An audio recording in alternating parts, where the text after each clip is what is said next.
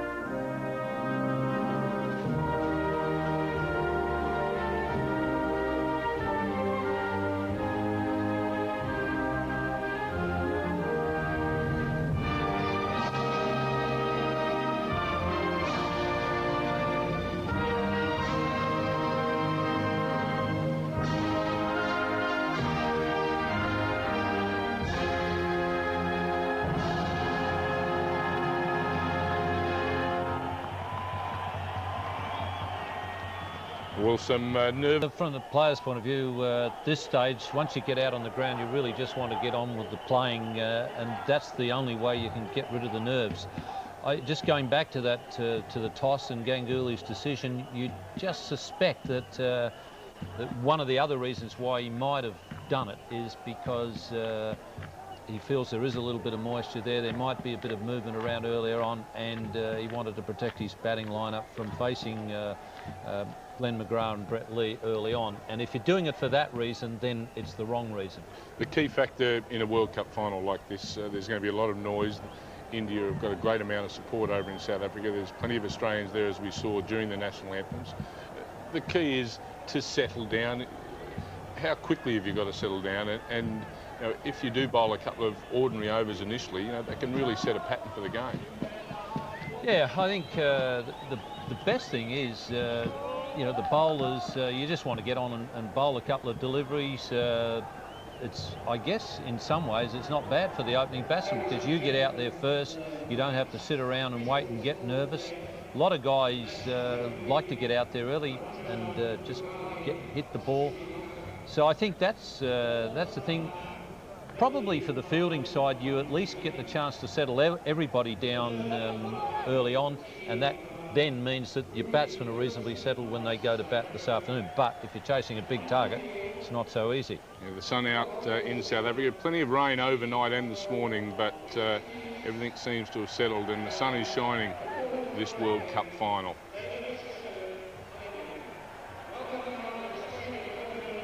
We welcome our South Australian viewers to telecast the World Cup final 2003 with the news that the Indian captain Sourav Ganguly won the toss and is elected to bowl. The Australian openers on their way out to the centre with plenty of support in the stadium, as the Indians have plenty as well. And one last thought. I guess Ashish Nehra. So that might be a thing that'll favour India, but a very important man for Australia. Gilchrist, if he gets going, they usually post a pretty decent total. Well, time to take you over to the Wanderers Stadium now in Johannesburg, and our commentators to kick off this World Cup final are Mark Taylor, and with him, Sanjay Mandraker. First half and a significant movement. If that's the case, I think it's a good decision. Yes, well, there's a few captains, and Steve Waugh comes to mind, who like to insert the opposition side, give them first use of the pitch. It can be a very useful decision, provided your bowlers back you up and you back your captain up in the field. It's made because you don't want your top order to face the Australian bowling, then it's a defensive decision. I get the feeling that Sourav Ganguly thinks there's going to be something in this pitch and there may be a bit of a swing. Well, here's Khan, and he's bowling to Gilchrist. Ooh, there was certainly some away swing there. A no ball called by umpire David Shepherd.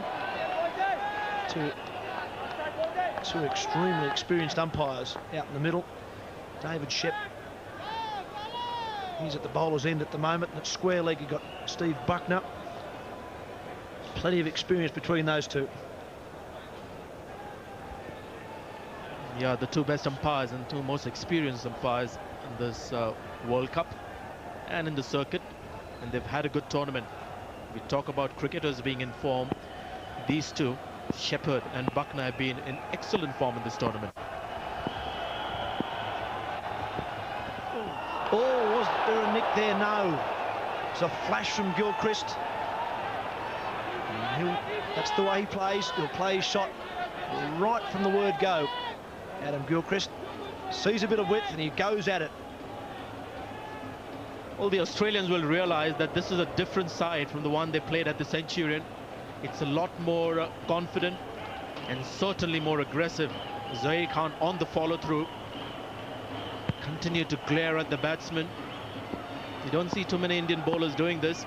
There was a clear message there to Gilchrist that this is a different team. He's clubbed that down the leg side. To get at least two here. And also there's a fumble down there. Well, there's plenty of nerves out there. You can see it from the bowler. You can see it in the field. Javagal Srinath, one of the most senior men in the Indian side. Also a no ball from the bowler. Gilchrist is playing his shots as he always does from ball one. But you can just feel the tension out in the middle. Very close to the rope. Was it a wet ball or just nerves? I think it's the latter. That was nerves, no doubt about that.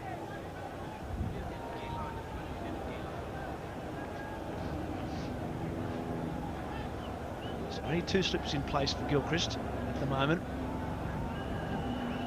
There's a little bit of swing there, a little bit of movement away from the left-handers. Two men on point for the slashing square cut. And a man down at deep third man. And there's a big healthy edge. Flies away through about fifth slip area. Well, there's certainly some swing there. Well, he's been very reluctant through the tournament, Ganguly, to keep a gully when his bowlers are bowling with the hard new ball. And I think if at all he has to place a gully, it's today. He's won the toss, fielded first. There is some movement, definitely some movement. The bounce has always been there in the Wanderers. May not have gone to gully. It's a lot finer, but he's placed a gully now as we speak. And it's not wide. It's exactly where the ball went, the last ball. And I think it's Mohammad Kaif that's been put in at, well, it's fourth slip really, it's not gully.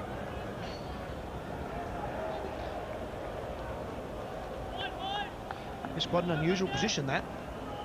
Mohammad Kaif's got into about a third slip and he's now just being pushed up. Just in front of the man at second slip. Oh, and that's a loose shot from Hayden. Well, we've seen nerves from Javagal Srinath down at fine leg. And this is a nervous start from Hayden. It's a very poor shot. Nothing in it at all. You can see that very tentative throwing of the bat at the line of the ball. Absolutely nothing shot. And some movement, definitely some movement off the deck. Every time the ball has hit the seam, it's darted around. Zahir Khan just letting him know that he probably missed that by 10 centimetres. Matthew Hayden.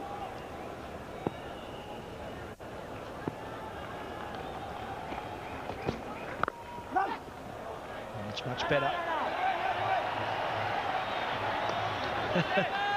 Mark, what was that now? Was it nerves or again wet outfield? Well, to be fair to the players, there's been quite a bit of overnight rain. There's a little bit slippery on the surface, but just watch him hair in here. There's no run. Races in, trying to save the single. The call of no straight away from Hayden. There was never a chance of a run. The fieldsman's racing in. Both sides are very nervous. I'm sure bowlers, batsmen and fieldsmen alike are just looking forward to getting through this first half hour.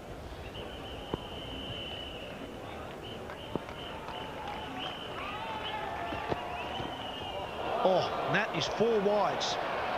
Actually be 5 wides. And I think that may have been an attempted in-swinger from Zahir Khan. He got it all wrong. The wicketkeeper not really making any attempt at all. He just made no effort to go in the direction of the ball. Stayed where he was. You can see they're not even in the picture, Dravid. But that was wide. And even had he gone in the direction, made an effort, may not have stopped those runs. It's the big finals, and I think it will take some time for the nerves to calm. I think more so for the Indians, who've been there in the World Cup final after 20 years. there in 1983. Oh, lovely shot. Very confident start from Matthew Hayden. The first ball he played at was a loose shot. Nothing wrong with this off drive. A lot of confidence in this shot. Well, I think it's the result of that last wide. There was hardly any pace in that one, just a release. And that's a good strong push. Quite a bit of bottom hand as well, and played it straight. It's been a long over, and Matthew Hayden will certainly feel a lot more assured after that last shot. That's down the leg side as well, and that's brilliantly taken from Rahul Dravid. And this can be the danger sometimes when you win the toss and bowl. The bowlers can sometimes try too hard. There's a little bit of bounce in the pitch and a bit of swing for Zahir Khan. But at the moment, he's probably trying too hard. And that's a good take from Rahul Dravid. That could well have been 5 more. Yeah, this time going for the ball was Dravid. Had a few injury problems in the last match, and it's really hurt his left hand. I think the couple of fingers, including the index finger, was hurt in the last match. So his keeping, of course, very important. Did well on that occasion.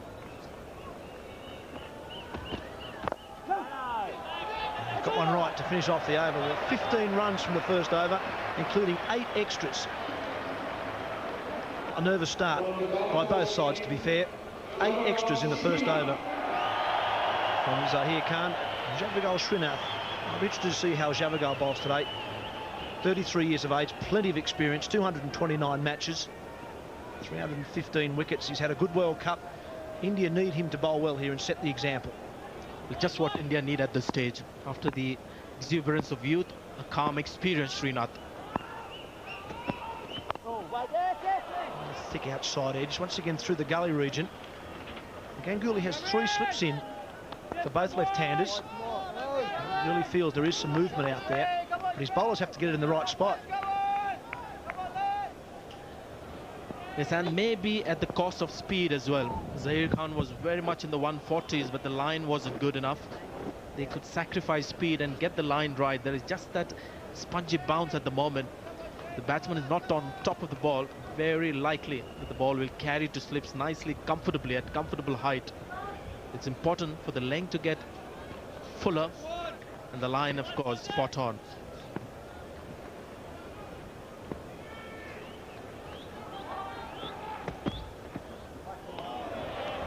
The slips cordon, quite unusual. 3 slips we talked about. The man who's at 3rd slip is almost back in line with the man at 2nd, and I'm not so sure that's the right spot to be.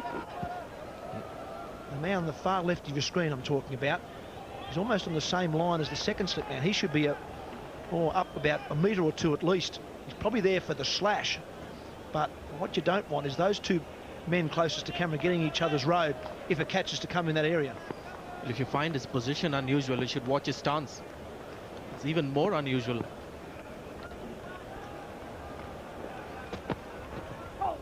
Now he's a new member in the slip cordon for India, Mohammad Kaif, and we concentrated a lot on him in the last match. May not be fair to again get him in the spotlight, but he's got a very unusual stance for a slip fielder.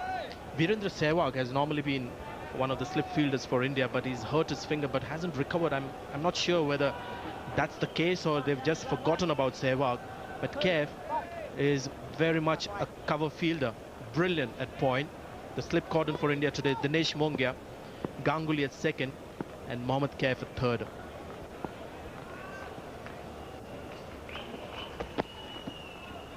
Well, that's a wide. It's the first one that Srinath hasn't got on the right spot. It can be difficult with these wide balls. If there is some swing around, they do tend to swing quite a bit when they're brand new. And I think you're right, Sanjay. I think India have to maybe just sacrifice a little bit of pace for getting the ball in the right spot. Srinath generally on this World Cup has been in the 130s, so he's bowling at the same speed. Mohammad Kaif has been taken off by India, just the 2 slips. He's gone to where he's more impressive, cover point.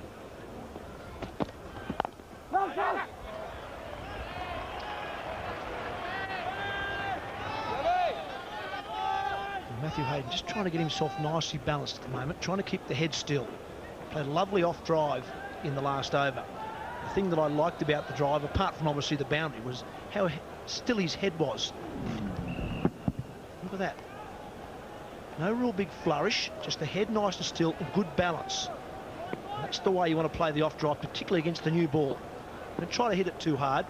Just get it in the middle of the bat, and it goes for 4. Big shout from the bowler and also from the keeper. Jawagal Srinath generally goes across the left-handed batsman and also often bowls from wide of the crease, so he has to try and get the ball to straighten down the line, and that's clearly pitching outside leg stump, and it's also fairly high as well. Poor shout by Srinath, and not marginally outside the leg stump, but a fair distance outside the leg stump. And Steve Buckner, very emphatic no.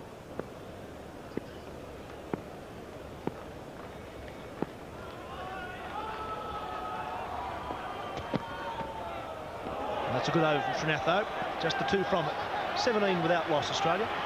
Toss and elected to bowl first. Bowler wasn't overly confident. Quite a good shout from behind the stumps. Once again, Hayden getting reasonably well forward, which always makes it tough for the umpire. It was a strong appeal with not too much conviction. Hitting him on the knee roll, and the angle would suggest it's going to take the ball down. And of course, you mentioned the stride that he got in.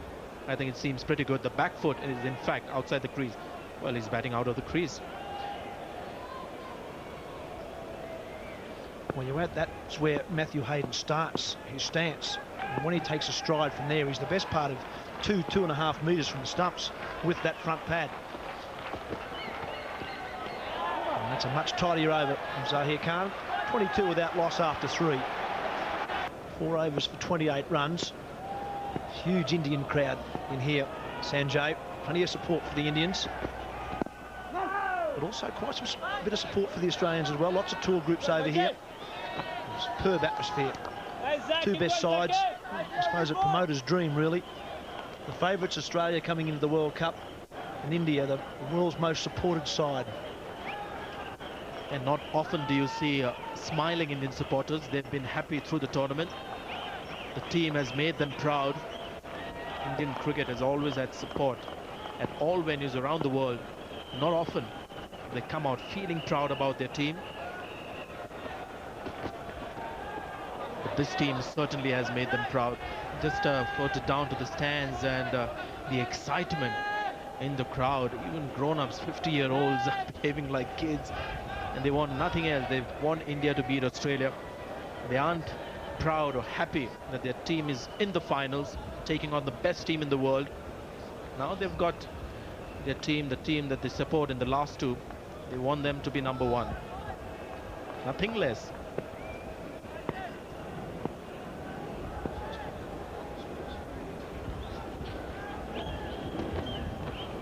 Well, that's gone a long way off the seam and in the air. It was almost a test match wide, that one. The line wasn't too good, but the length was good. You can see an effort made by Zahir Khan to keep the length fuller, get it close to the left-hander with that spongy bounce where the ball is really not skidding onto the bat. That's the length to be bowled, driving length, or maybe just a little shorter. Get them to drive, get them to push at the ball.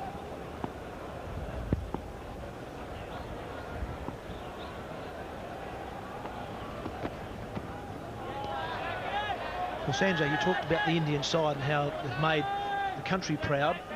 One of the reasons for that has been their bowling and their fast bowling. It hasn't been something in recent times we've seen much of from the Indian side. They've always relied on their spinners to win games of cricket. And I think people like Zahir Khan has come on leaps and bounds in this World Cup. 18 wickets, Srinath 16 wickets, and Ashish Nehra 15 wickets as well. It's the best bowling attack or fast bowling attack I've seen India have for many, many a year.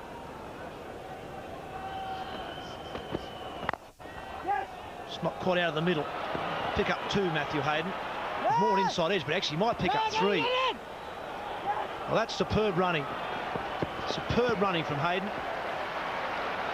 He must have been, when he first hit it, I thought he might be lucky to get one, but he turns it into 3.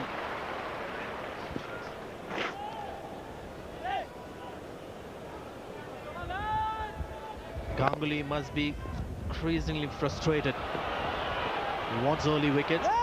He's taken a bold decision to put the opposition in.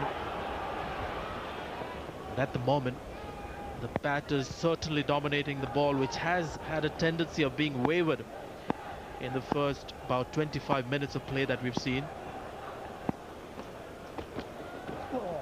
And another wide down the leg side again from Zahir Khan. Really is struggling, Zahir Khan, to get it right. I'll tell you who's not struggling is Matthew Hayden. Any youngsters watching at home want to work out how to run between wickets. Just watch this. His inside edge, quick call of yes. Runs the first 2 runs very hard, Matthew Hayden. Turns the right way, has a look, and realises there's another run to be had. Excellent cricket from the opening batsman of Australia. Picked up 1, if not 2 extra runs from an inside edge.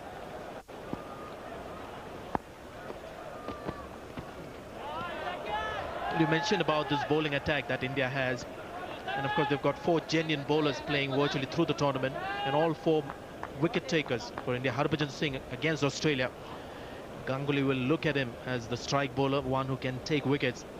And although Zahir Khan hasn't started well, that's the luxury Ganguly has. He can be replaced very quickly in the innings by Ashish Nehra, who is equally aggressive and as much capable as Zahir Khan as picking wickets. Brett Lee has really climbed the ladder there in the lateral. That's where you want the ball up, so that the batsman is trying to drive to score his runs rather than cut and pull.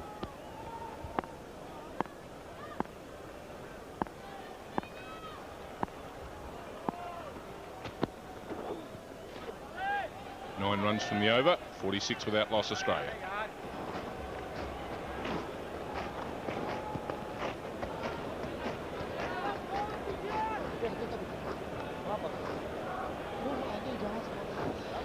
.46 without loss after 6 overs. First bowling change already. Ashish Nehra comes on to replace Zahir Khan. And a change in the commentary box as well. Here comes Ian Botham, and with him Ravi Shastri. Thank you, Mark. 46 for no loss. The early round has been won by Australia. There's no doubt about that. It's prompted a bowling change a lot earlier than sort of Ganguly would have hoped for. He normally would have given Zahir Khan at least 5 overs. But he went for 28 in his 3. Can Ashish Nehra do something different?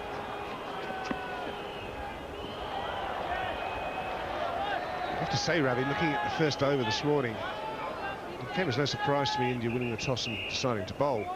And this morning when we were out there in the middle, I said to you, I think I'd go that way. And there was plenty in the wicket.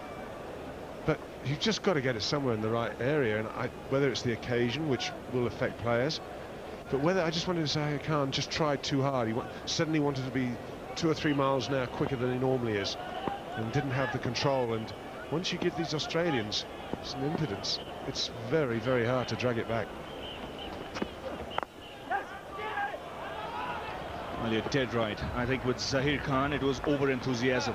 He's in his first World Cup final, young man. In the case of Srinath, I think it's the other way around. It was the occasion. He's bowled really well right through this World Cup. And if you expected one man to deliver the ball in the right areas more consistently than the others, it was Srinath. But then he felt the pressure. I actually would have gone different. I'd have actually given Srinath the ball first up. Old campaigner, you're my senior bowler. Show the boys how it's done. Played it that way. Sometimes you don't want to give players too long to think about it. Again, you can see extra bounce now. He's been a revelation as far as the Indians are concerned in this World Cup. To me, the pick of the bowlers. He's one guy who'll hit the deck. There's a little bit of movement. Look at that carry. Just got to get it up there. What happens in some bowlers, particularly young bowlers, they see the ball bounce and suddenly they start bowling too short, straining away, control goes, and suddenly Australia are 47 without loss, and they haven't really broken sweat yet. Yes, and there's steep bounce there. Well, he's flashing. He has this habit of living dangerously, Gilchrist. He doesn't mind chancing his arm. If he has the luck with him, he'll make the opposition pay. It's a good ball, it's seen back. Now, the ball before has bounced and left the batsman. This one has come back at Gilchrist. I think Sourav Ganguly will be scratching his head and thinking, we've shown great discipline in the last few matches. Now we've really got to work hard and drag this back. We're still in this game, but we need to drag it back. Get some control.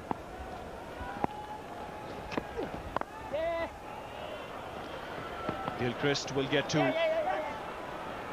The running between the wickets too has been aggressive. And this is why they're one of the great sides in World Cricket Australia. They like to make an impression early on, dominate from the outset. This is an excellent run rate. They're off to a flyer, just one short of 50 at the moment. And they've got it in inside 7 overs.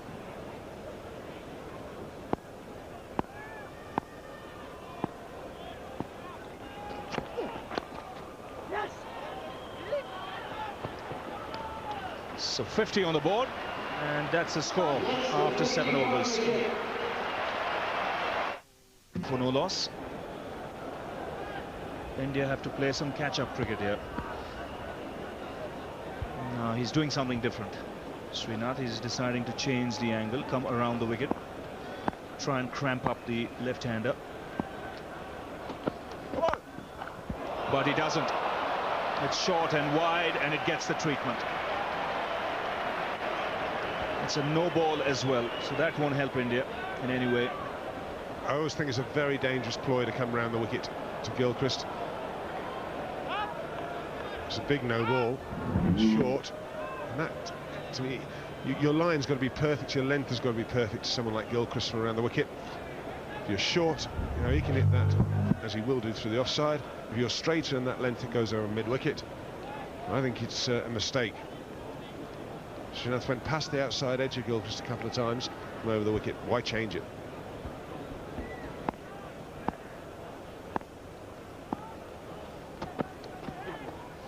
And also Srinath has to bowl from very wide of the crease. Well, LBW goes out of the equation.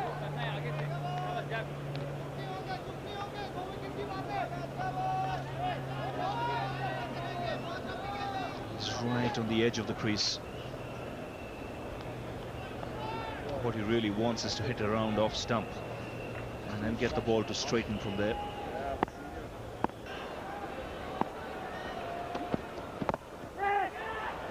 And a single on this occasion.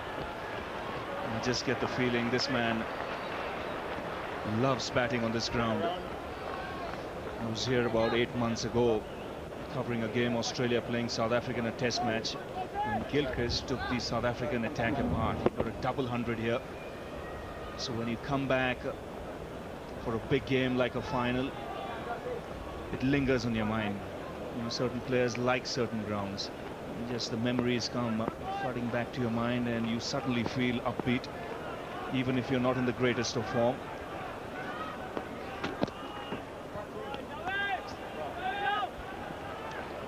Eight overs have been bowled. It's 66 for no loss. 66 for no loss. And have a look at the batting to come. Martin is fit, so he'll come out at 4. Now he's got to make the call here, Sourav Ganguly. I think he's got to try and get Harbhajan Singh, take the gamble. The Sri Lankans did it against Australia. You've got 2 left-handers out there. I know it's inside the first 15 overs, but you've got to take the chance. I don't think he's got any choice, Ravi. No choice whatsoever now. There's the man. I think he might get a little bit of grip, a little bit of turn. Gives it a fair rip. With the advantage of going away predominantly from the left-handers. Let's put it this way, you can't go for any more.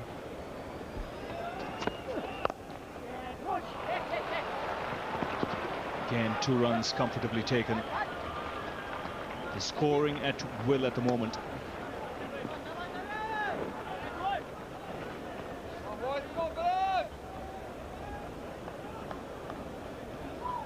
Matthew Hayden will be looking at the scoreboard and wondering what's going on, but just look at that. They've won the toss. They've got a wicket that's helpful. Zaid Khan, 3 overs, none for 28. The experienced Javagal Srinath, 4 overs, none for 33. Vishesnera, well, he's holding it together.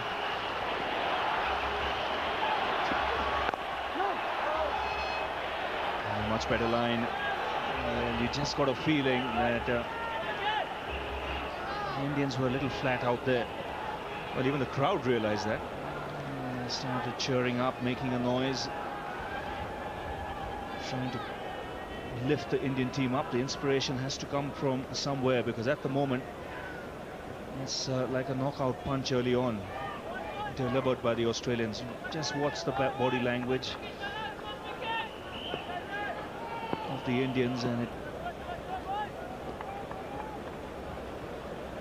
80 for no loss. Some big overs for the Australians. This is a dream start in a World Cup final. Dream start in any game, but to do it in a World Cup final, that's even better.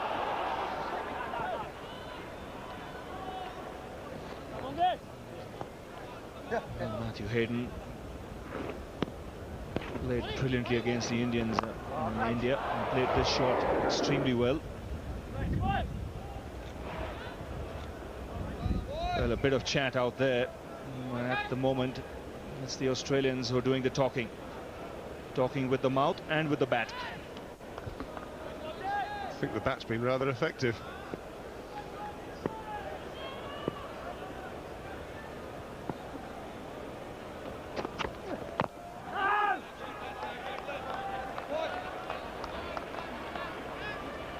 Just come back to that field that Harbhajan Singh had for Matthew Hayden in particular, Ravi. I think he's got it slightly wrong. I don't think he needs the man at wide, deep mid-on, deep mid-wicket. He needs to get a guy roughly on this line. Matthew Hayden's answer to him will be to play the sweep shot. So you want a guy 10 yards in front of square on the leg side and probably 10 yards behind, and say to him, OK, play the shot. If it turns and bounces, well, you'll struggle to control it. And spot on. I think he should get rid of the mid-wicket and make him play in that area. I think the problem India have had is runs have been scored at both ends now. Harbhajan Singh might just be economical, but he needs someone at the other end to also tighten things up. Otherwise, the pressure will fall back on him. We talk about batsmen batting in partnerships. Bowlers have got to work in partnerships as well. And, it's essential that India gets something going here.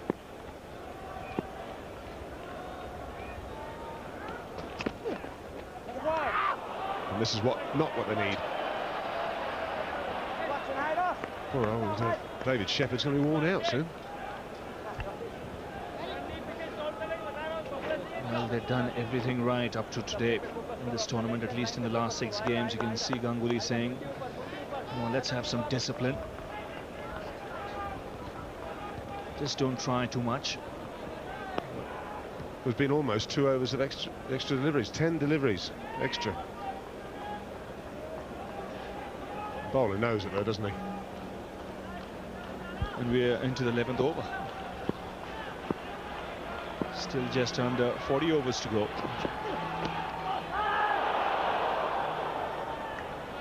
Now this is where it's frustrating, because when you get it in the right place, it's doing it.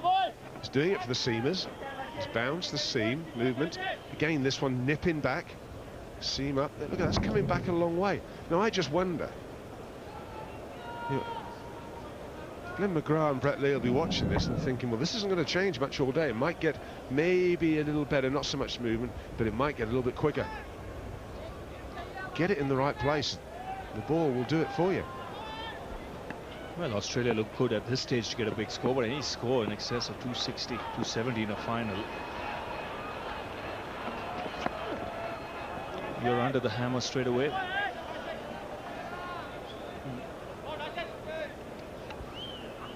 So even at 4 and over, they'll reach 240. At this stage, Australia will be looking for a score close to 300. They don't deal in 4 and over. These guys, not after a start like this. They'll milk it in the middle overs. Once you get to the 15th over and the field spreads a bit, then they'll just look to milk it. 4, 5, 6 and over, and the boundaries will come. And I think you're looking very close to 300 here. And this is where you need wickets. Exactly. The best way might just be feeling his way here quietly. He hasn't had to push it because the other end, Adam Gilchrist, 45 from 35 deliveries.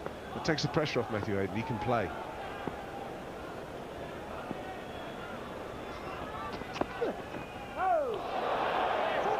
Well, there you go. The bowling has just been inconsistent. 87 for no loss after 11. Just have a look at this last ball of the last over, Ravi. Now just look at that move.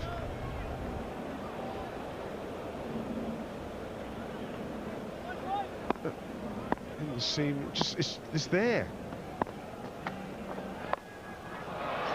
That's in the air, but again in the gap. It'll be cut off by Zahir Khan.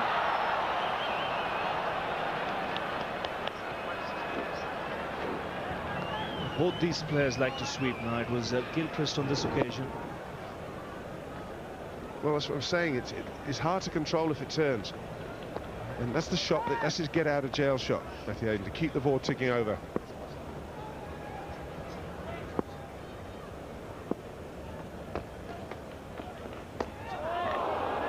Big turn. There is turn there, and that's why I'm a little surprised Ganguly is standing at mid-wicket. I think he might just be better off coming just in front of the umpire, just leaving that mid-wicket position open.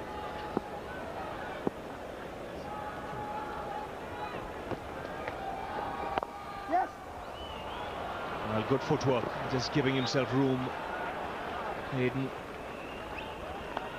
Well, he was magnificent when Australia came to India. They were playing on some turning tracks, but this man had an outstanding series. Got over 500 runs in that Test series, in a series where Harbhajan Singh took 32 wickets. And it was this kind of bat.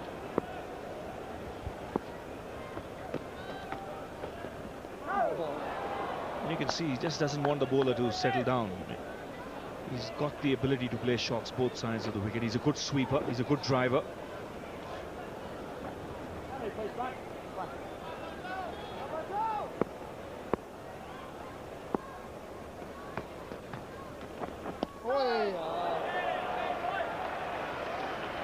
Twelve overs gone. It's 94 for no loss. 94 for no loss. Ashish Nehra continuing, again just going past the outside edge. Now, this is a great start by Australia, and to tell you more in the commentary box, Mike Hazeman has been joined by Richie Bennell. Thanks, Rav. Yes, it couldn't have been better, that's for sure. The start has been outstanding, but as Ian and Ravi have been saying, there's still a little bit in this track. They just haven't got the right areas. That's been their main concern. And of course, that first over from Zahir Khan going for plenty set the trend, and Gilchrist is one of those guys who pounces on that. 46 not out at the moment, 37 balls, 7 fours and 1 6, a strike rate of 124.3. Almost an hour, so this has been startling stuff from Gilchrist in a final. Hit that very hard to mid-off. Sachin Tendulkar's there, no run. The crowd have come alive. They've been a little bit quiet of late. Good morning, Richie. Yeah, very good morning to you, Michael, and to all our millions and millions of viewers around the world. The big cheer there was part for fielding, but also part for the hero. Tendulkar has touched the ball. That's all it needs to send everyone into raptures.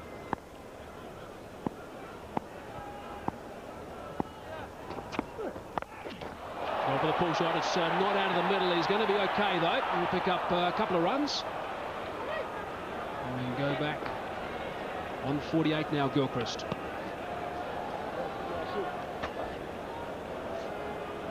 Reaching 50 might just steady him down a little bit, although I'm not too sure that's what everyone wants. It's the bowlers you could accept from that generalisation. But it has been nothing short of brutal so far.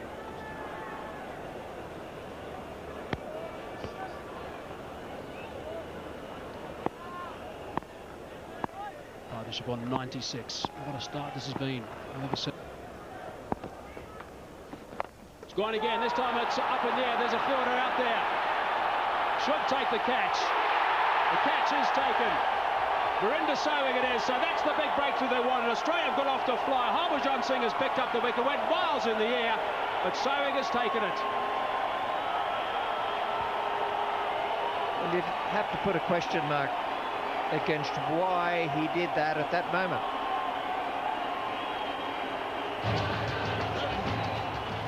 Completely in control of the situation.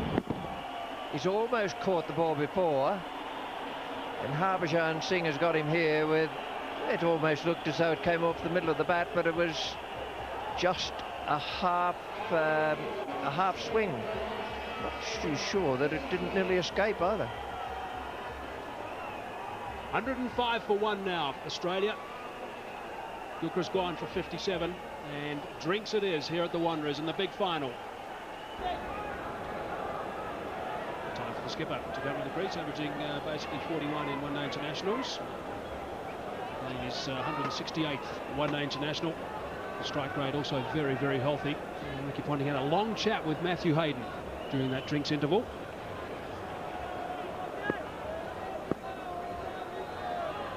Facing Ashish Nehra.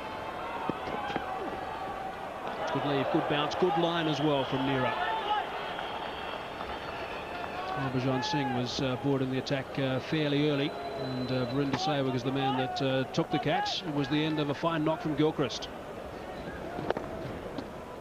Just keep your eyes first of all on Gilchrist, who reckons he's gone, and he's now on his way to the pavilion. But was he totally gone? Ooh. We got it in the end, but only just.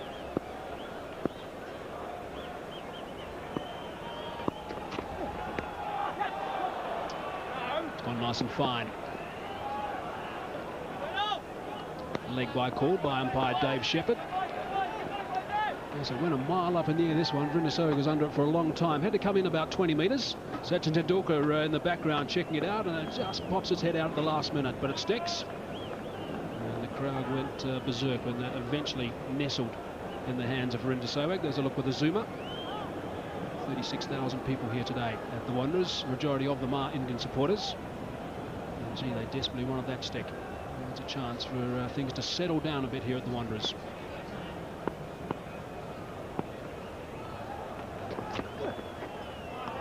Go, not too far away.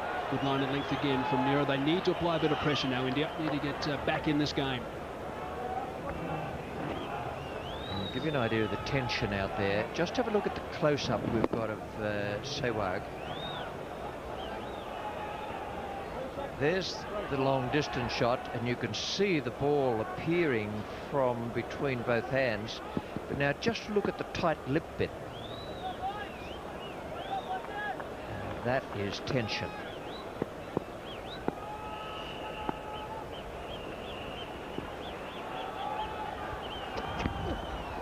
Big swing and a miss again from Matty Hayden. Not for the first time today. Bit of a smile from Ashish Nehra. Not too many Indian players have been smiling too much so far in this game. There's plenty in this pitch. I would, although Harbhajan Singh's just got a wicket, I would take him off, and I'd bring the other left armour, Zahir Khan, back on now that Ponting's just come in. There is a lot of movement off the seam. The swing seems to have disappeared, although once or twice they've managed to get the ball to go away from the right-hander. But there is so much movement off the seam that I'd have the quick bowlers back in now and just keep Harbhajan for later. Running a long way out of the crease, as he has done all day today. In fact, all World Cup, Matthew Hayden. I suppose we've had a situation here, Richie, as well, where with Adam Gilchrist playing the way he did do, allows Matthew Hayden just to take a little bit of time to settle in, because his form hasn't been up to the normal standards we expect with Matthew.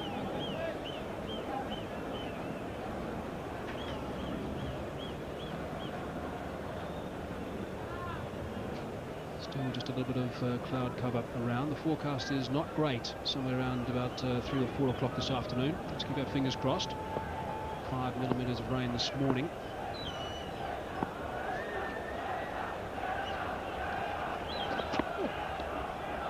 That's away. It's off the thigh, and it's going to run away for 4. You've got a leg gully in position. In fact, no. No shot offered, says umpire Dave Shepherd. A wave of the finger as well, so they don't count. Bit of a stinger. End of the over, 2 runs from it, 107 for 1. This is Australia's second highest score after 15 overs. The highest was 109 for 2 against Kenya, and now we're chasing on that occasion. 107 for 1 right now, so it's a very comfortable position in the big final for the Wanderers. I'm pretty pleased, I would imagine, to be playing on tracks that are providing a little bit of extra bounce, a bit of pace onto the deck. Of course, the last couple of games have been at Port Elizabeth. 1 wicket down, and that was of Adam Gilchrist. Hitting it a long way up there. He was very disappointed. You can see that he knew it was going to be out. Brenda Sohig in the background. Eventually snaffled, and the crowd went berserk behind him. Ponting off the mark. Damien Martin in the side today, still carrying, of course, that broken finger on his left hand. It's the index finger, but he says he's okay to play. And Ian Harvey's the man that's been asked to have a bit of a breather. And the left-handers in this lineup for Australia. Rajan Singh has 1 ball into his 4th over. 15 overs are up, so of course you would expect just the 4 men. Correction, 5 men in the circle, slip as well. Jamieson turn.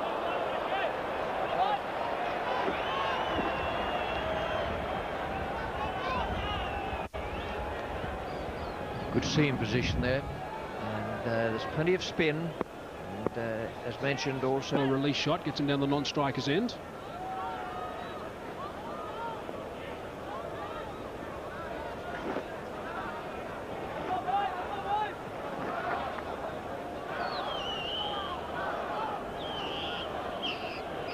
Two catches in position for Ricky Ponting, just new at the crease. Sourav Ganguly himself with a fine slip and also a short leg. I don't think that shot's going to be on. He should have been able to see what happened to the ball going past the outside edge of Hayden's bat. There's plenty of turn, so not too much cutting needed out there.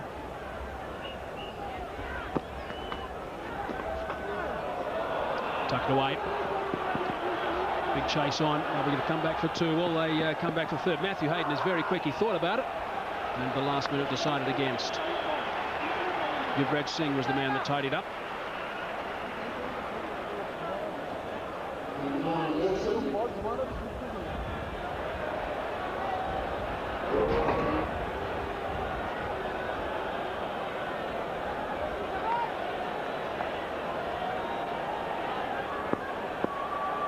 Nelson on the board now for Australia. It won't concern them too much.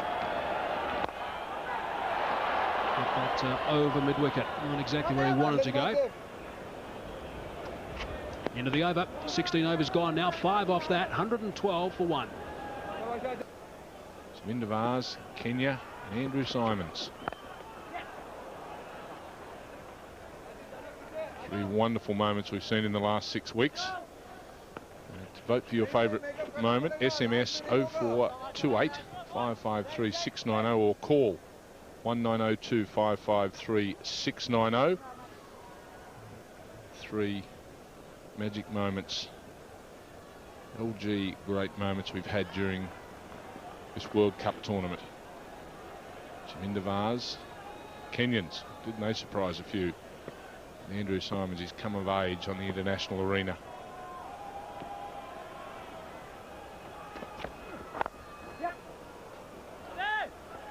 Single there to Matthew Hayden. Let's have a look at these 3 LG great moments. The first one, Chaminda Vaas.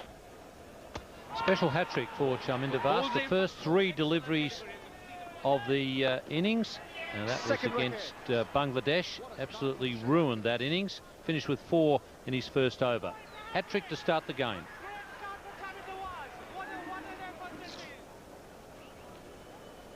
They were happier times for the Sri Lankans, bundled out in the semi-final against the Australians at Port Elizabeth. Also bundled out in the semi-final was Kenya, but I don't think anyone in the world of cricket thought they were going to get there in the first place. Well, that was the victory over Sri Lanka. That really got them going. got them into the Super 6 tournament, and then they made it through to the semi-final. Terrific performance from the Kenyans to get to the semi-final stage of the World Cup.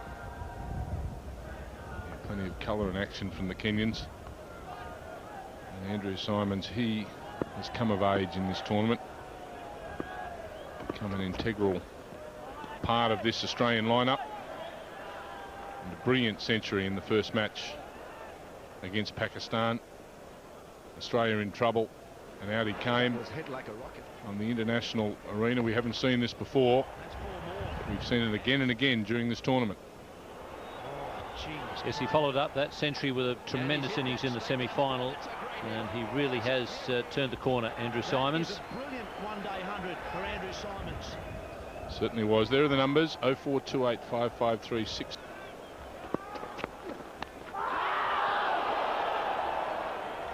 It's over. 14 for one, the Australians. And just on that LG Great Moments, the competition closes at 9 AM tomorrow morning, Sydney time. And the winner of the LG Plasma widescreen TV will be announced on Mornings with Kerry Ann on Tuesday. So not only can the players win this evening, so can you at home.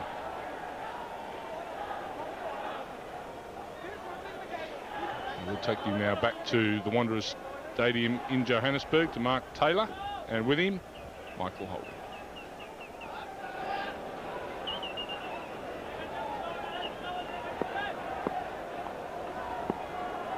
Matthew Hayden on 33 at the moment, facing Harbhajan Singh.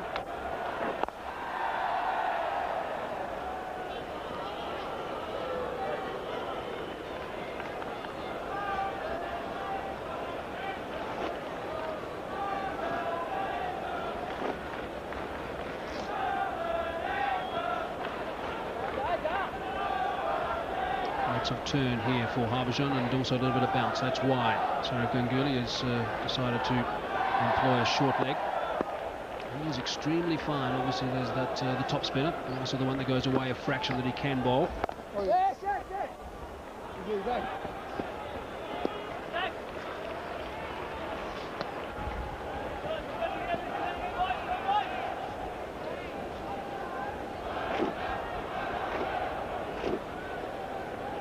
Viewers just joining us may not have caught up with the final selections. Damien Martyn is in the Australian side at number 4.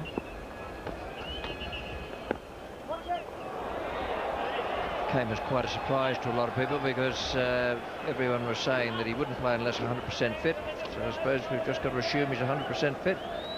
And there's Lehmann, Bevan, Symonds, Hogg, Bickle, Lee and McGrath.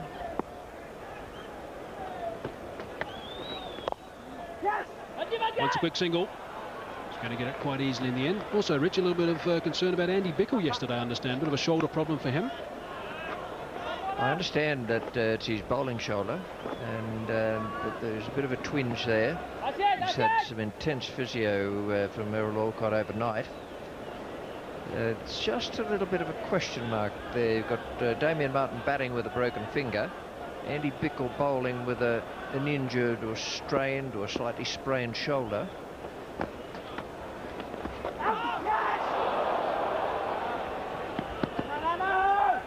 Just a single again. Oh no, there's not. They're going to pick up another one, so that's a little bit sloppy from Yuvraj Singh, who's normally very good in the field. 2 leg byes, the call in the end from Steve Buckner. Just trying to see if we could find an excuse for him there. Did he catch his spikes in the damp turf? There have been heavy storms here overnight. Nope. I think he just overran it. Or didn't get down to it at the right instant. Very good cricketer, Yuvraj Singh. Wonderful left-hand batsman, able to cope with any conditions.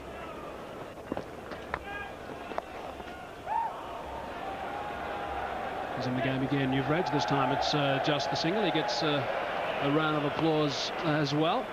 End of the over, 6 runs from it. 18 gone, 120 for 1. Michael Bevan, just over 54 and a half. That is remarkable. And Damien Martyn, who Rich has been talking about, averaging 40 and a half. Lip readers will know that they were saying he got another nice haircut, pal. Javagal Srinath now back into the attack from the Corlett drive end.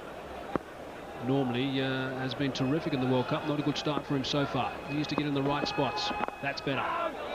That is exactly where he's got to be, Javagal Srinath. Sometimes these quick bowlers get sucked in by batsmen like Hayden and Gilchrist, who are thrashing them everywhere, and you think to yourself, I've got to get him. There's no way in the world he can keep on doing this. I'll just keep dropping it in short, bowled a bit quicker. And with those two batsmen, generally goes quicker off the bat. But he's got an opportunity now, Javagal. 5 fours and a 6. Came off his first spell. That's his dangerous delivery, that little leg cutter. It certainly does move away from the right-handers.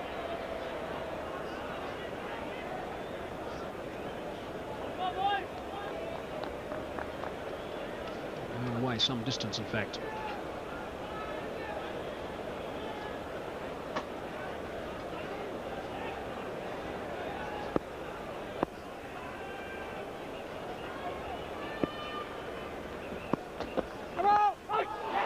Well bowled again. Finding the outside edge of Ponting's bat, just the one slip in position. And also overstepping.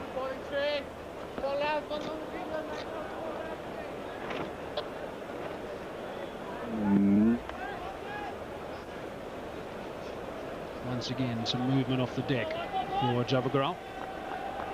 Certainly surprised Ricky Ponting. A bit of a cursory glance at the track as he started running down the other end, and Javagal looking to build some pressure here.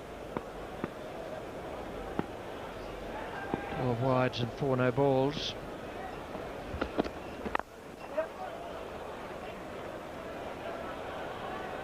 We're only 18 overs into the final. 12 wides, no balls. We're getting up towards 3 extra overs. Mark that down as part of their pre-planning for the day. Certainly won't be impressing coach John Wright.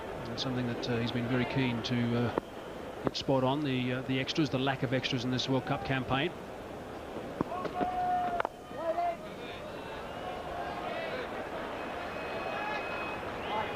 Ricky Ponting's not in touch at the moment.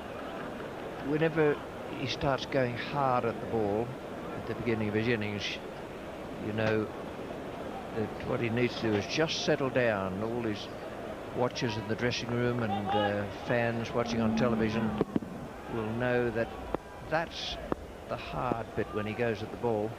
When he waits for the ball to come to him, it's good. This is a good over from Javagal Srinath. They certainly needed to string a couple of good overs together, India. Of course, Australia are just about in the perfect position right now after the flyer that Gilchrist in particular and Hayden provided. Now they can absorb a few overs. They can take a little bit of time and push it around.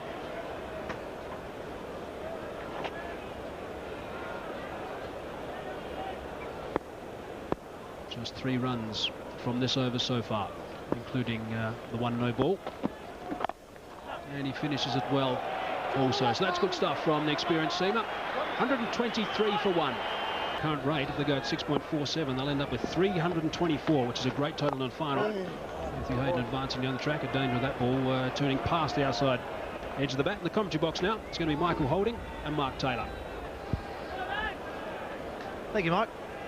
Well, there's certainly a little bit there for the bowlers, there's no doubt about that. The run rate from the Australians is outstanding. Considering the conditions, Hayden, Gilchrist got straight off to a wonderful start, but just get the feeling that the bowlers get the ball in the right spot. There's something in it for them as well. At the moment, India are just starting to find the right spot. Michael Holding, I just wonder if India haven't missed a golden opportunity in this first hour to hour and a half. And maybe picking up a lot more wickets. I don't believe Australia for a minute should be scoring at that sort of run rate. India certainly haven't taken advantage of this situation with the pitch. We have seen so much movement off the seam. We have seen the ball turn. All they had to do was get the ball in the right area and let the pitch do the rest. I think Sourav Ganguly saw earlier on that there was just enough moisture there for the ball to grip.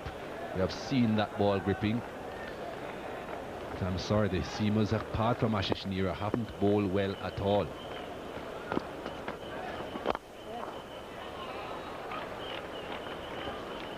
sort of start Australia have had. It now gives Ponting and Hayden and the rest of the batsmen the opportunity just to pick up the singles. Obviously they'll be looking for the occasional boundary and the bad ball, but they just look to score probably between 4 and 6 runs per over from here on in. If they can do that, they'll make 300 plus. Oh, there's a big shout. Yes, he's got him. And that's just what Australia didn't need. And India needed it badly. And Harbhajan Singh has delivered for the Indians. More turn again. So much assistance out there for the bowlers, whether you're bowling fast or slow. There's turn there for Harbhajan Singh, and you can see the ball gripping and turning right across the body there of Matt Hayden. Thin outside edge. Rahul Dravid has done well. Steve Bucknor saw that edge. 2 wickets for Harbhajan Singh. Australia 125 for 2.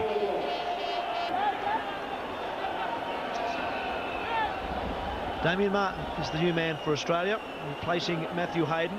He missed the semi-final with a finger problem, a broken finger. Back in the side, and that I think would be a leg bye. Steve Bucknor just signaling a leg bye, and that's a good over for India. Harbhajan Singh is the man who's produced the delivery. Matthew Hayden will probably kick himself. It was a good ball, no doubt about that. He was drawn to the shot, but Hayden just followed it.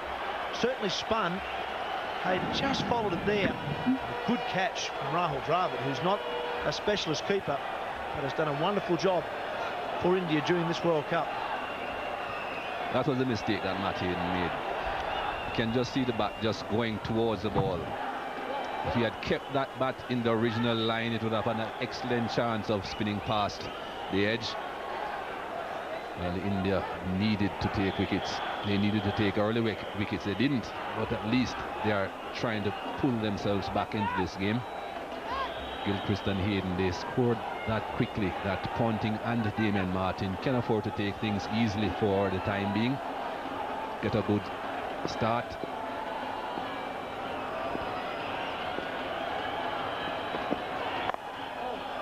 Well, just the one slip in for Damien Martin.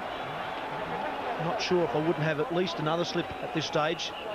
Australia are scoring at 6 runs per over, but I really believe there is something in this pitch for the bowlers. And you've got 2 new batsmen there at the moment. Damien Martin's only faced 2 deliveries and he's yet to get off the mark. I'd like to see that short cover go into second slip for mine. I would also have a gully.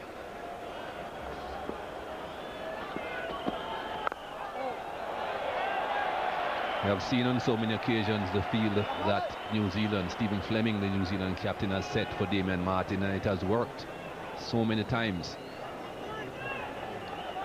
This is just a basic field. I think in modern cricket, you get to see so much film of opposition batsmen that you have to work out specific fields for specific batsmen. Stephen Fleming certainly has his field for Damien Martin. That's a very cheeky single. Beautifully run by Ricky Ponting. He realised straight away that Damien Martin played that down the offside without any pace on the ball at all. Forced the fieldsman to be on the back foot. Ricky Ponting was away immediately. Even if that ball hit the stumps, Ricky Ponting was well past the stumps. Good running.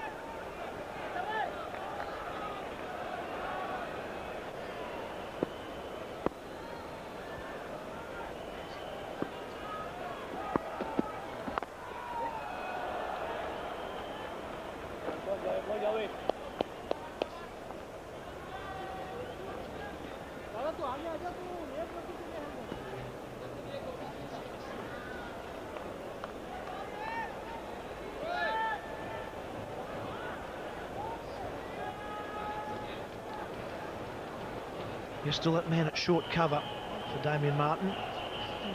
Field that Michael Holding was talking about. Stephen Fleming from New Zealand used to set that man a lot squarer. Almost a catching point. Srinath now is getting a much better length. Seemed to really struggle with the new ball. I wonder sometimes, Michael, if bowlers sometimes, when the captain elects to bowl first, they don't try too hard.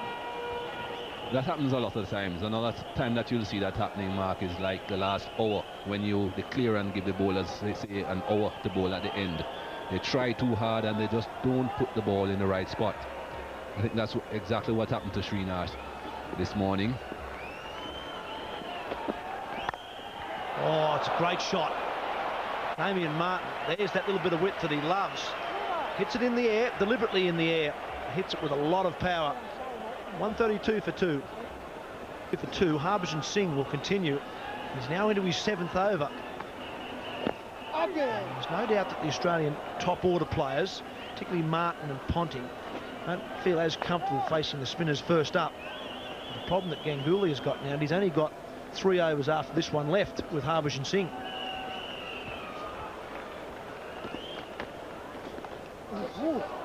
He's got that fine. Come back for 2 here. And get back comfortably. I think what you may find, though, Mark, is that Sourav Ganguly will elect to bowl Virender Sehwag as well. And there's also the possibility of Yuvraj Singh bowling a few left-arm spinners. This pitch is giving quite a bit of assistance to all the bowlers, and the spinners are getting turned, so I don't think he'll be afraid to bowl the seamers, to bowl the spinners rather. Sourav Ganguly, of course, we know that he has been bowling in some of the World Cup games. I would suggest, though, that this is not his pitch.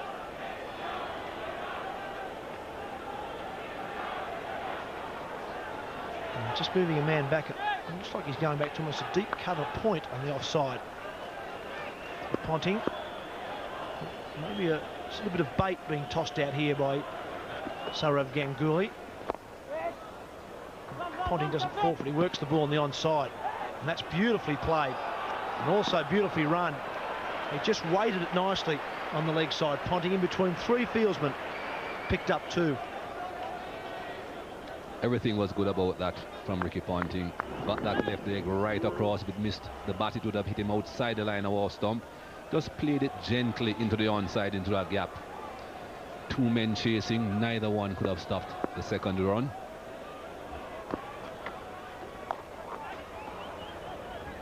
Yes, there's no doubt that Ganguly wants Ponting, and probably Martin for that matter as well, to play more balls on the offside. Try and get them to drive. That's why he's put the man back at cover. So by doing that, you then open the gap between bat and pad for the off-spinner to spin the ball back. At the moment, though, Ponting and Martin haven't fallen for it. They keep working the ball on the leg side with the spin.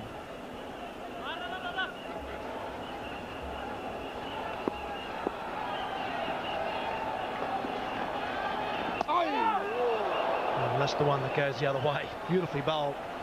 Slightly quicker. Right through Damien Martyn. He needs to bowl quite a few of these to Ricky Ponting as well. Ricky Ponting has been working everything towards the onside. See if he can get a leading edge.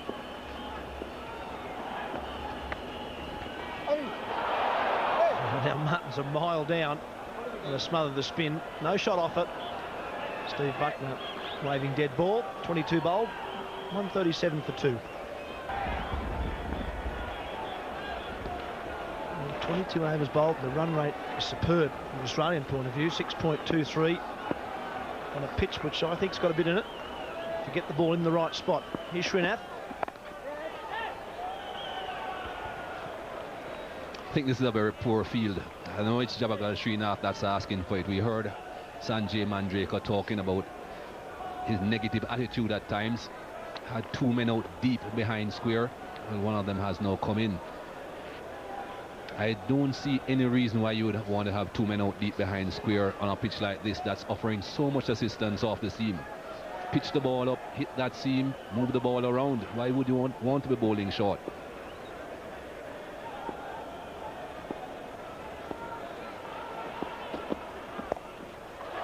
It's flicked away. First bounce down to fine leg. The other thing that worries me about the field is the slip fieldsman, Michael. Sourav Ganguly has opted to have a floating slip man. He's almost in a second slip position. Dinesh Mongia is the man. It looks to me like that's a bit of a guess. Often when I see fields like that, you'll see the ball edged. And go in between the keeper and that man. Well, who's about second slip, really. Really is a punt, isn't it?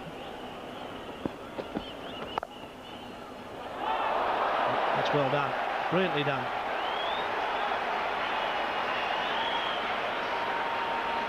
Very good field. Normally, Yuvraj Singh saw him fumble one earlier on, gave away a run. But he certainly has saved more than one run here. I don't think third man would have had a chance of getting across to that.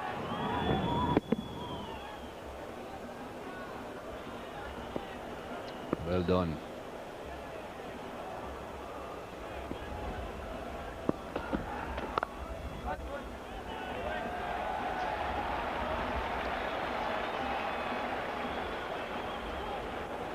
Well, just going back to that positioning of the slip fielder, I certainly agree with you there, Mark. I never like to see field placing like this.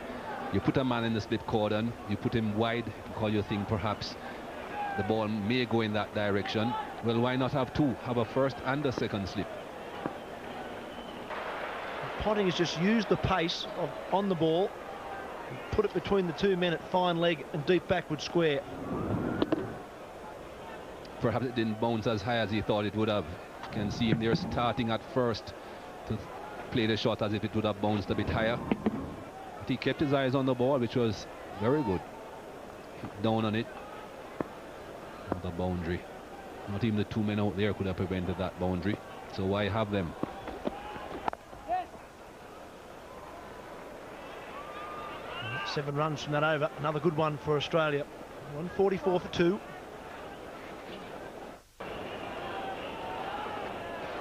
.144 for 2, 15 fours and a 6 already in 23 overs, and we'd normally expect that many around about the 40 over mark. That's how well the Australian top order have dominated. 45.8% of runs scored in boundaries. Harbhajan Singh did a good job. 2 for 35 he took from his 7 overs. The fact that he has bowled 7 overs is worrying Ganguly. So Virender Sehwag has been brought into the attack. 2 wickets in the World Cup.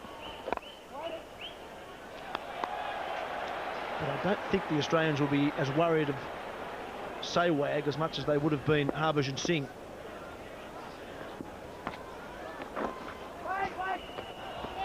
Well, there's nowhere near as attacking field for Virender Sehwag as when Harbhajan Singh was bowling. No forward short leg, no slip.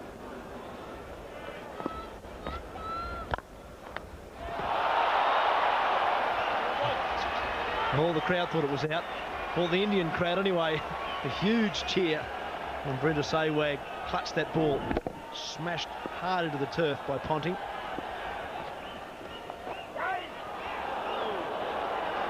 Well, I suppose if you look back to Australia's last match, it was Aravinda de Silva who did the initial damage for Sri Lanka in the semi-final. He's not a noted off-spinner.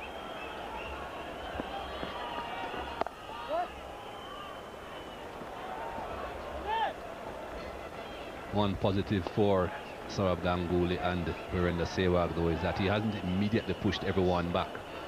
There were 5 fielders inside the circle initially.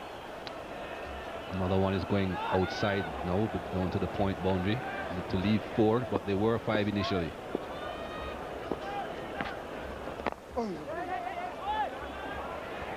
Well, just 2 in that first over from Sehwag. A very good one, a tidy over. 146 for 2.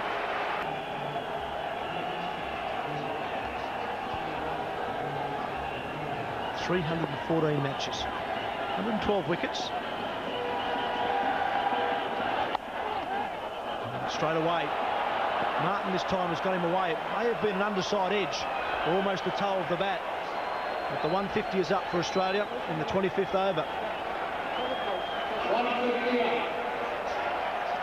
150 in very quick time. Due mainly to the start that Matthew Hayden and Adam Gilchrist gave them. Not perfectly controlled, but got it fine enough.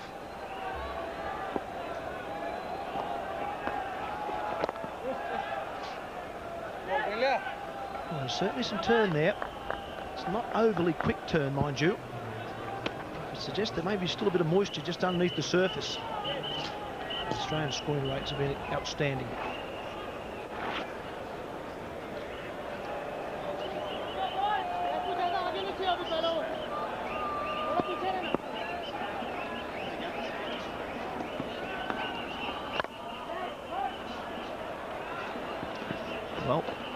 our statistically minded viewers, that's the 20,000th run scored in the World Cup from 52 matches.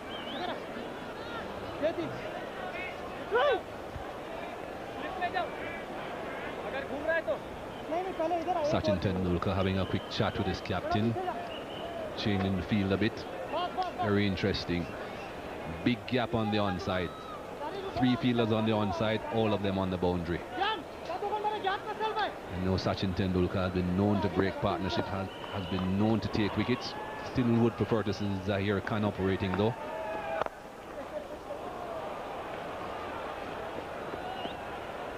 Well, Sachin Tendulkar will do this. He bowls a couple of full toss, occasionally he'll bowl a short one, but he can also bowl the unplayable delivery. As he comes out of his hand nicely, gets a bit of drift into the right-handed batsman, has the ability to turn it away.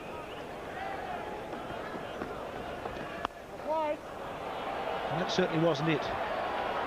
But that is what I'm worried about with Sachin Tendulkar and these leg breaks. He hasn't got the control.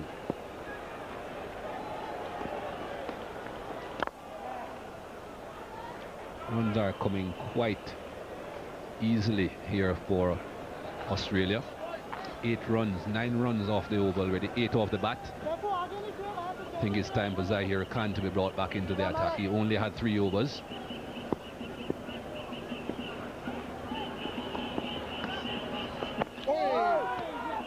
That's a good finish. 9 from the over, 155 for 2. Himself and Damien Martyn have added 30. At the moment, they're just looking to milk the Indian bowling. I agree with you, Michael Holding, that India need to keep the wickets coming. Zaheer Khan has only taken, well, he's taken no wickets, he's only bowled 3 overs. I think he's going to need to come back very shortly. At the moment, Sehwag and Tendulkar aren't posing too many problems for Martyn or Ponting.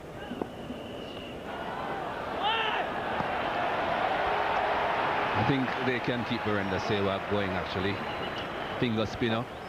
A lot easier for him to have the control, get the ball in the right area. Sachin Tendulkar, the man doing the fielding there, that is the man that I'm a little bit worried about as far as his control of his leg breaks are concerned. I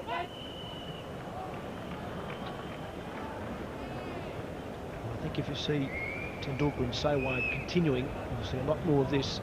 Just a single, every single, one single per ball from the Australians, with the odd boundary, the odd loose ball they'll look for. This time we look for 2, Damien Martyn.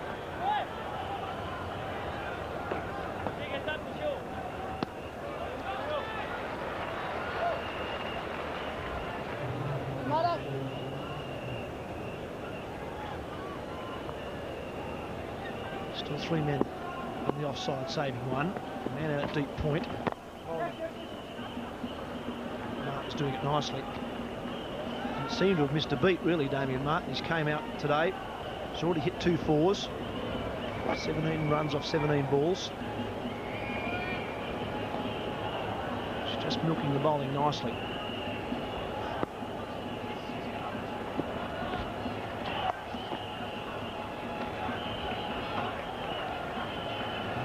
Five singles and a 2 from that over.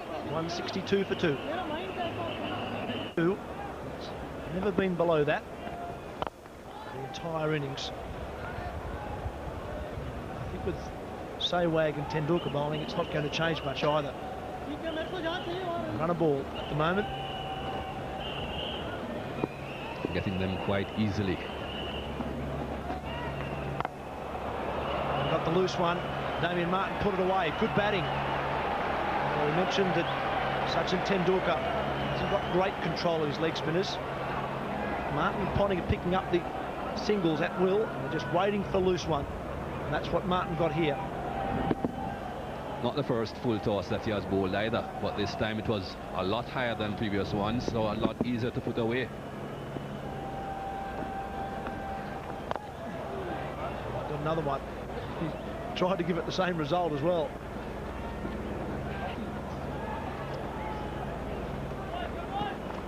I think this may be Sachin Tendulkar's last over. I think he has bowled too many already.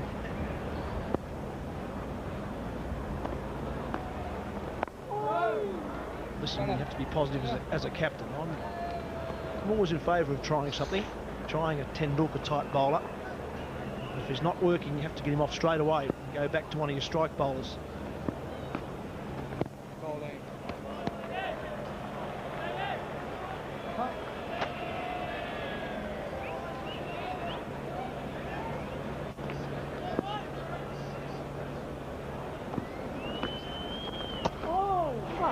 Much better finish from Tendulkar. 168 for 2.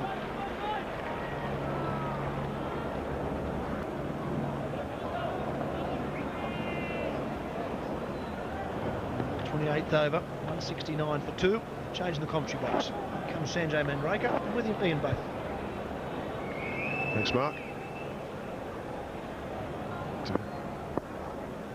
All going along very nicely, Australia's point of view. But you have to say that when you've seen the amount of turn, seam movement has been for the bowlers, when they've got the ball in the right areas, Sanjay, disappointing from India's point of view.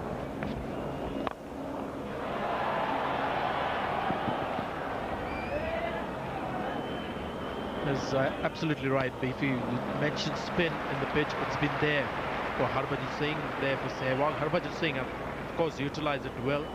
He's picked up the 2 wickets to fall, giving the off-spinner a bit of a charge. They know this is the weak link that's in operation at the moment. And also there has been some sideways movement, which we have not seen so far so much in the tournament. The pitches have been beautiful to bat on. And generally the ball has come on nice and straight onto the bat.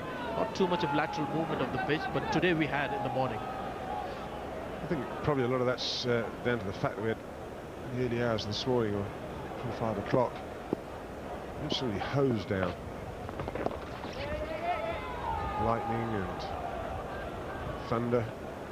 I think 5 mils fell into the groundsman. That was just here, but I just feel it might just have seeped in a little bit, just softened it up. The sun is baking down the wicket now, but I don't think it's going to change too much as the day goes on.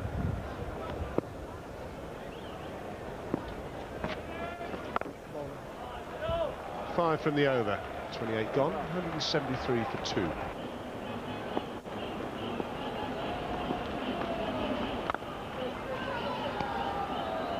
Partnership moves on to 49 with that single. The other problem they've got as well, Sanjay, they'll be keeping an eye on the board, is the over rate. With all the extras they've had to bowl, extra wides, no balls. Rate of just over 13 overs an hour, which is probably not quick enough. 50 partnership then, from just 51 balls. Well, as the innings progresses for India, the run rate, or rather the over rate, is going to get slow. The seamers will come back into play, and there will be some hitting in the last 15 overs. Srinath, every time the ball's gone to him, the Australians have run the extra run. Coming back to Tendulkar, this is one reason why we all believed he should have bowled more in the tournament, because it was inevitable that when there is a pressure situation, the partnerships just continue to come for Australia.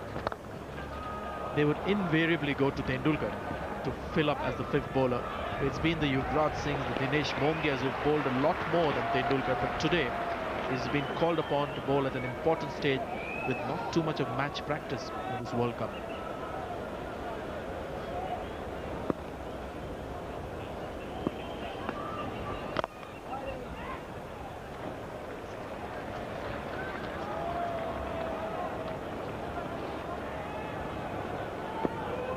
Milking it at the moment, the Australians, no pressure. 5 from the over, 29 gone, 78 for 2. Well, pressure's on. Dinesh Mongia comes into the attack. The reason that Sourav Ganguly is under pressure to bowl these spinners and keep shopping them around is at the moment they're 3 overs down. Now, when the seamers come back and then a couple of wickets fall, well, I think they're going to struggle to get their full 50 overs in India at this rate, unless, of course, they can bowl Australia out, which doesn't look very likely at this moment in time. So the problems continue to escalate for India.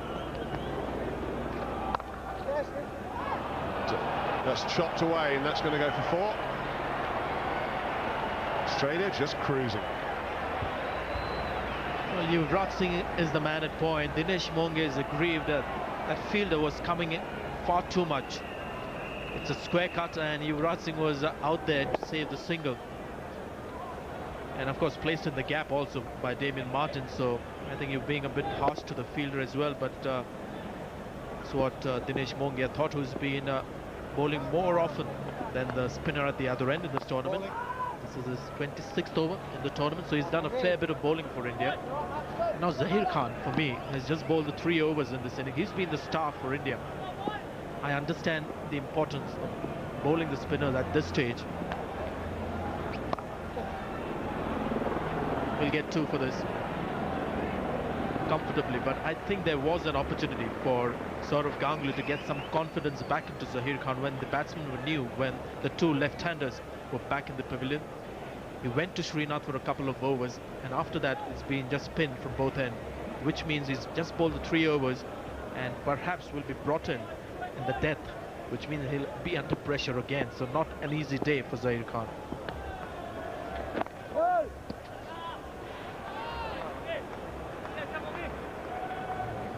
"30 overs completed then, 20 to go, 184 for 2. If we keep going at this rate then, we'll have a very healthy score. 307, 6.13. Warming up here, Johannesburg. Telling you about the rain last night, but almost clear blue skies everywhere now, just a few high clouds.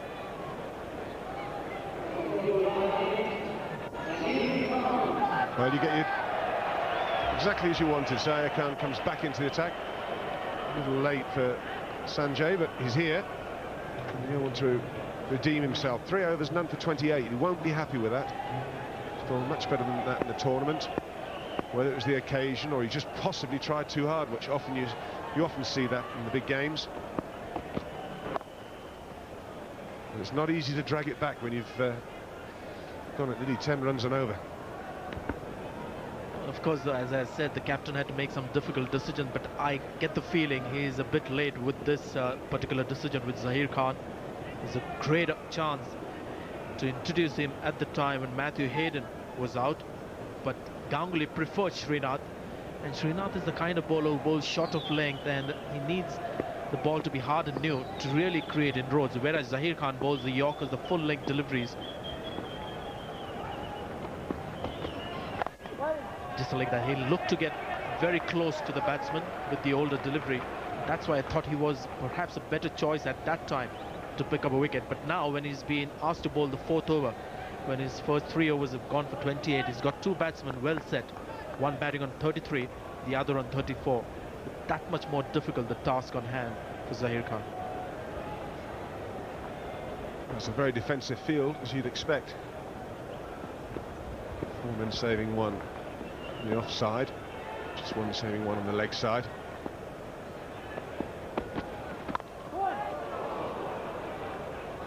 Side edge, it will only be 1.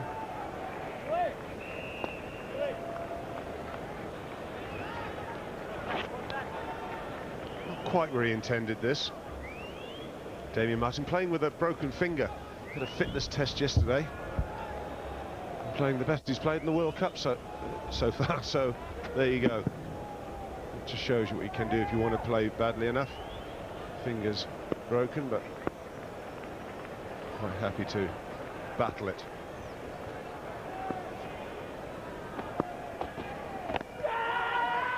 Damien Martyn, of course, was in the '99 World Cup squad and didn't play in the final, so I think they might have to. Broken arm might have just about kept him out of this one, I think. It goes to show what you can do if you really want to play.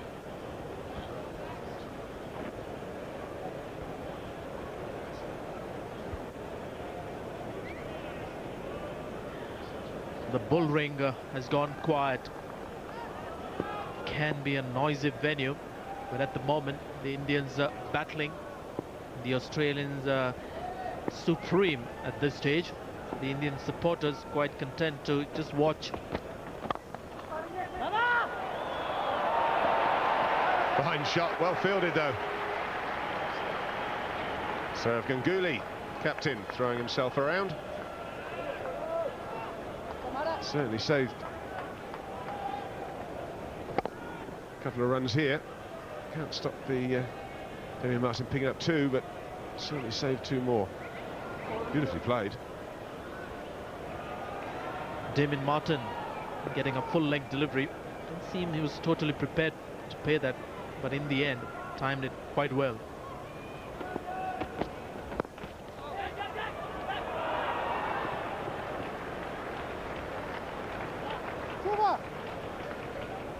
Come back over, 6 runs from it.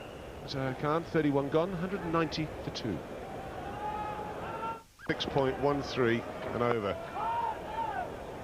And I suppose the start that Australia got off to with Gilchrist and Hayden, 80 after 10 overs, there's no chart being designed, I think, to accommodate any more. Had to come down the line. Bowling. Oh, there's an old theory, isn't there, Sanjay? You double the score after 30 overs. It's going to be some total, isn't it? If that's the case. Fielding.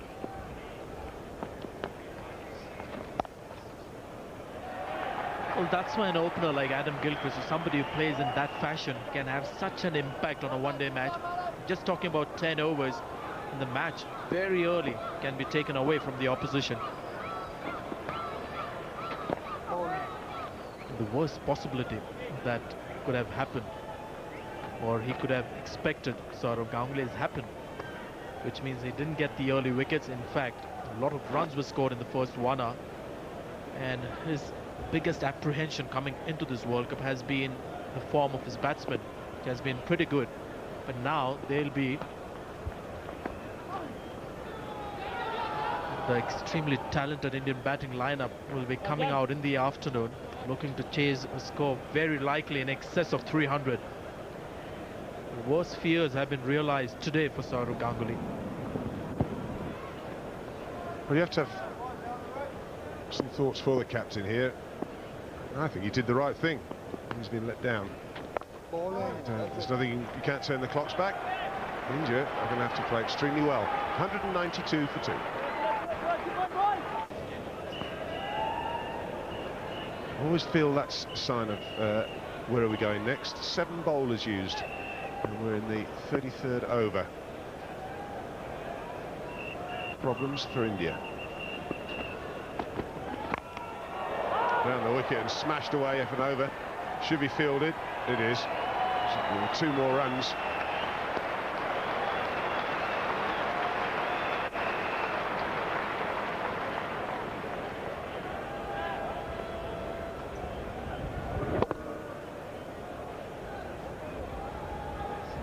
Just thinking about pressing the accelerator here, the Australians.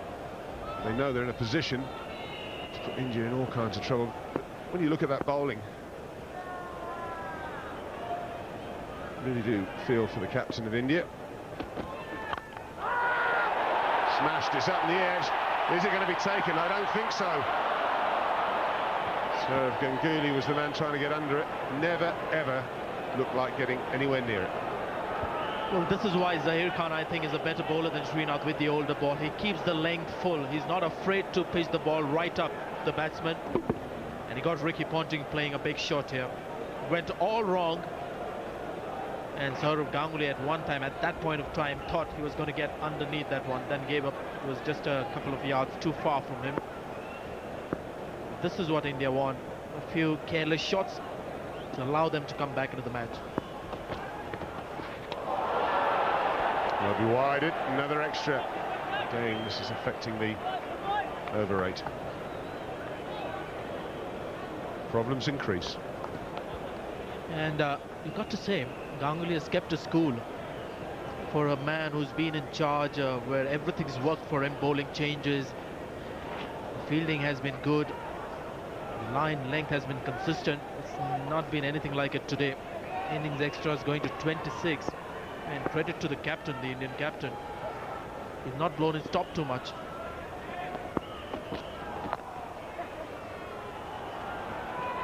Good running again. Always looking for the quick single. Upsets bowlers, keeps pressure on the fielders, keeps the board ticking for the batting side. Full house here at the Wanderers Stadium. Golf course at the back of that stand that you can see there. It's absolutely chocolate.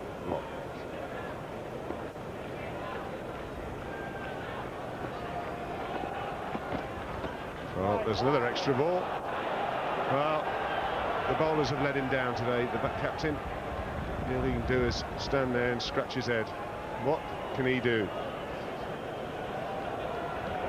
Well, you've got to admire the captain. This is all he's been doing. And what else can he do? He's made the bowling changes. And Zaheer Khan also is trying something that he's done through the tournament, which is variation in length and line. John Wright, the hard-working Indian coach, be a frustrated man today.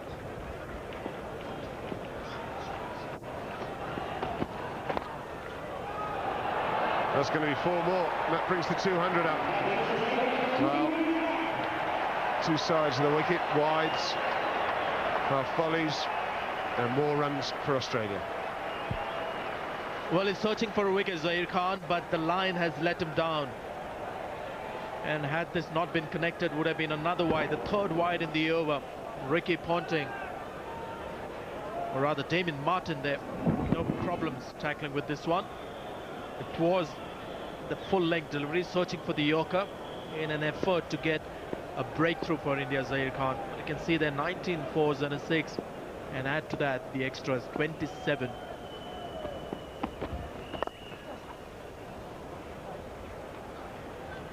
Just a single.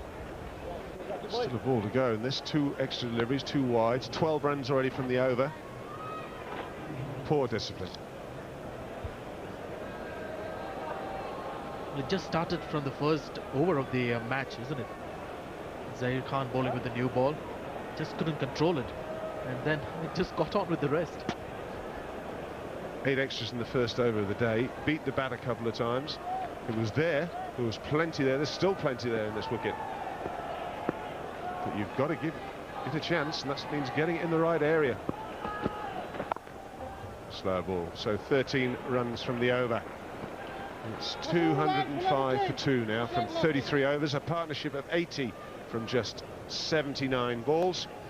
The drinks are coming out. We'll take a short break and be back in a couple of minutes. LG, life's good.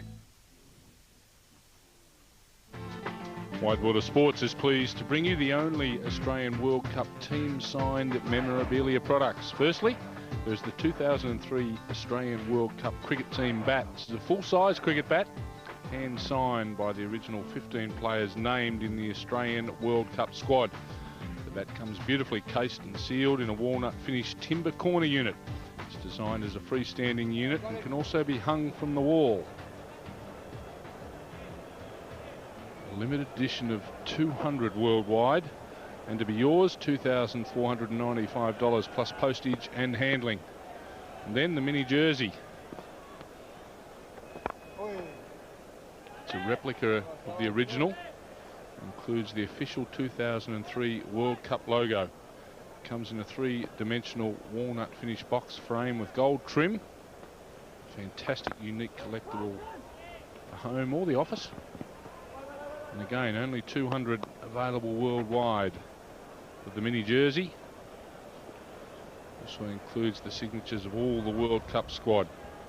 $1,795 plus postage and handling. To order, call 1300 650 217.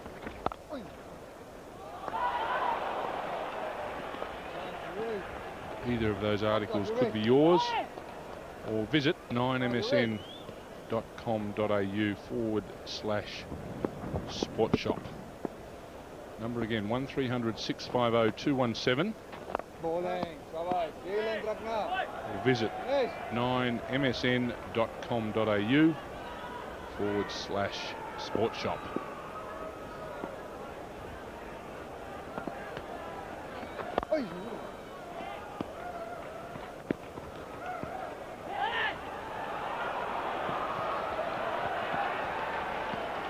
4 overs gone. 208 for 2. And all we've seen since then is the ball swinging off the Australian bats to all parts. Well, the last recognized bowling option for Sourav Ganguly has been used. Yuvraj Singh with his very slow left arm spin, bowling from the collared drive end.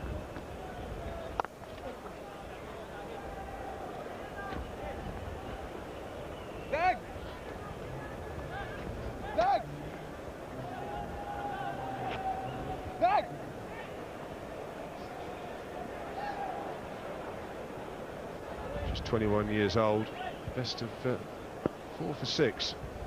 Now, what would he give for that now? That would be very much appreciated by Sourav Ganguly and his team. The other thing that happens here with this kind of scoring and run rate is that man there in your picture, Sachin Tendulkar. Pressure builds on him. India, he will know that if India are going to have any kind of chance of chasing this total, he'll feel, and India will feel, that he's got to score a big century. That was, I think, one of the major downsides of choosing to field first, is the pressure that you put on some natural stroke players on the side. That's 4 and brings up a 50. And how easily done it was. Damien Martyn making a comeback to the Australian team after an injury has played extremely well. And in the Australian flags that are seeing more prominently here at the Wanderers than the Indian. Well done. And they enjoy that there in the Australian dressing room, because he had a fitness test yesterday, broken finger. I'm not talking about a crack or a chip, talking about fully blown break. Well, he's been rewarded and his team have. He's 51 not out. It's 216 for 2.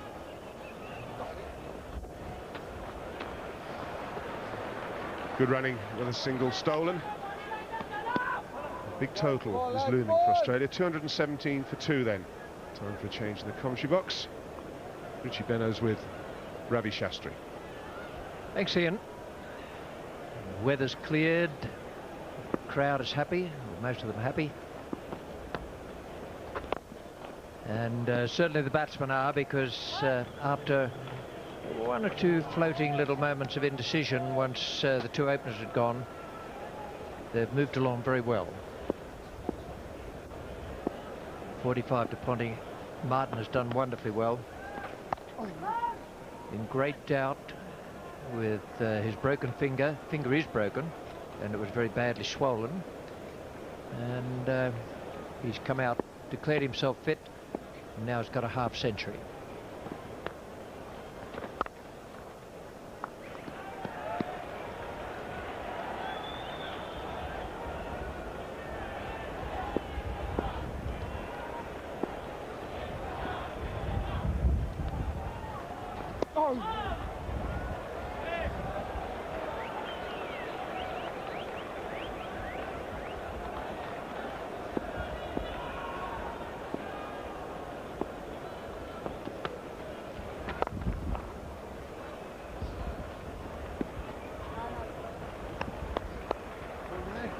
It's 219 for 2, 36 gone.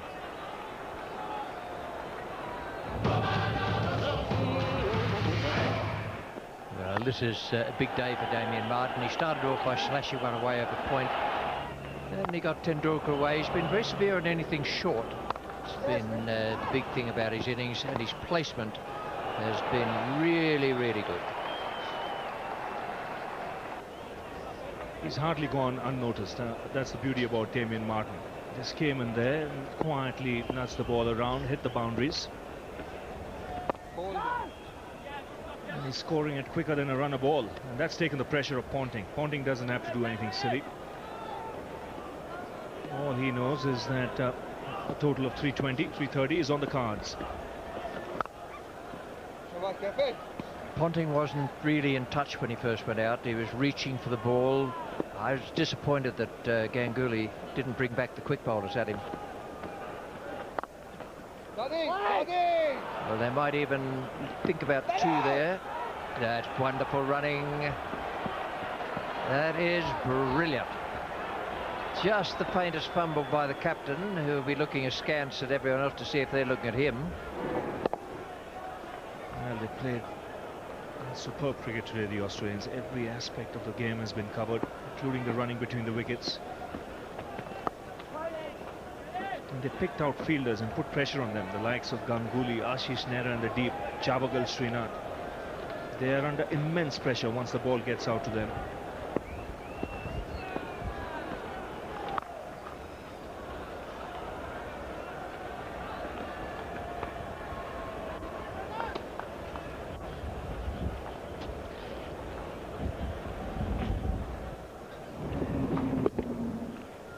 Just chosen the spots where he wants the ball to go. 222 for 2 the score.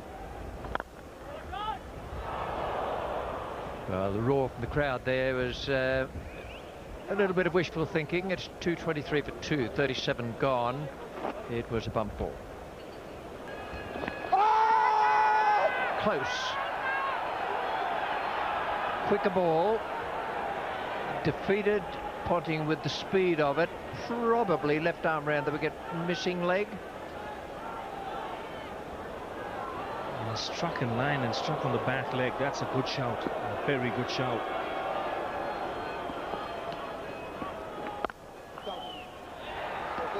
I'd suggest only a fine edge could have saved him there.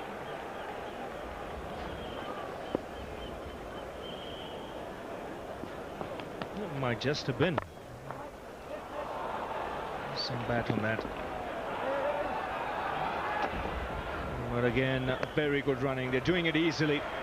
This is a very good partnership. 100 runs of just 106 balls. So that's a great scoring rate being maintained.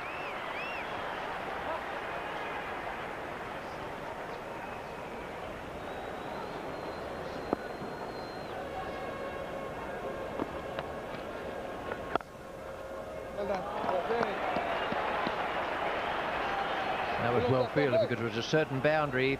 Placement needed to be just half a yard to the left of the fielder.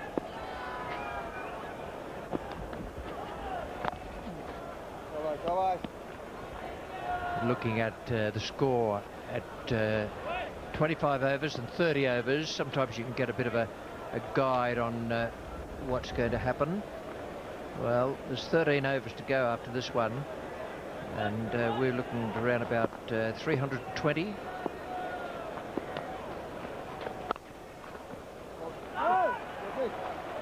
.226 for 238 gone. Now Aidan Ove will take the Australians to 322. Perhaps that's a big ask. Outfield's fast. Ravi Shastri asked me any changes to the Australian batting order with those 31,000 people watching here. It's a packed house, all tickets gone. When India bat, any changes to the batting order? Well, I can't foresee with the score Australia have put up on the board. Tendulkar and Sehwag will have to open the innings. Ganguly at 3, probably someone like Yuvraj Singh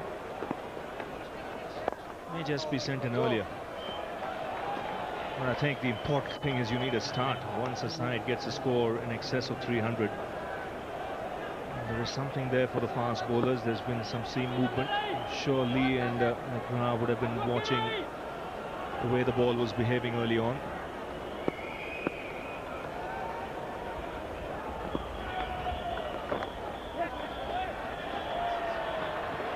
And 50 for Ricky Ponting.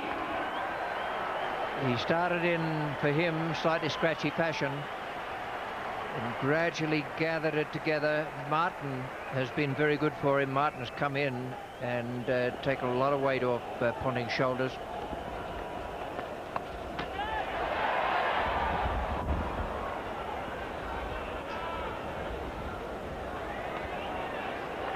Asking rate between now and the finish of the innings, 8 and over, which would be a bit much. So perhaps we're looking at a bit less than 320, which is gettable on this ground. Crowd. There he goes again. The result the same. This is even bigger. It's out of here, this one. Consecutive sixes for the Australian captain.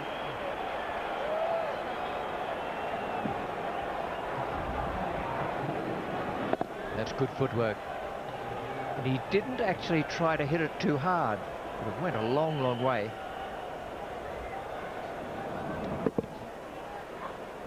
They might start giving one of those gold coins to any of the spectators who can take a catch. A lovely use of his feet. He's freeing his arms. And that's a big blow. They're still looking for the ball. A new set might have to be called out for. And I just get the feeling he's going to cut loose here. Nothing to lose. They've got 8 wickets in hand. It's been a good 50 by the Australian captain. Richie Benaud mentioned he started off scratchily. But soon gained momentum. Billy Bowden coming out there with a new set of balls.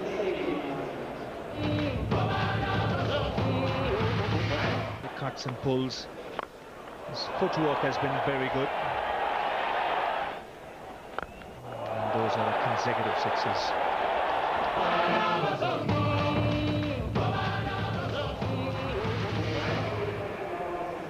Now then, they're looking for another ball because the other one's rolling down Corlett Drive towards the motorway at the moment. Umpire Shepherd on the right, umpire Buckner on the left, and umpire Billy Bowden from New Zealand in the middle. And the TV umpire in this game is Rudy Coetsen, so they are the umpires rated as the 4 best. And there was a special commendation for Billy Bowden, and what a remarkable thing, because it's said when they announced the umpires, special mention should be made of Billy Bowden because he came into the World Cup only on the panel, and that was it. And now he is one of the top 4, so he's a touch eccentric but a very, very good umpire, and he has done wonderfully well to get into the final 4 umpires of this final. Yes, he's quite a character. There's no doubt about that. He keeps the crowds on their toes. As did this one from Ponting. It's landed way back. He's preferred the onside. And that has a lot to do because of the bowling as well. 240 for 2.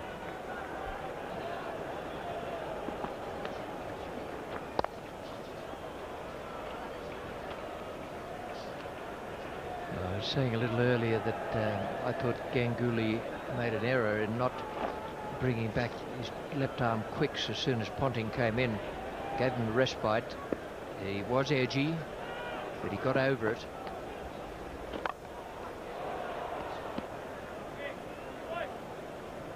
I think with the excessive movement of the ball off the seam, it was really darting around.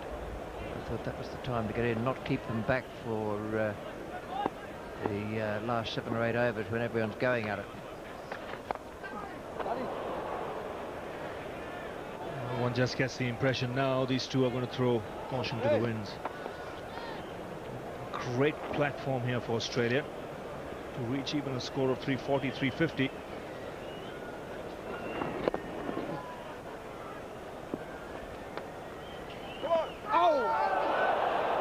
No ball call. Good call from umpire Buckner, not such a good call from the bowler. I think Ponting has to be a little careful when he's attempting this shot against the left arm spinner. It's fine against the off spinner, you're hitting with the turn.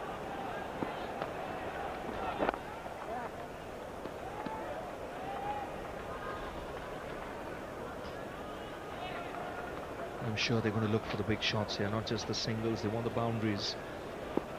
Australia at this stage.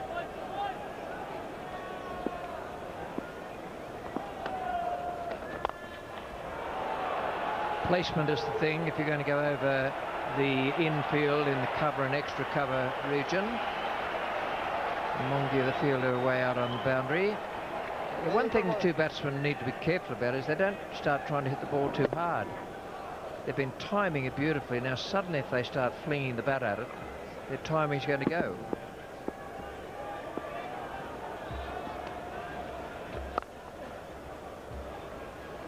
Well, he's been pleasing to watch, Damien Martyn. The 250 comes up for Australia. Over 100 runs scored in boundaries now. And that's the score after 40 overs.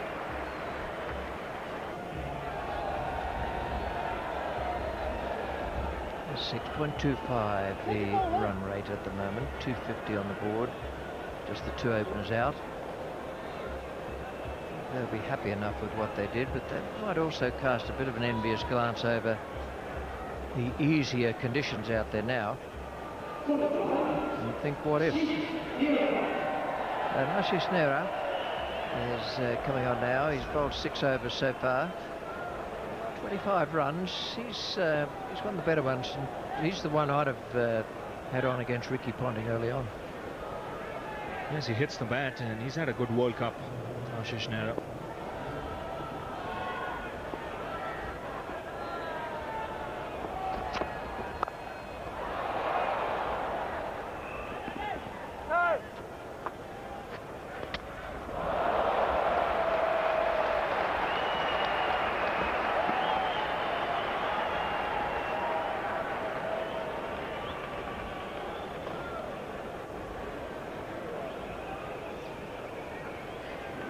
Batsman is comfortably home, so it doesn't make a difference with the ball hitting the stumps, but this pitch will dry out.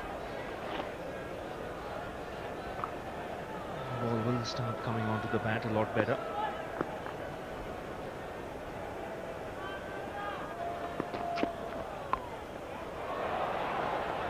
That's a very good improvised stroke, because Ashish Nehra completely beat him with the change of pace.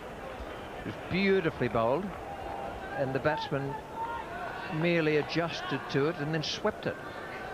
He's done well here. He's planted that front foot of his across there, Ponting, and then waited and waited, and in the end made contact. And the balance was good. He kept his eyes on the ball, watched it closely.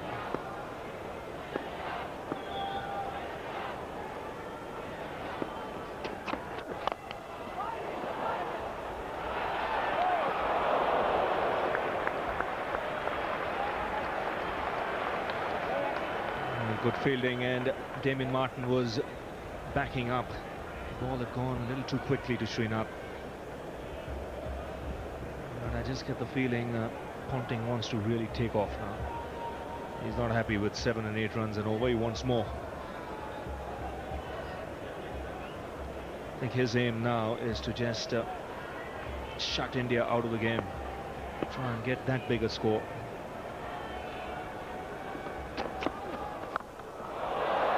The change of pace again, just a little one-hand dab, and it's sailed away to the front of the scoreboard out there.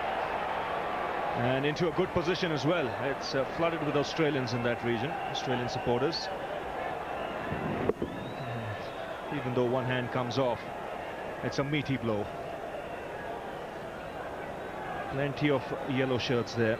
This one just not coming out right. It's not an easy way to bowl that slower delivery. Demands a lot of practice.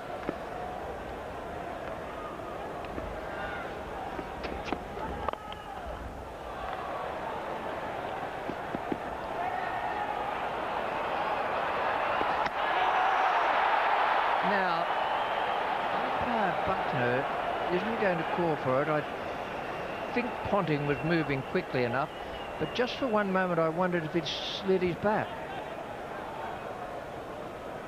Yes, and he was taking the arm of Tendulkar on.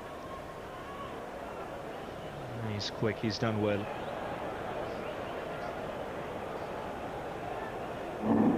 Yes, he did slide his bat. And yes, he's fast, and yes, it needed a direct hit. Now he's just going to pick his spots. He's eyeing the field closely, looking at the gaps.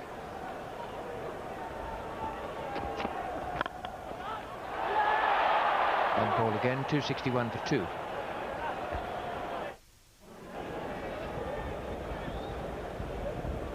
Now, just to go back to what Ravi Shastri was asking, what change in the batting order? Simons is the only one really I can see to go up ahead of Bevan and Lehmann.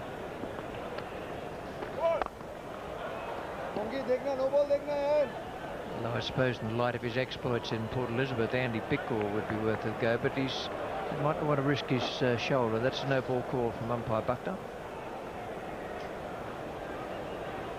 The reason I mentioned Simons was he has the ability to play the big shots and clear the ground. Plenty of spinners in operation.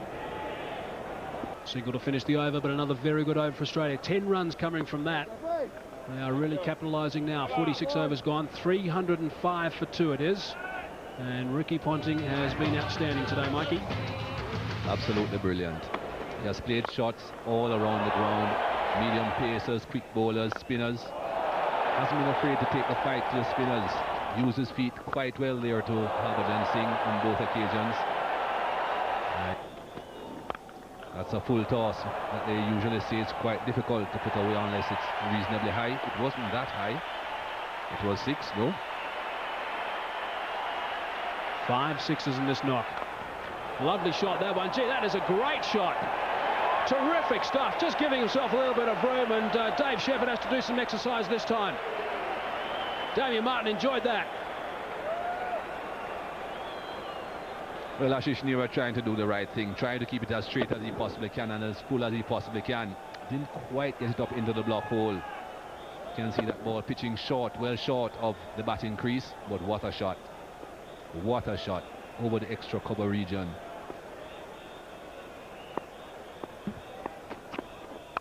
Full toss.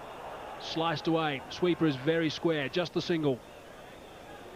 Damien Martyn now goes to 84 off just 78 balls. Partnership now 187. Well, they have a good chance of getting a 200-run partnership. Damien Martyn also has a good chance of getting to 3 figures.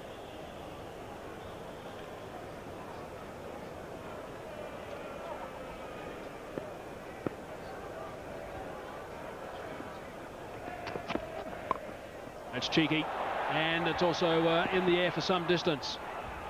Coming back for the second. Scoring runs at will at the moment. Both of them seeing this ball so well now, they can almost do anything. Have a look at that. It wasn't a slow delivery. 80% of his runs scored on the leg side.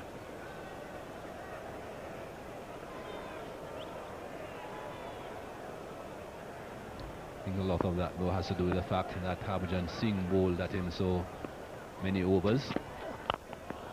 On the ground, almost taking out the non-striker. Damien Martyn hit the turf very quickly, getting out the way of that one. I think Damien Martyn might be complaining to his captain at the end of this innings. That hit him on the boot, just caught him on the way through.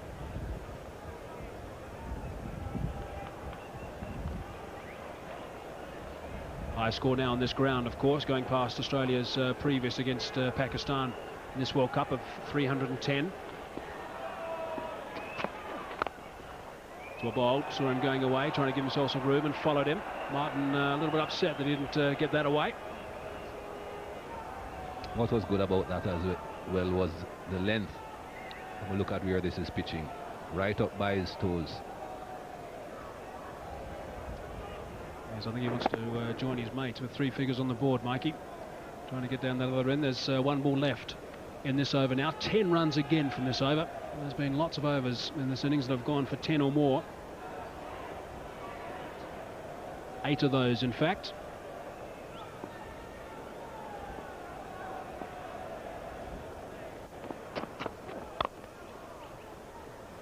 Just the single to finish things off so that Damien Martyn can retain the strike. So 47 gone, 316 for 2. Lots of colour in that graph. The yellow bars are 4s, the red ones are 6s. Lots of colour, particularly inside the first 15 overs. Slow ball, gave himself a little bit of area to back away and hit it in the air and on the bounce. He's picked up 1 as Martyn. I've seen a lot of that. Lots of balls falling into empty spaces. It's a big ground, so you will find that happening. Always pretty difficult to defend on big grounds. Just too much space out there. Gee, he was ready to launch at that one, Damien Martyn, expecting normal speed. I think he was going to go straight back over the bowler's head, but had to change. Full toss, and he's hit that very well again. And that's gone for another 6. That is number 6 for Ricky Ponting. It's not often that you see a batsman hitting more sixes than fours in an innings. And that was powerfully hit. That wasn't as low as you'd have liked, Javagal Srinath. Fine if you're going to be bowling low full tosses down by the ankles, but that was a bit too high. Partnership 198. Full toss again. He's got under it a bit. It's in the air for some distance. I think it's going to be safe. It is safe, and they come back for two. So that brings up that 200 partnership between Ricky Ponting and Damien Martyn. A little bit of good fortune there, but 200 stand now.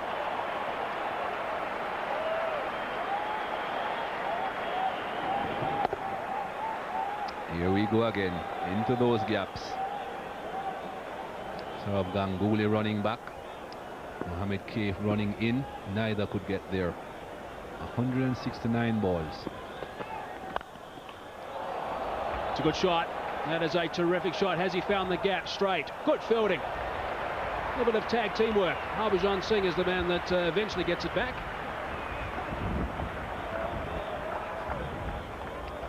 Good work between Dinesh Mongia and Harbhajan Singh. I think Ricky Ponting thought this would have gone for four again. Instead of hitting it towards the mid-wicket region, he hit it straight back over the bowler's head. Dinesh Mongia scurrying around. He'll have a bit of work to do with the bat as well.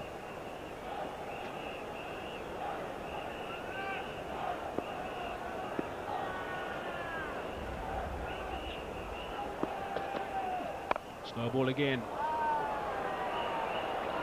Eventually dribbles back to the bowler. A dot ball. Haven't seen that for a while, Mikey. At this stage, most teams will be happy with 6 runs in an over. I think India will be happy with 9 runs in an over at this stage. 11 off this over already.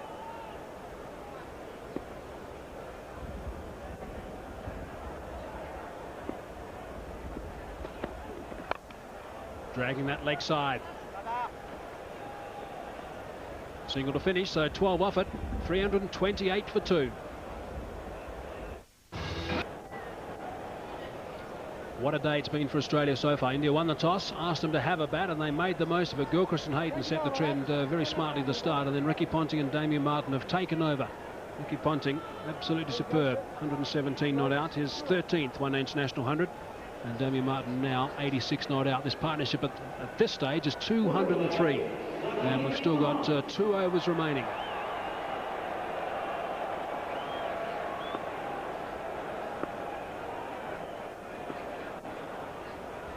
Zahir Khan.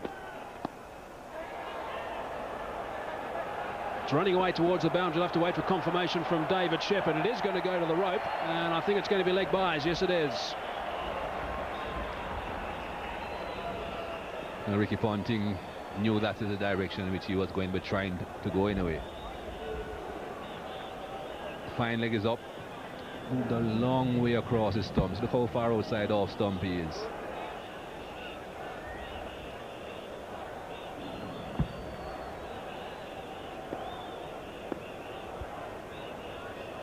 Once again, fine leg is inside the carnage, Mikey. Didn't really matter what they did. After that start, they were so confident, the Australians just kept on going. They had a few balls flying up in the air a long way and falling into gaps.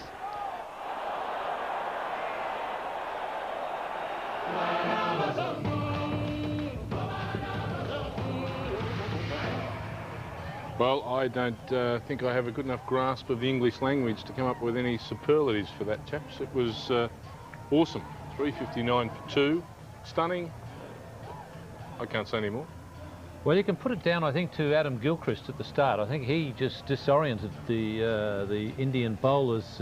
He just went on the attack, and after that, they just seemed to lose the thinking, and Ricky Ponting and Damien Martyn just cashed in. But I thought that it was Gilchrist's onslaught early on that really set the Australians on the right path. We said at the top of the show, you know, you're really going to have to settle in as quick as possible. It's a World Cup final. You don't want to take too much time to get the pace of the game and get everything going your way. India, I don't think, still had a grasp of it after 50 overs. No, I mean, they, as I say, they were, you know, completely lost the plot. And I think the quickies, particularly Zahir Khan and Javagal Srinath at the top, I mean, they should hang their heads in shame, because there was a lot of movement off the seam in that pitch, and if they'd have bowled half decently, they could have had Australia in some early trouble. Well, it's time for a 30-minute break. I think we all probably need a bit of a break. It was a wonderful innings from Australia. 360 the Indians are going to require for a victory. That's a big task. And during the 30-minute break, we're going to bring you highlights of day 2 of the Australian Swimming Championships. We'll see you in 30 minutes. The 2003. Handle the extra bounce, and I think there'll be a bit of bounce at the Wanderers. Plenty of action at the Wanderers at the moment, but perfect blue skies, which will make everybody happy. It's one of the domestic airlines doing a flyby. We've often seen that during the World Cup over the last 6 or 7 weeks, and this is the culmination of it. 360 to win for the Indians. The Australians will be supremely confident. Wonderful bowling attack that's operated in a miserly fashion right throughout the tournament. Indians somehow have to find a way of turning that around, and as Ian Chappell has said, that man on screen is probably the only one within their batting lineup that is capable of getting them somewhere near the total. He has to play a big one. He has to be still there near the 50-over mark for India to have any hope of being competitive in this World Cup final. Let's take you now to our commentators at the Wanderers Stadium in Johannesburg. Now Michael Hazeman, and with him Sanjay Mandraker.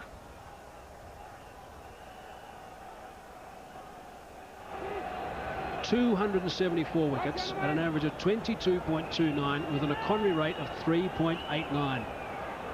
That is amazing. And Sachin Tendulkar, interesting enough, has decided that he's going to take first ball. It's not something that he normally does. He did against Pakistan as well. And it's a huge game, this one. And there's the target for India. Here we go. That's another good omen. Glenn McGrath to Sachin Tendulkar. Now already movement off this deck. We saw that there was movement throughout the Australian innings, or early in the Australian innings, but India didn't get it in the right areas. And if at all there's one bowler in the world who can get it in the right areas, it's the man Glenn McGrath. And he shows, if he has a good day, shows exactly how to use a pitch like this. Just the 2 wickets lost by Australia, both picked up by Harbhajan Singh, but look at that, Ricky Ponting, innings of his life. Damien Martyn as well, tremendous stuff from him. Oh, he's left that and hasn't missed by much, but a good lead from Tendulkar, just past the off stump. What a good delivery this is, much closer to off stump and doesn't leave the right hand as Tendulkar anticipated. He may not show it, but he's aware that that ball has come in. The next time he's looking to leave balls outside the off stump, he'll be conscious of the fact the ball is also hitting the seam and coming back in. And again, Tendulkar having a problem with the side screen, but that was just tremendous stuff in the morning. Certainly was. A partnership of 234 and 184 balls between Ponting and Hayden, and also 105 and 87 between Gilchrist and Hayden. So Ponting and Martin, sorry, my mistake, but great stuff from Australia. And 20 overs, the last 20 overs 175 runs, the last 10 overs 109 runs, and Sands, Ponting's last 90 runs, just 47 balls. The bowlers struggled. Late bowlers used, that gives you an idea as to what Ganguly ran into.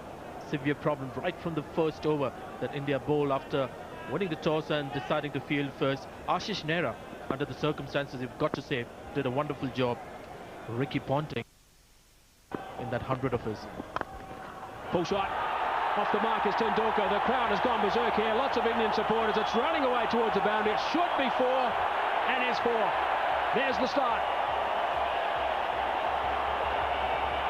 Interesting.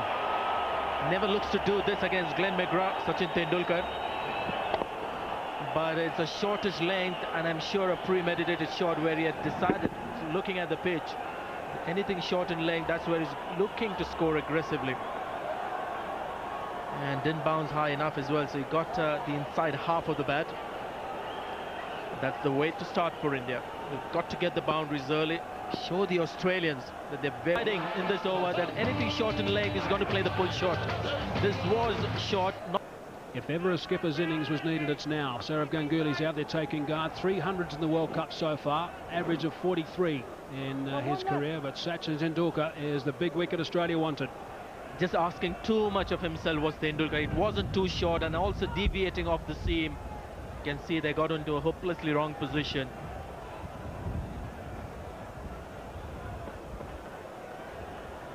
And the reverse hand catch by Glenn McGrath, and they get into a happy huddle after that. You can see that just too close to him.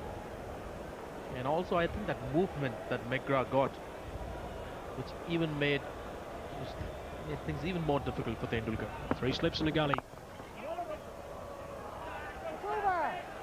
So what a terrific start from Glenn McGrath. He's picked up the big wicket of Sachin Tendulkar. 4 runs off the over, so 4 for 1 after 1. Australian supporters obviously very happy. And Sanj, I suppose that with Australia earlier today, it couldn't have been better for them today with Gilchrist and Hayden at the crease, and it couldn't have been worse for India right now. Well, if at all they needed any help from Virendra Sehwag, it's now. Well, you would expect that from all Indian batsmen. They know the required run rate, and every over they'll feel the pressure of scoring a boundary at least. They have to be seriously in the chase, and to do it against a world-class bowler like him. So McGrath has struck, caught and bowled. Now it's Virendra Sehwag and Sourav Ganguly, both on naught. To come Mohammad Kaif, Rahul Dravid, Yuvraj Singh, Mongia, and then the bowlers. Well, interestingly, Brett Lee is not attacking Sehwag too much, just the 2 slips. And they've got a point which is also, in a way, a catching position against Sehwag. 120 wickets. Economy a little on the higher side. He's the one who looks for wickets. He's got pace, so the ball can fly off the pad at times. And here's the field we're talking about. A point and a backward point that can easily be a catching position. Oh, some movement. He'll like that, Brett Lee. Pretty good pace as well. First up, 150 k's per hour and big away swing. Well, it's the kind of pitch that every time the ball pitches, it gets a reaction. It's just not skidding through straight, and that's how generally the pitches have been in the tournament. The balls have come nicely onto the bat, not too much of lateral movement, but today it's one of those pitches where the seam as well will have a fair say. Not when you see the analysis of the Indian bowlers. And again, there's some movement off the deck for Brett Lee. This was always going to be a fascinating battle. Brett Lee versus Virendra Sehwag. Sehwag will play his shots. Lee will try and bowl very quickly. It's good again. Let's check that speed. 150.6. Second ball of the spell. Check the speed and as well as the movement, Mike. I think that is more significant, and that's what worries the batsman. Hits the seam, and you can see it leaving the right-hander. A good foot of movement. And he's had a problem, Sehwag, in that region. And whether that will get him to play in 2 minds, I think he should be just looking to play freely outside the off. Some 3 slips now position for Sehwag. In spite of the fact, I think Mike, he's got to look to play freely in that area. If he plays tentatively, he's got no way out. Lovely delivery. That is the perfect shape from Brett Lee at 154 k's per hour. Of course, Sanj, enormous pressure now on Virendra Sehwag. Obviously, we've got Sachin Tendulkar back in the hut. Is he going to change his game, or will he play the same aggressive? Oh, is that the next man in, I wonder? Well, he'll certainly get the Australian bowlers off the line. Very difficult to bowl the ball close to him. But I think you've already seen a change in Sehwag's approach. He's looking to leave balls outside the off stump. Not often do you see the man doing that, but clearly that's playing on his mind. He's being selective. 3 slips now and the gully. There's gaps in the covers, so they'll be trying to tempt him to go through there. Short ball. Hard to drive those. Big follow through from Brett Lee as well. A very long follow through. But Sehwag wasn't looking at the bowler, did the right thing. Just looked down at the ground. Hit on the shoulder. That's one of his weaknesses, which the Australians will look to exploit. Well, it wasn't going to stop the follow through. Doing the right thing as a batsman. He's got his work cut out on the defensive at the moment, and that's the best way to go about it. Look down at the ground and look for the loose balls. So 2 balls left in Brett Lee's first over. It's been a quick one to start.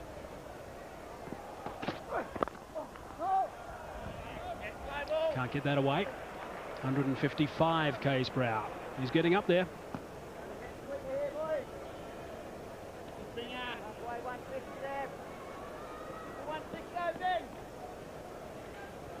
There's confirmation of what he's done this over. 150 k's per hour, that first delivery, and it's got quicker since then. The fourth one dropped a bit, and now that last one is the quickest he's bowled in this over. Very naturally quick bowlers, these Brett Lee, Shoaib Akhtar, Shane Bond. Very often see them hitting 150 in the first over.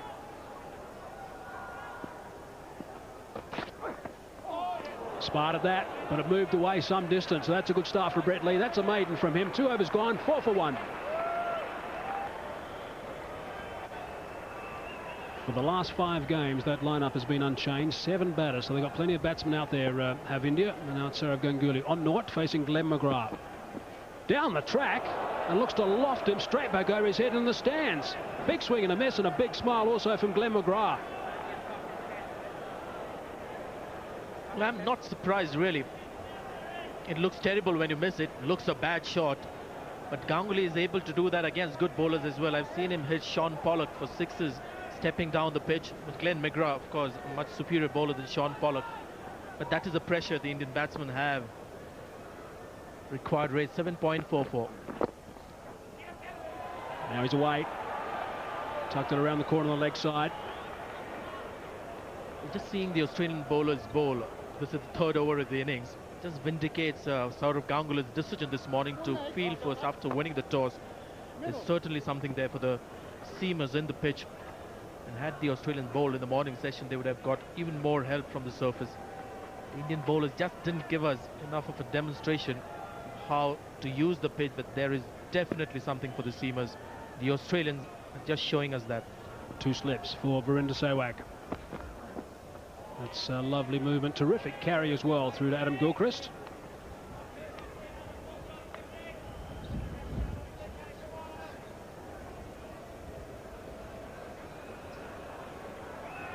Sourav Ganguly averaging 43 overall in 229 one-day internationals. Just averaging 21 against Australia in one-day internationals.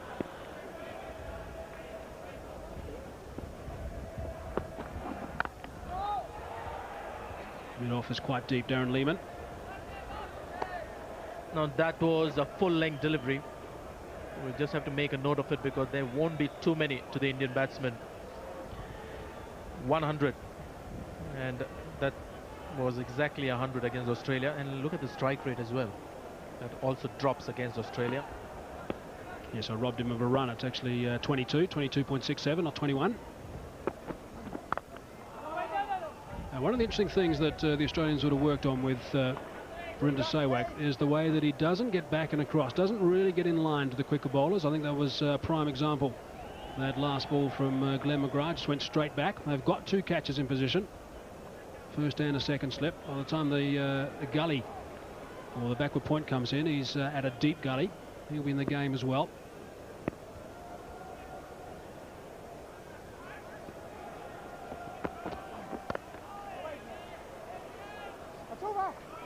Simons does the fielding into the over. 1 from that, 5 for 1. Sehwag has faced 10 deliveries, hasn't got off the mark. Sourav Ganguly new at the crease, and on strike now to Brett Lee, who was very quick in his first over. In the air for a while, it's going down towards third man. McGrath's there. A dive from Simons in the gully, couldn't get a hand to it.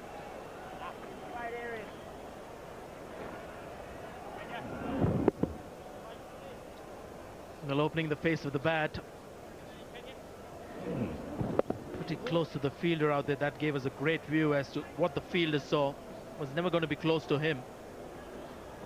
But Ganguly has this reputation of scoring runs in the finals of tournaments. He's got a good record in all finals that India has played in.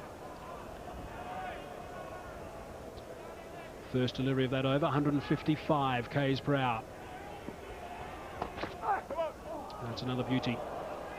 Except the fact that he overstepped. That's the quickest he's bowled so far, 156 kilometres per hour. And Sehwag is looking nothing like the batsman who came into this World Cup, top of his game, in great form after 200th series against New Zealand, when all other Indian batsmen struggled to get runs.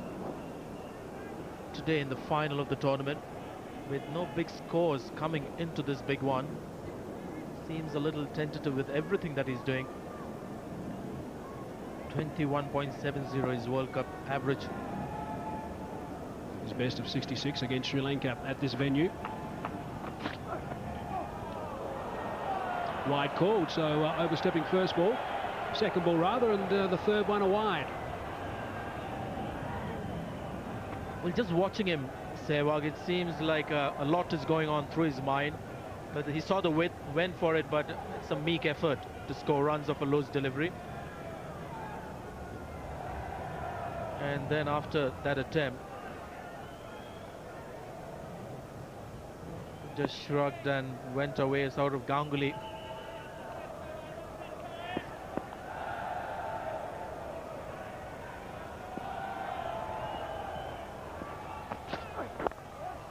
That's a good shot. One bounce over the rope. He's picked that up beautifully as Virender Sehwag, and he's off the mark with the boundary. Well, first delivery that was offline and punished.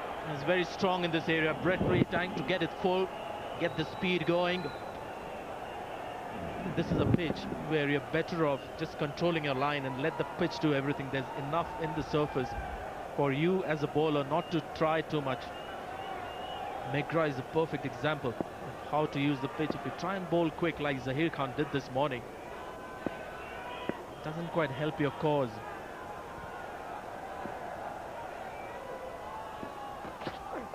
Oh, that's a very good delivery. Well directed. Another quick one from Brett Lee. So we're in the end at the last minute going underneath it. And he had taken his eyes off the ball. It was a quick delivery. He ducked into it. And you'll see here, definitely eyes off the ball. Had it not bounced enough, seen another batsman in this tournament, in this World Cup, getting hit on the helmet in similar fashion, seeing the back of the head. But really, this is a tall order for the Indian batsmen at the moment. It's really a battle for survival. What they have to achieve is a run rate of 7.48.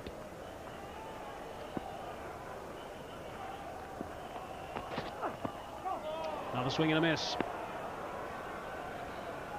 Really no footwork at the moment from Virender Sehwag. You can see that he's annoyed with himself. And again, you can see it's a tentative shot. You've seen the width. On a good day, in good form, that would be screamed through the covers. It was a nothing shot, and again, the reaction clearly suggests he's just not feeling right. He hasn't had a very good World Cup, Virender Sehwag. Got off with 36, almost a runner ball against Zimbabwe, and maybe a 24 runner ball. High score of 66 against Sri Lanka here. 30 odd against Kenya. No big scores. No ball called. Damien Martyn has taken the catch, but a no ball has been called. He's overstepped again in this over. No emotion from Brett Lee apart from annoyance. Damien Martyn thought he was gone, as did half the Australian side. Just the luck maybe Sehwag needs. It's a no ball. Some part of the foot has to be behind the line. There must be some nervous moments for the umpires when they call a no and a batsman is given out. It's also displayed on the giant screen here. Got it right, Steve Bucknor. Damien Martyn wasn't aware of the fact. And that's the reason they're doing the big one. Steve Bucknor, David Shepherd, they don't commit too many errors. 2 balls left in the over. Again, he's having a waft of that, but again, it's wide from Brett Lee. Steve Bucknor's getting some exercise in this over. And it's some bad cricket. The two top-class teams out there in the middle. It was a wide delivery, not a good one. Again, the line has been a problem for Brett Lee in this over. Already hit for a 4 when he strayed onto the leg side. And the batsman as well, not responding well enough. Looking to flick it onto the leg side. That's a very natural shot that Sehwag has. Damien Martyn looking towards the dressing room, only to get the bad news. Lovely shape again. miles away from it. Brynjar Sowak missed it by some distance. The pace is too much for him at the moment. He's uncertain, he's not confident. He hasn't got the security of Sachin Tendulkar, I suppose, the other end. They've batted so well together as an opening partnership, and he's really struggling at this stage. There's some seam today for all the bowlers. Just the Australians are putting in the right place more often than the Indians did. Sehwag clearly looking out of place at the moment. All he needs is a bit of fortune, which he's got. Just a couple of shots maybe coming out the middle of the bat.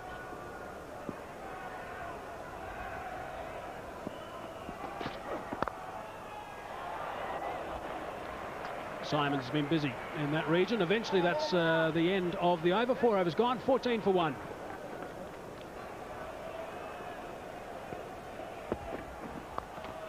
Top edge, over the top of the keeper. Running away for 4. Looking to take McGrath on is Sourav Ganguly at this stage. A little bit fortunate on that occasion. Required rate 7.46, and this is what happens to batsmen. If it's your day, a few will come off. The problem for India is they'll have to continue doing this through the innings. You're not going to get too many loose balls from the Australians, so the batsmen will have to try something out of the ordinary. That was it. It's a good shot, just behind square on the offside, and it's gone for 6. Wow, that is a good shot.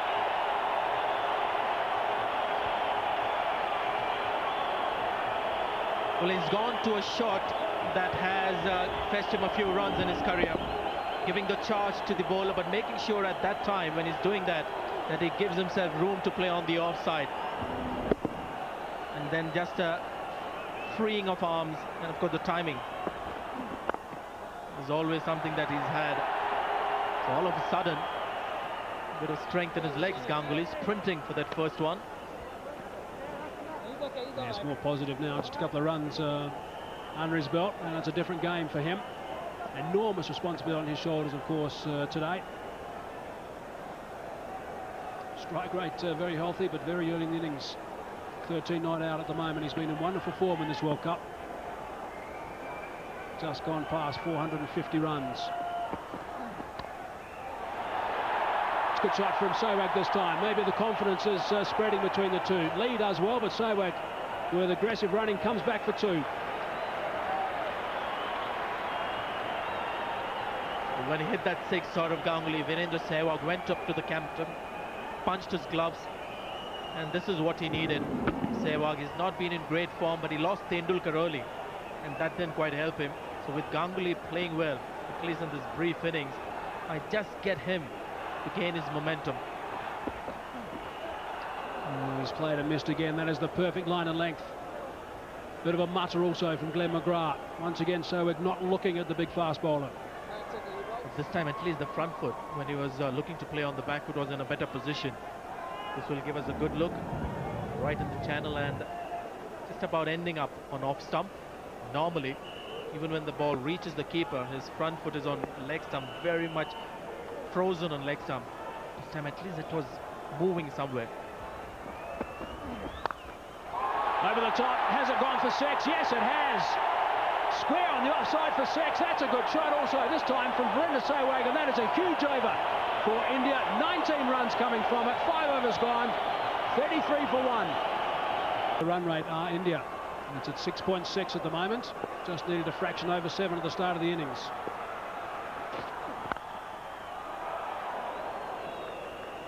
Well, both batsmen blessed with touch when they play their shots. Sehwag is quite strong when given the width, but this is the first time he's really given 100% behind the shots. It was intentionally scooped.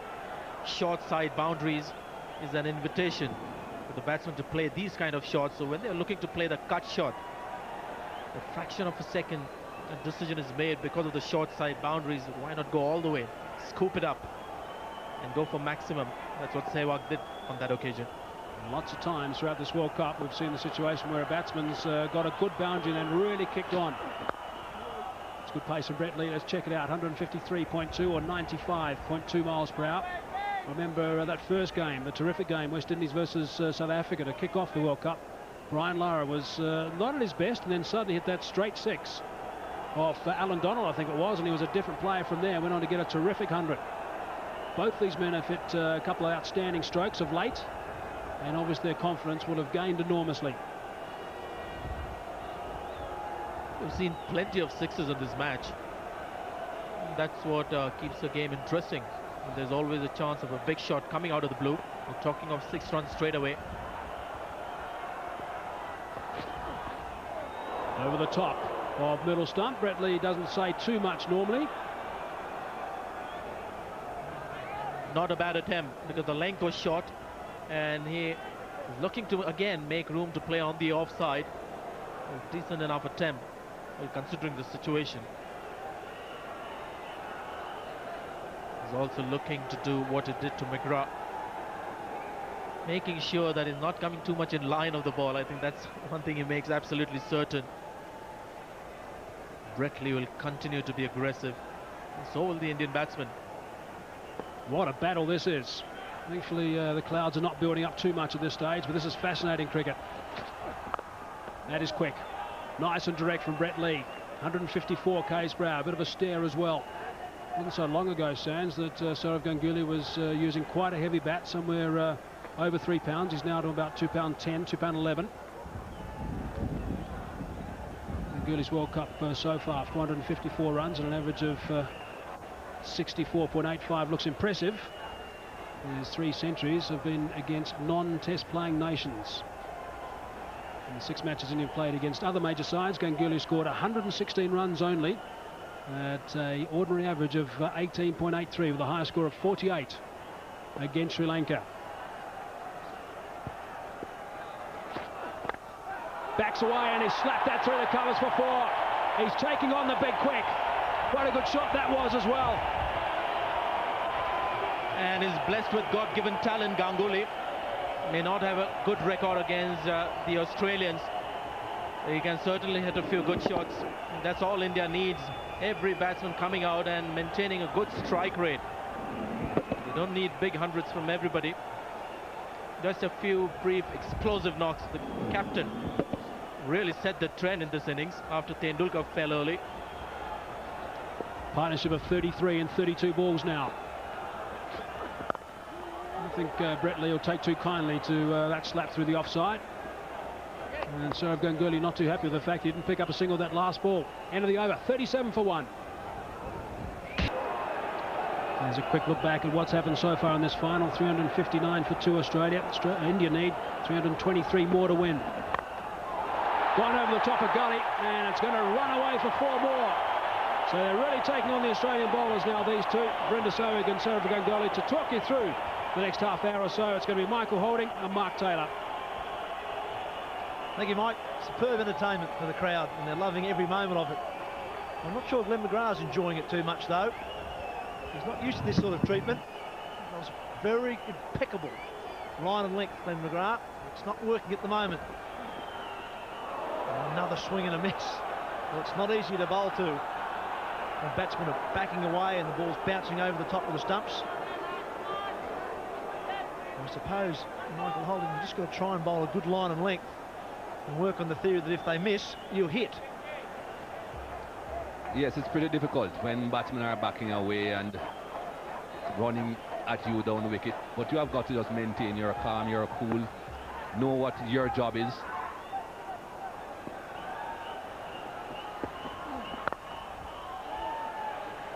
And that was a good delivery from Glenn McGrath. He has to just maintain his line and length. Just about off stump, just short of a good length. He doesn't want to be pitching too far up because, of course, they'll just play through the line. I don't think the pitch is doing as much now as it did earlier on. There's not as much lateral movement. So you're not going to be looking to pitch the ball too far up to get that lateral movement and get the outside edge. And a slight change in the field. Second slip's moved to a short gully. That's good bowling from McGrath. It's exactly what Michael Holding is talking about. Well, same sort of stuff around about off stump. That was a similar sort of delivery that picked up Sachin Tendulkar. The batsmen are going to play plenty of shots. You just got to hang in there and wait for a mistake. And wait for one of those to go up in the air. And that one could have. It wasn't that short. What is interesting is the man at point is no longer walking and he's staying on the edge. Oh, I'm not really sure how that missed the stumps. Glenn McGrath had his hands on his head. Adam Gilchrist in the end did well to save 4 byes, but it must have been perilously close to leg stump. That's why it wasn't called as a wide. Good umpiring again from umpire David Shepherd. Passed very close to that leg stump and just started to swing back to the offside.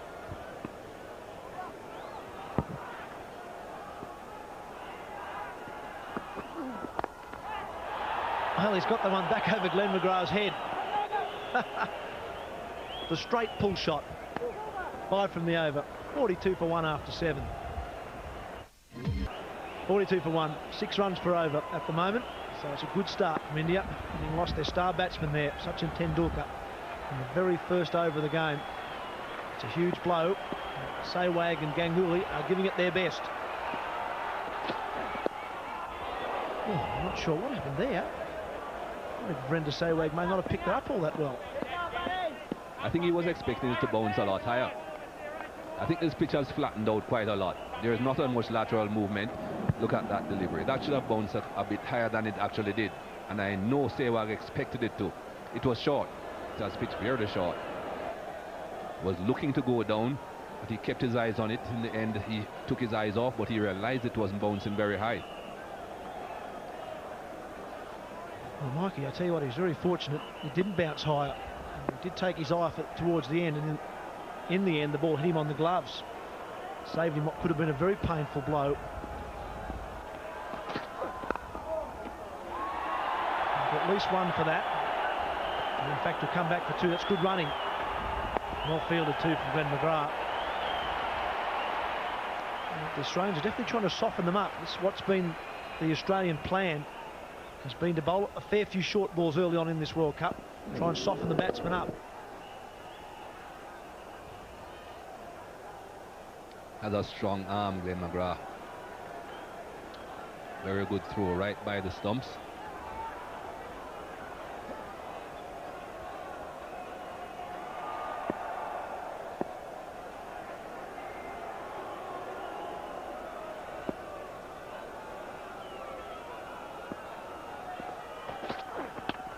Oh, that's once again glove or chest. Brett Lee, a big follow through. Maybe just a little bit of advice to the batsman on how to play the short ball. I'm not sure Sehwag needed it. Well, maybe he does need it. Maybe he needs a bit of advice as to exactly what to do. That was a good bouncer though. Those are the bouncers that I like to see as fast bowlers bowling. Pitching off stump or just outside off stump and coming into the right hander, following him. In the end, he played it well, Virender Sehwag.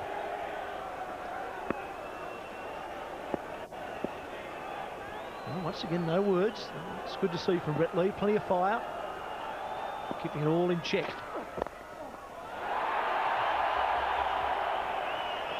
Just the single on this occasion.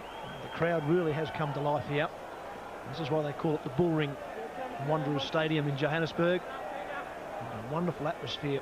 And you get a game like this, a World Cup final. Australia with a mammoth total. 2 for 359. India, all they can do is come out and play their shots and just hope for the best. And perhaps hope for some rain. If it's rained out before 25 overs, they come back tomorrow and do it all over again. Don't quite understand the reasoning behind that, but that's the rule. Well, that's nicely played. Just for the single. I'm not really sure why they do that. We have a reserve day tomorrow with covers the way, and also another reserve day on Tuesday as well. But I'm not sure why they don't just continue on with a match where they've already in the situation that it is when or if rain or bad light comes. Hopefully it won't come today at all, and we'll see 100 overs, or the best part of 100 overs bowled today. But with covers the way they are today, and ground staff and all the facilities which are available to groundsmen these days, I'm not really sure why we don't just continue on and where the game stops on day 1.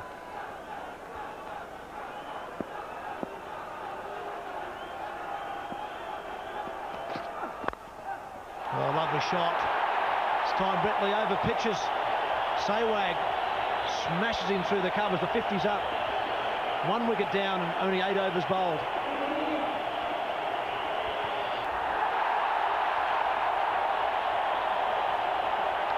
Well, Ganguly started over number 9 with a boundary. McGrath looking for the Yorker, I think. Ganguly's been backing away and playing plenty of shots behind the square wicket area. This time the Yorker, or the attempted Yorker, fired in. Ganguly punishes him through the covers.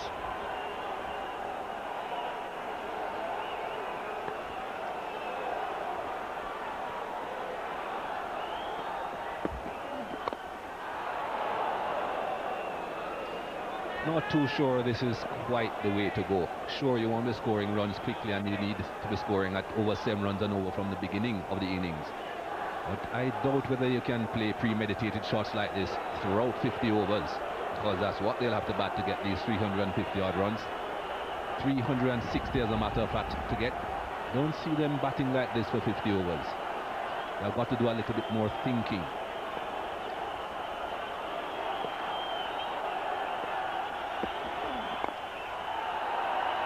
Got that one away for a single. And I think what Ganguly and Sehwag are trying to do is to score as many as they possibly can in these first 15 overs.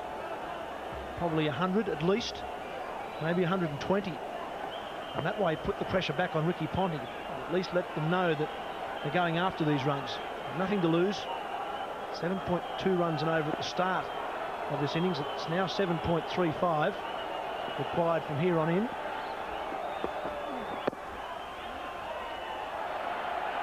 What is interesting as well, Mark, is the situation with the Duckworth Lewis.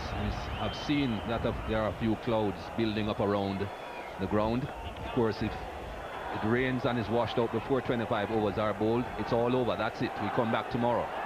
But if they get to 25 overs and they lose only 1 wicket, India only need 129 runs. That's not a lot of runs. They actually need 130 to win. 129 to tie, Michael. It's a short ball from McGrath. Yes, 1 for 129 will tie the game after 25 overs, which does, when you look at it on face value, seem to be very much in India's favour. It still leaves them some 230 runs to get in 25 overs after that point. So at the moment, after 25 overs, the Duckworth-Lewis system certainly favours India, provided they don't lose wickets. The more wickets they lose, the more they need to be. And that one's up in the air. It may well be safe, though. It will be. Falls in between 3 Australian fieldsmen, and the Indian crowd love it.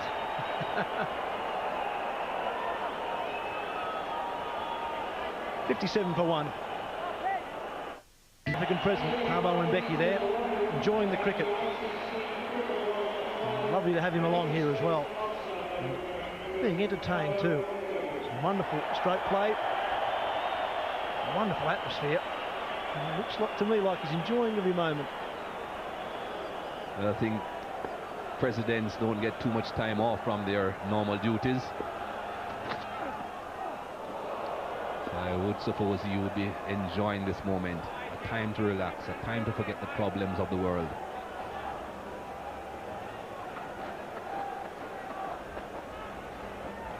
So Ganguly has a few problems himself. Not a president, but the captain. Won the toss, asked Australia to bat, and in my book he was let down badly by his bowlers, the opening bowlers in particular, very badly. Herculean task now to get 360. Some would say impossible.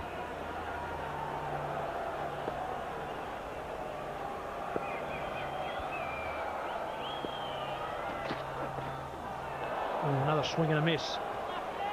Well, I can tell you, Michael, if they happen to get the runs, 360, could you believe that 720 runs could be scored in one day's play? Well, it would be very entertaining, that is for sure. Because the Australian innings was entertaining, unless you're an Indian supporter, of course. Well, I said to both Ricky and Saurabh this morning at the toss, well, I am very relaxed. I have no emotions here. Both of them looked a bit nervous. Ricky was a bit more relaxed than Saurabh Ganguly. But it's the big one. A change of field here. Looks to me like Ricky Ponting's going to put 2 men in the deep on the offside. A deep point going in, as well as the deep third man, so there's no one outside the field restriction circle on the leg side. Only 2 men on the leg side. Wide mid on, and a backward square leg.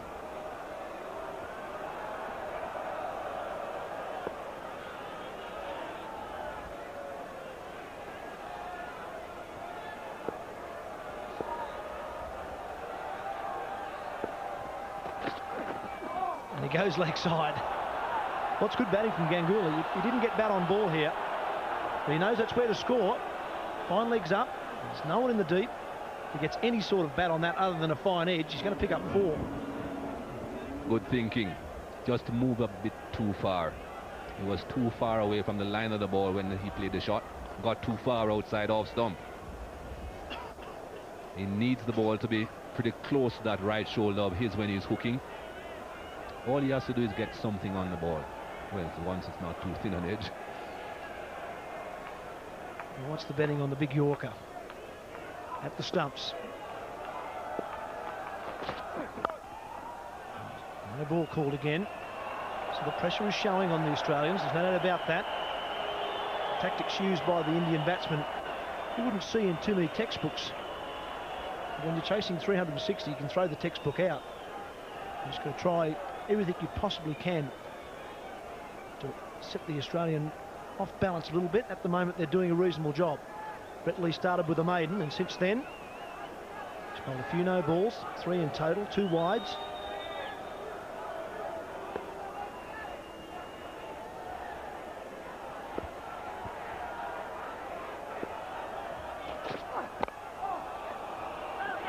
Oh, there's mix-up. There's people diving everywhere. Very neat from Brett Lee, mind you. He's left 1 stump down the bowler's end. I think what he wants to do, Brett Lee, is to demolish the stumps at the other end, and that's how Ganguly is batting at. But total mix-up here. Not proper communication between both. Well, the stump camera is still intact.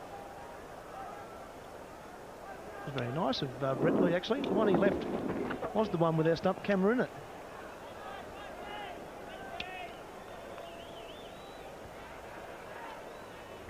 There it is, left-hand side of your picture, the off stump for the right-handed batsman. That's the one that didn't get knocked over. The other 2 were all over the place.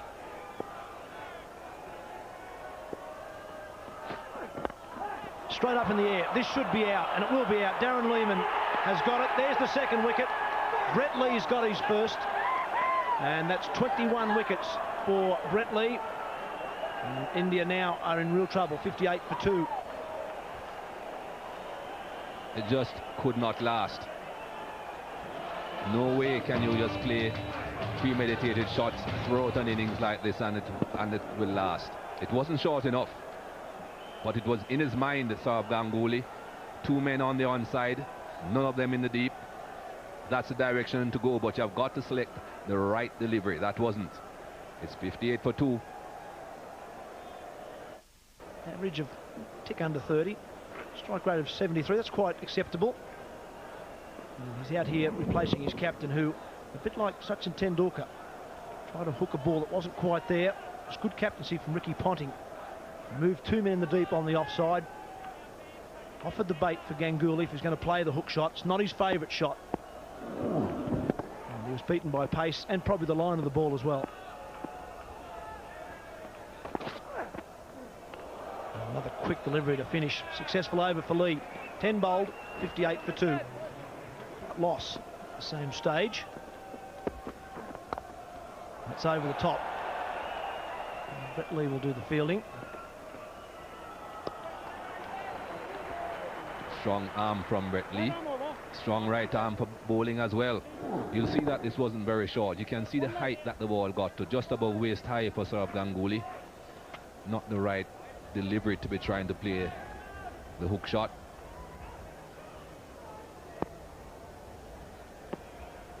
Well, I'm not really sure what the 5 was for, but that is 21 wickets for Brett Lee in the World Cup. It's been people like Brett Lee and Andrew Bickle from the Australian side have picked up wickets when Jason Gillespie had to go home, and also replaced Shane Warne, who didn't bowl a ball at all in this World Cup. Some of the lesser lights, I suppose you'd say, have really stepped up for the Australian side in this World Cup campaign. Andrew Bickle, 15 wickets, 117 runs as well with the bat. And that's a big edge.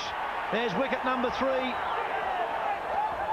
And that's wicket number 20 for Glenn McGrath.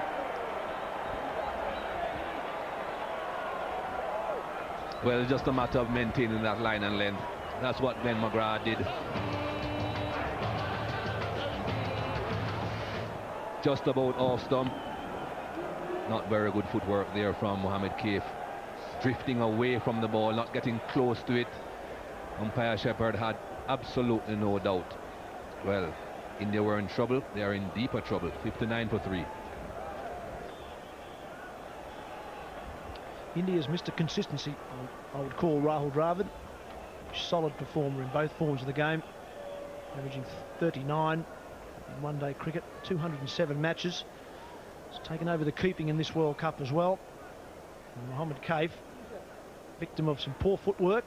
So probably thinks himself a little unlucky. There's been plenty of balls swishing past the edge of the bat from both sides, particularly in the first 15 overs. And unfortunately for Kaif and for India, he got a little tickle on that one. And Adam Gilchrist was almost running towards Glenn McGrath before he caught the ball on that occasion. That's a simple one.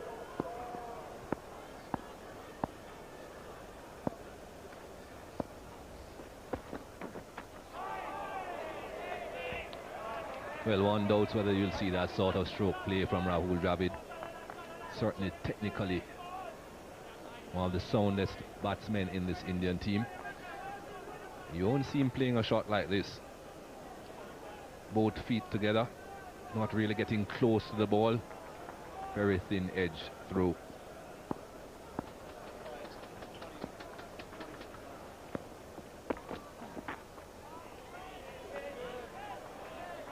Just a little bit of shape too for Glenn McGrath, a little bit of movement away from the right-handers.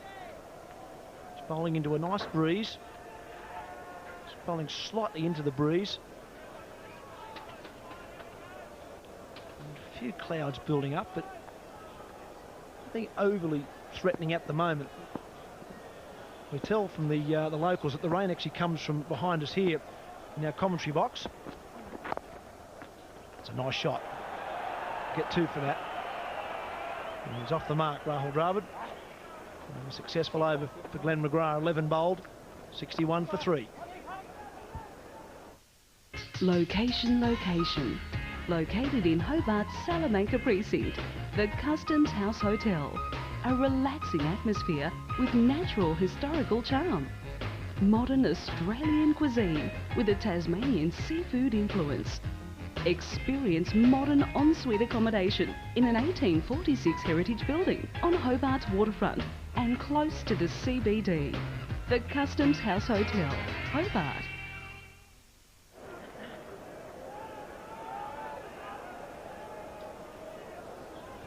Tendulkar for 4, Ganguly 24 and Kaif no score.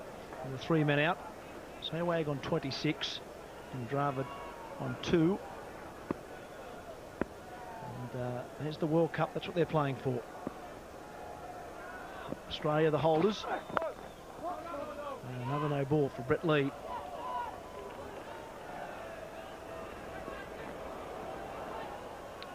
Charging in Brett Lee, looking for top pace, just stretching a bit too far with that deliberate stride. 4 no balls already.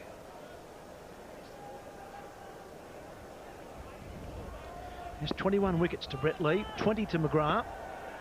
Chaminda Vaas with 23 as the leading wicket taker in the World Cup.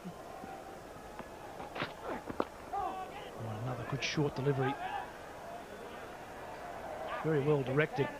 And Sehwag really is having trouble with the short one. It doesn't look like he wants to play the hook shot. He's not avoiding it very well either. Certainly not playing it very well at all. At least he's surviving though, Virender Sehwag. This is Brett Lee's 6th over. Glenn McGrath has already bowled the 6. One doubts whether Ricky Ponting will go too much further with either. Perhaps another over at the most.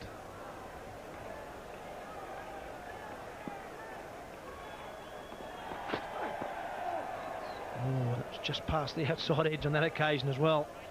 He just hasn't made up his mind. Virender Sehwag, he's not sure whether he wants to play the ball or whether he wants to avoid it. In the end, he's doing neither. He's leaving the gloves and the bat in the wrong area. In the end, if he gets any sort of bat on that, it's going to present an easy catch to either Gilchrist or one of the slips. In fact, that's the same sort of position that the man that's usually doing the catch in practice in the mornings will take, just edging the ball towards the slip cordon.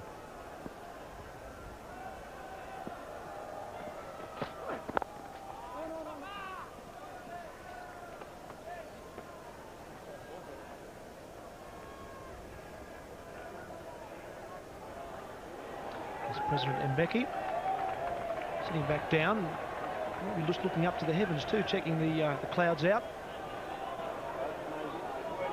Another 14 over, or 13 and a half overs are needed to constitute a match here. The second side has to face 25 overs to constitute a match. There's a few clouds out to the north. I just wonder if the Australian captain will be keeping an eye on those. What does Ricky Ponting do here, Michael? Does he maybe bowl one of his slower bowlers to try and get through a few overs? India need to be 158 after 25 overs, 3 wickets down to win the match. Ricky Ponting may be thinking about getting through some overs.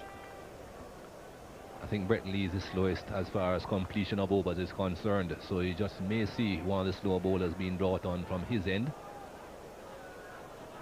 Still a fair way to go though, 13 more overs to be bowled.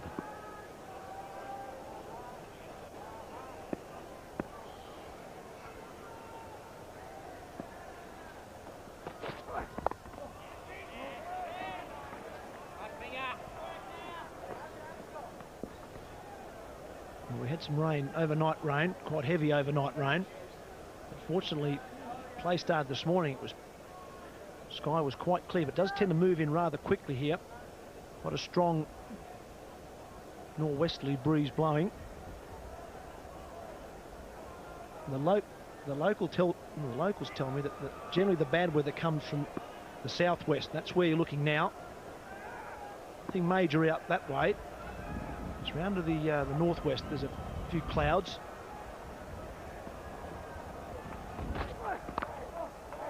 That's a good over from Brett Lee. 12 bowled, 62 for 3, India.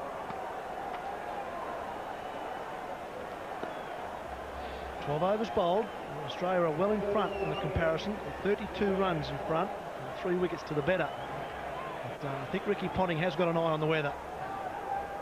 We're going to have a change out in the middle. Some of the ground staff are making some movements towards covers. Brad Hoggs moving into the attack. Moving into the commentary box is Richie Benaud and Ian Botham. Well, Mark Taylor's called it correctly. The slow bowlers are on. They'll get through their overs quickly. Brad Hogg the first one. Lehman is also loosening up. He gets through his overs very quickly.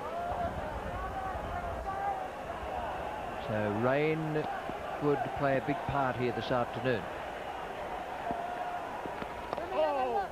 Didn't pick the wrong one. Very good afternoon, Ian. Afternoon, Richie. I hope it stays good. Wrong and not picked.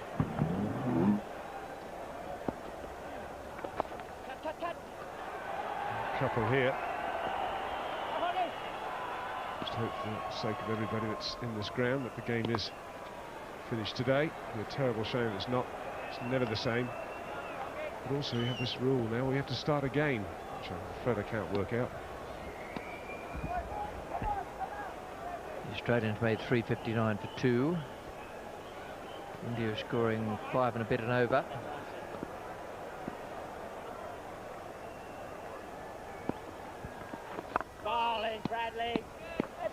India also will have an eye on the weather. They will be trying to have as few overs bowled as possible.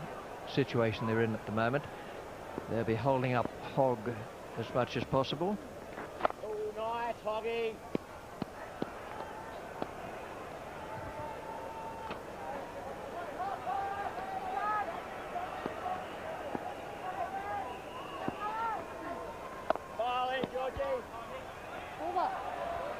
It's a good over, 64 for 3, 13 gone. Now Darren Lehman.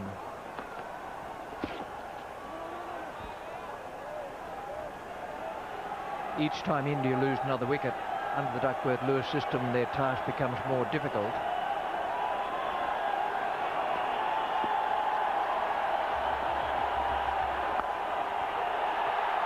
Four. Good shot. They still need to make runs as well as make sure they don't lose wickets. Everyone's got to be thinking out there. Ponting's taken the first step by bringing on the spinners as a challenge. I think there's as big a cheers as any from the Indian supporters, which because there's some rain in the air. And they're thinking, OK, we'll get this washed out and we can start again tomorrow. I don't think it's going to be that much rain. It shouldn't be the case anyway.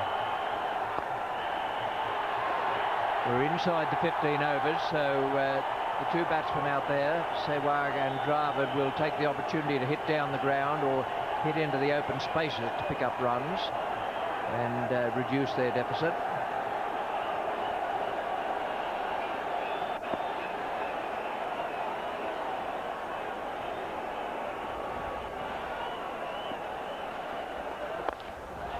There he goes again.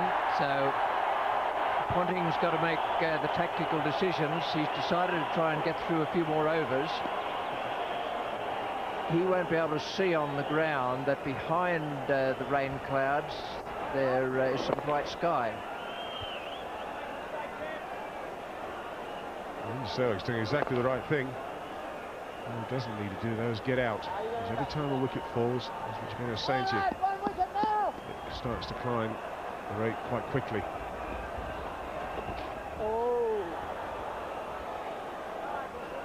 The arm was that low with that delivery, it was almost underarm from Darren Lehman.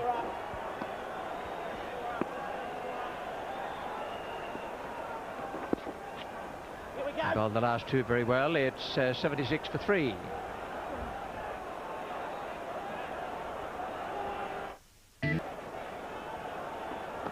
Now Ponting's just taking a little more time now. He's making sure he's got his field settings right. Can only have 2 men outside the circle.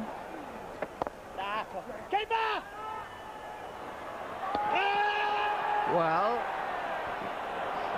Gilchrist wants to know a bit more about it, but it looked to me from here, and we are a long way away, that the batsman made it safely. There was some hesitation. There's some hesitation, but Steve Buckner's response, I think, says, well, I don't really think so, but we'll have a look. They need to have a look, but he's home.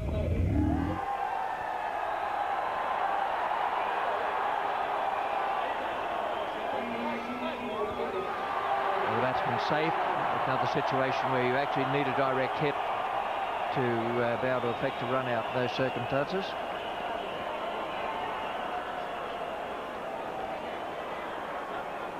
(77 for 3). Sehwag on strike is 38.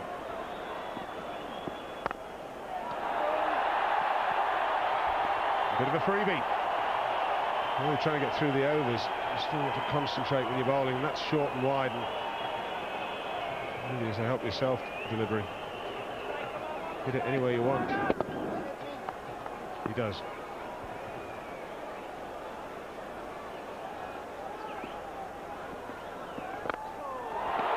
Six. Favourite spot today. Well, Ricky Ponting went in that direction. Linda Sehwag has done exactly the same.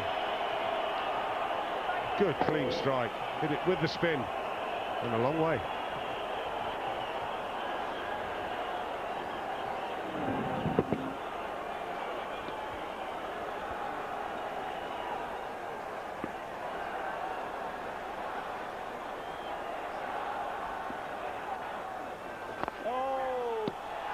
Man out of long on will allow only the single.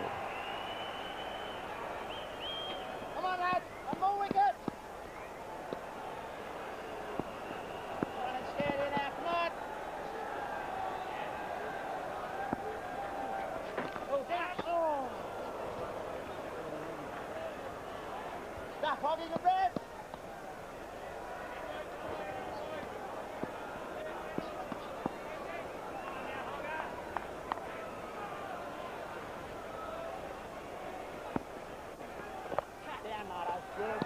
The field head. Bump ball. End of the over. It's 88 for 3. 15 gone now.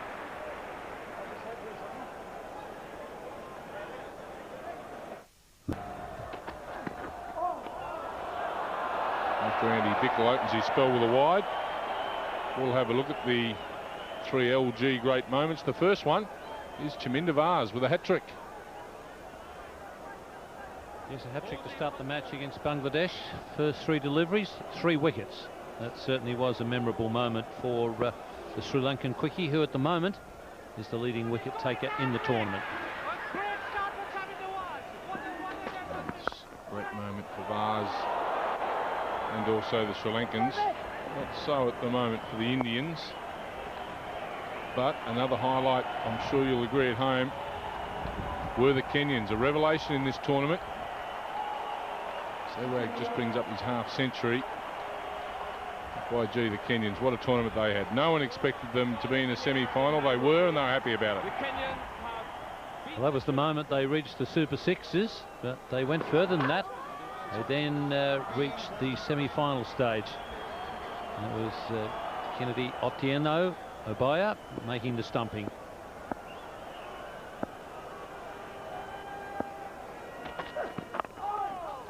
Sehwag now has brought up his 50 with that single off Andy Bickle. 90 for 3, the Indians. Well, opportunity knocks in World Cups, and Andrew Symonds, he has stood up and become quality international cricketer. This all started with that innings against Pakistan in the first game at the Wanderers. 143, tremendous knock from Andrew Symonds. Live at the Wanderers, that's a boundary. Well, you give credit to the Indians, they're having a crack at this. Big total required, 360 to win. Playing some wonderful shots on the way to trying to achieve, you would think, is an ungettable total. Funny game this, excuse the pun.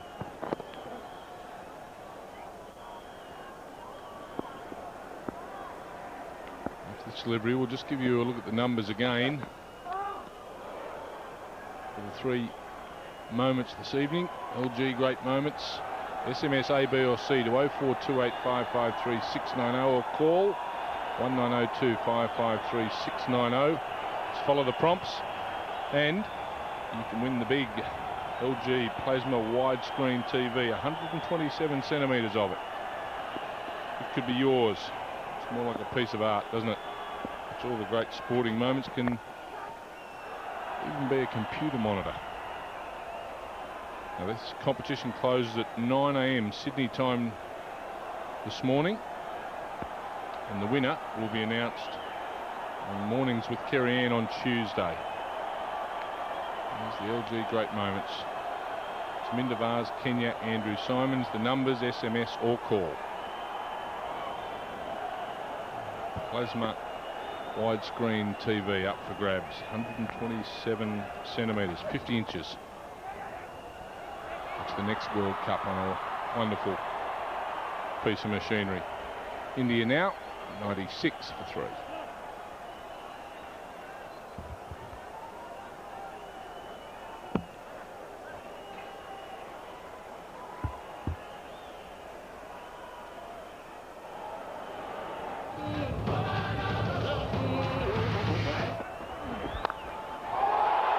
Not a bad shot. Plays some good start. Chaminda Sehwag drives, cuts, and then particularly severe on the spinners.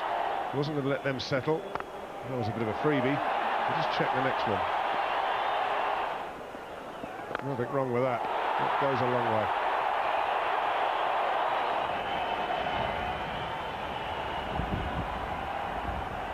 Well played, 50. Now Glenn McGrath's back on, take the place of Brad Hogg. Hogg and Lehman bowled just at 2 overs. 2 for Hogg, 1 for Lehmann, 3 overs in all.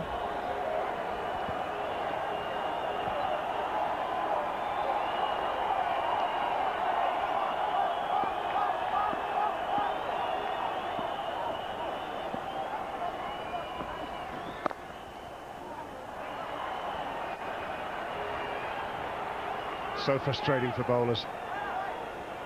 You bowl a good delivery and another one goes up against your name.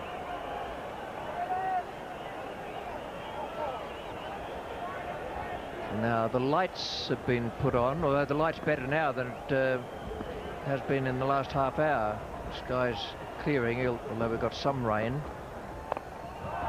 There is a man out there, but he's not going to be able to get to that.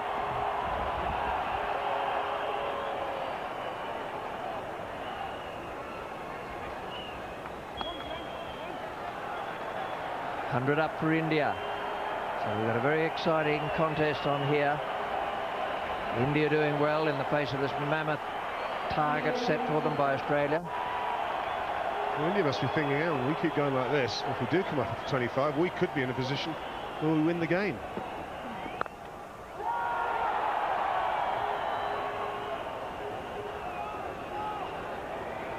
Well, they've got to be thinking all the time out there. Their reasoning now will be that there's every chance it will be a 25 over match. Now the rain's coming down heavier, but it does look as though it'll only be a short, sharp shower.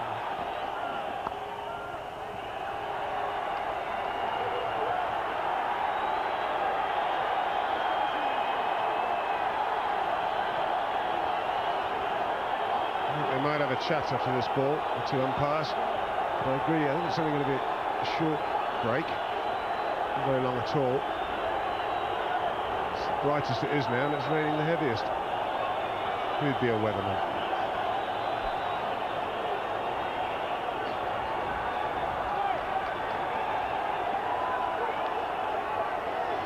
The batsman's turned to Steve Buckner, who's turned his back on him, but they will come together after this ball.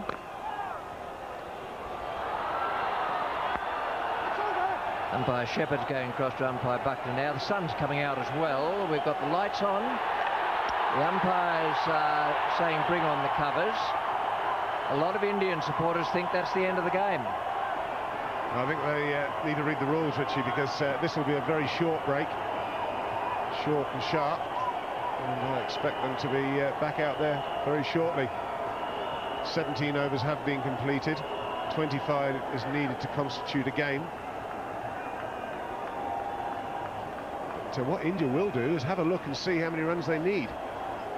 Should it be 25? But I think we could have a clear evening after this has gone past. The worst of the rain is passing away to our right as we sit in our commentary box.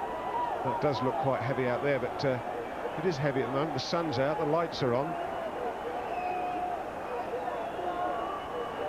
As you can see, it really is quite bright.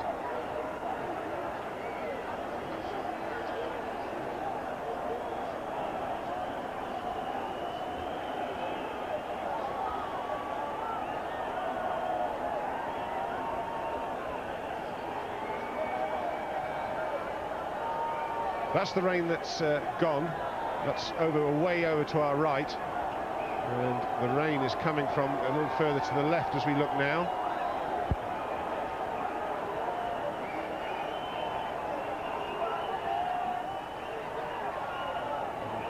And that's about the area out there, which is much brighter. I think there'll be a bit of rain, maybe another 5 minutes, if that. I don't think it's going to have very much of a bearing. In fact, it will be easing off as we talk. Frustrating. No one wants this, though. Players don't want it. Crowd doesn't want it, unless, of course, you think you've got a chance of a rematch tomorrow. All right, well, let's have a look at what the situation is here. Umbrellas up, rain coming down. India 103 for 3. The lights are on, but the sun is out as well. If you think that's complicated, you should be sitting here watching it. Now, let's just have a look, first of all, at the Indian batting. 103 for 3. Tendulkar out for 4. Ganguly for 24, Mohammed Kaif 0, and Dravid 12 not out, with Sehwag 56 not out, and that's in reply to Australia's 359 for 2. That was a tremendous performance from the Australians. Gilchrist 57 and Hayden 37. Ricky Ponting 140 not out, the highest score ever in a World Cup final, and the partnership between Ponting and Martin, the biggest in the history of World Cups. 1975, when the first World Cup was on, Rowan Canai and Clive Lloyd established the previous best record. 359 for 2, and now we're into the rain area where the Duckworth-Lewis system can come in. There are 17 overs used up so far, so 8 to go before we have a match. The sun is out very strongly now, so there's no problem about the light. This is just the edge of a rain shower, and I would anticipate they will get to the 25 overs. Now, in the dressing room, India are trying to work out what they need. They need 55 from 8 overs, so that they're ahead in case the 25th over is bowled, and then the storms come. So you do need to be... What would be a remarkable match. Well, it should be exciting and entertaining for us all. Well, it could happen. The umpires have taken their time to get out there because the rope being pulled between the two vehicles hasn't finished its job yet, and they've been in touch with the groundsman out in the centre so that they know when they get onto the field they can be followed by the teams and play can begin almost immediately. But there have been delays with the ground staff getting the covers off, now the rope being pulled around, and when that is finished then the players will come down the race and follow the umpires into the ground. Now that rope that's being pulled is going to be placed as part of the boundary rope. It's actually a clever little bit of work. I was impressed with the driving. Manoeuvred that well. Amazing how much water that rope does remove when it's dragged around. And that's been put into place. The umpires are out there. Talking to the groundsman, who I'm sure is assuring them that everything's fine in the immediate future. Australian team on their way out.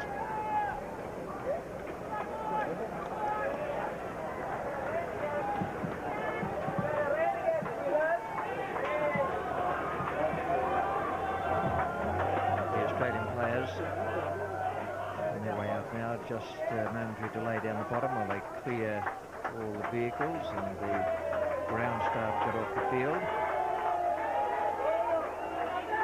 Ravi Shastri has come into the commentary box now, and alongside him will be Michael Holt.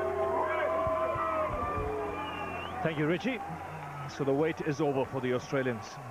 They're back out there. The sun beating down now. The lights are still on at the moment. 26 minutes were lost because of that drizzle. And Virendra Sehwag and Rahul Dravid will once again come out to the centre and try and put up a fight. No overs have been lost as yet because you need to lose 1 hour of play before they start coming down on the overs. So the target still 360.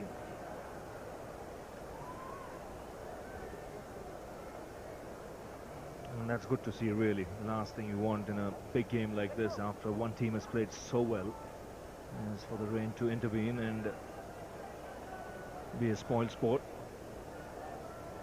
I think the crowd that's turned out here today would want a proper game to be played. But a daunting task still, Michael, for the Indians. Definitely, Ravi. I think the crowd that have turned up today would certainly love to see a proper game, but I think a lot of them, or perhaps most of them, would like to see that being played again tomorrow. Because I think India have a lot more supporters here today than Australia. And if they start all over tomorrow, even pegging, I think India may consider themselves to be in a much better position than they are in right now. Sehwag is going well though. 56 to his name, just 55 deliveries. And the Bickle to continue. Now he's got to start all over again. Bickle starts off with a wide, in fact, the bowler as well as the batsman. But Sehwag was going nicely when the players went off the field. 56 from 55 balls.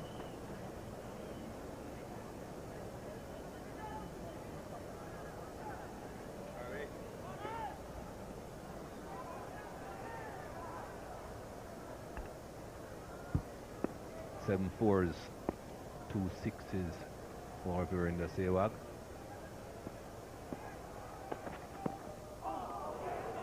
Good line by Bickle.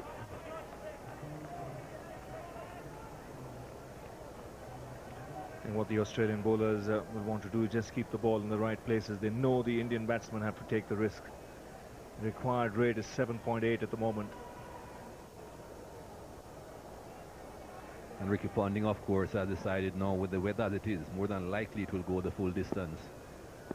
So he doesn't have to be over-attacking. No slips. 5 men inside the circle, though. And there is a deep square leg, so just a single. And that'll bring Dravid on strike.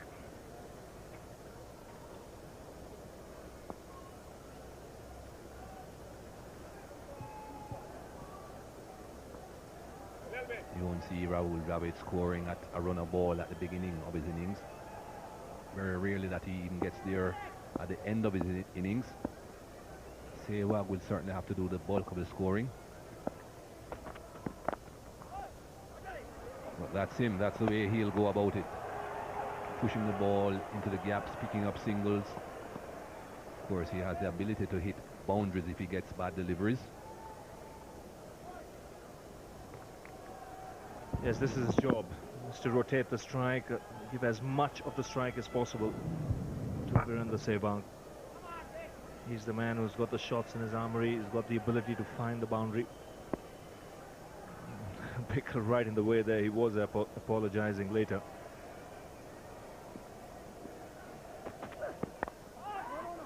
In the air, leading edge, just out of the reach of the bowler.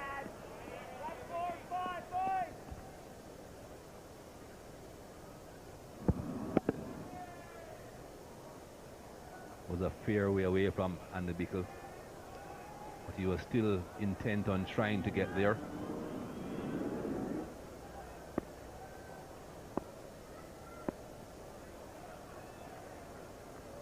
And there is a man at deep point, but no slips in place at the moment. 4 men in the ring on the offside. And he's found the gap, Sehwag. He'll get a couple.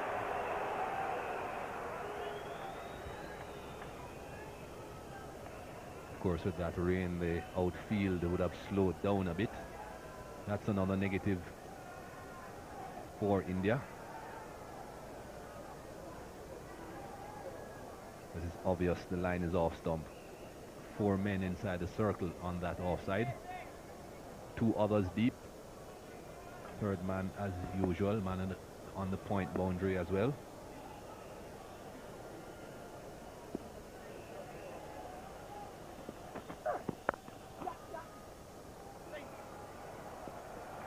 So that single brings up the 50-run partnership. 18 overs have been bowled. It's 109 for 3.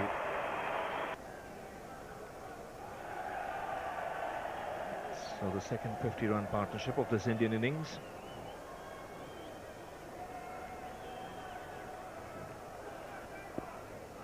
Still to come, Yuvraj Singh, and they've got the extra batsman, Mongia. Then the bowlers, Glenn McGrath on his way. Good fielding, and was hit hard by Sehwag. Bradley Hogg was the fielder. Trying to find the gap that he found in the previous over. That would have been to Bradley Hogg's right. 3rd man had a chance of cutting that off.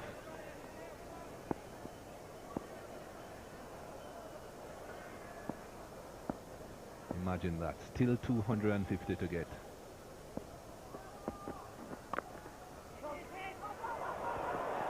Dravid off in a flash.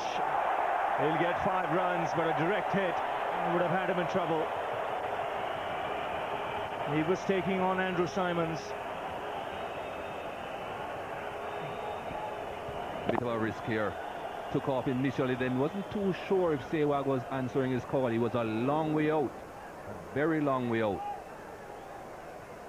Australians didn't even have a chance of backing up themselves, but he would have been out by a distance. Well, I think the problem for Symonds was Dravid was in the line of the stumps, and hence couldn't quite get the accuracy he was looking for with the throw.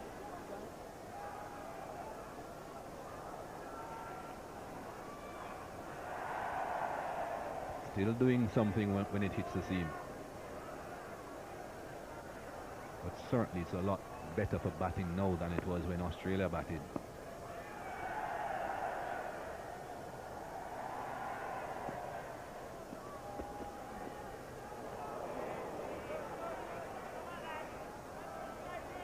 Looking for that area of the ground again, that backward point area. If he gets it in front of square on the offside, there's cover there. Gets it too fine, there's the third man.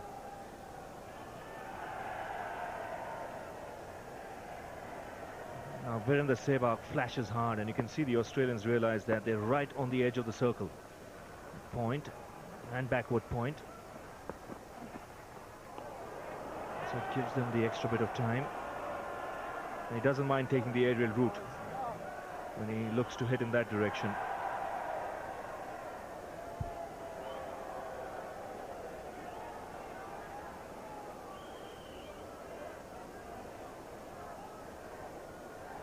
Glenn McGrath quite happy to continue bowling that line. Brad Hogg, the finer of the two, he comes in and stops right by the circle. Still can't get it. 6 of the over, 115 for 3. The Nissan Pulsar is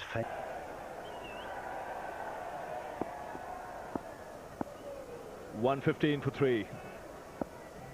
Scoring rate just dipping now. With the fast bowlers back on.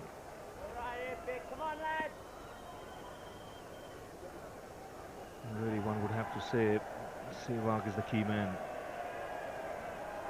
If India have to get a respectable score.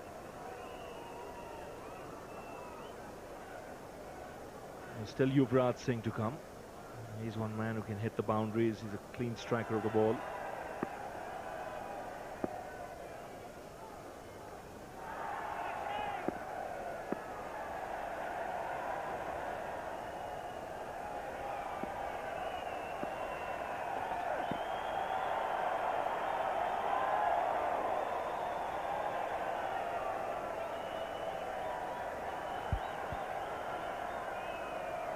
So India opting to play with 7 specialist batsmen. Got Mongia coming in at 7. And then the bowlers, Harbhajan Singh batting at number 8. But really you feel, just get the feeling, Sehwag getting a little edgy out there.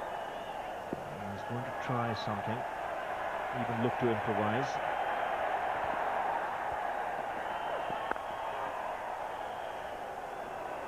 Brilliant. He's such a good fielder in that position, Ricky Ponting, and he's always attacking the ball. And that ball was travelling quickly, but have a look at this.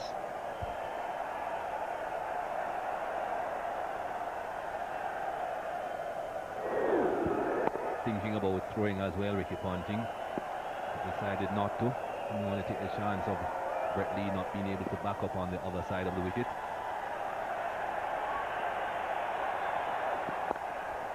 He's got that away on the onside and plenty of bat on it.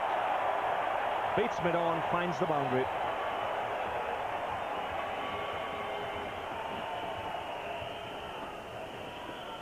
Sehwag hasn't had the best of World Cups, but he's certainly doing well now, coming to the party, as they would say. Very upright seam from Andy Bickle, but Sehwag keeping his eyes on it very well, rolling the wrist. Just see him playing over the ball there, making sure that it goes to ground quite quickly. Moves on to 65. And the best score in the tournament. For him, a 66 that was made on this ground against the Sri Lankans.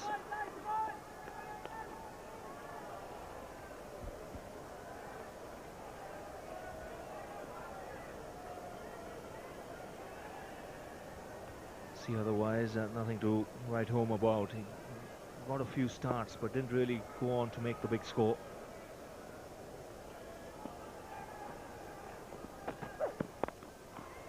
Fine shot. He's found the gap again. This time he won't get the boundary. 7 runs coming off that last over. 122 for 3.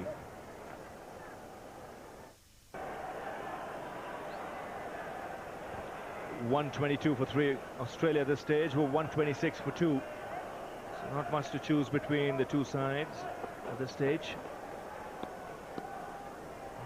But what happened in the last few overs, the question to be asked, can India do it? Australia had wickets in hand. In fact, they didn't lose another wicket on their way to getting 359. Now, Bradley Hogg being brought back into the attack. I'm sure we're going to have some fireworks here. Sehwag's eyes will light up, but that gives Hogg a chance to pick up a wicket as well.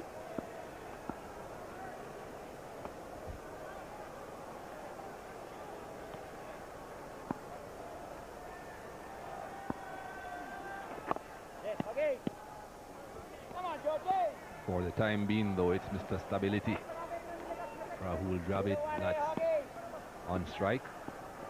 Lots of gaps to pick up singles, though.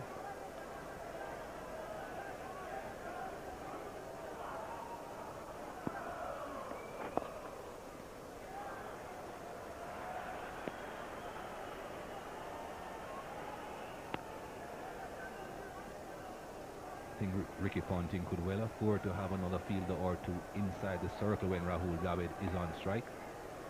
Not so for this man, though. He needs to have a bit of protection in the deep.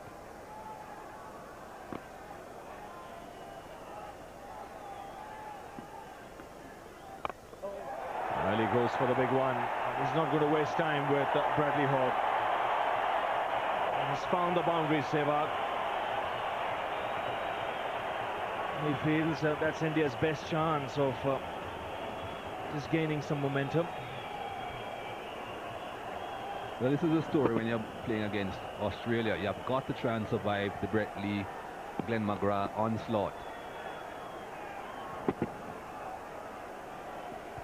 He was hitting against the spin there.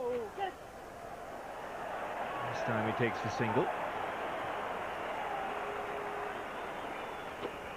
If you can survive that Brett Lee, Glenn McGrath onslaught, you have an excellent chance of certainly scoring at a much quicker rate against the other bowlers.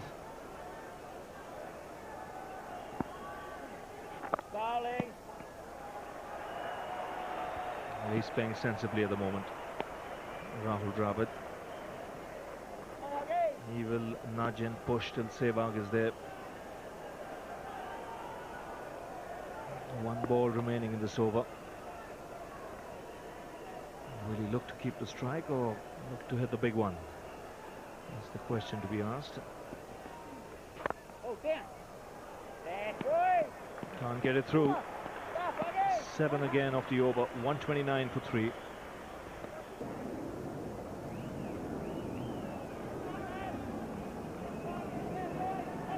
Andy Bickle will continue. I just heard on the PA, the official crowd for this game today, over 31,000. The capacity of the ground, they said at the start, was 30,000.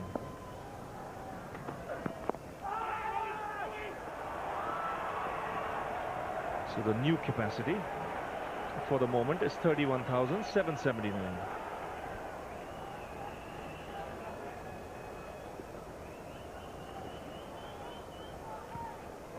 Big shout from Andy Bickle, that last delivery. A bit ambitious, though.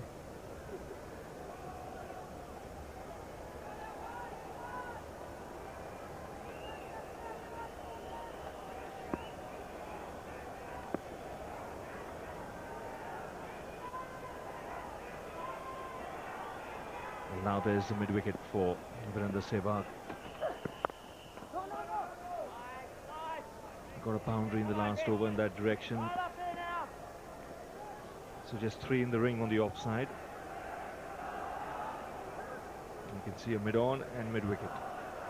And there's 2 men in the deep. There were 4 in the ring in the last over.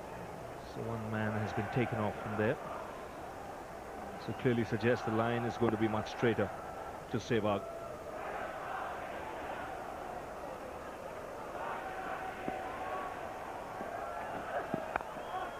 Gives himself room and just out of the reach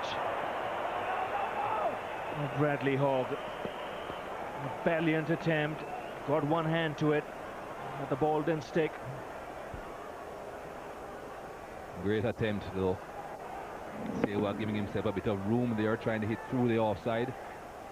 Went to his weaker hand. Bradley Hogg, of course, being a left-handed bowler. Almost.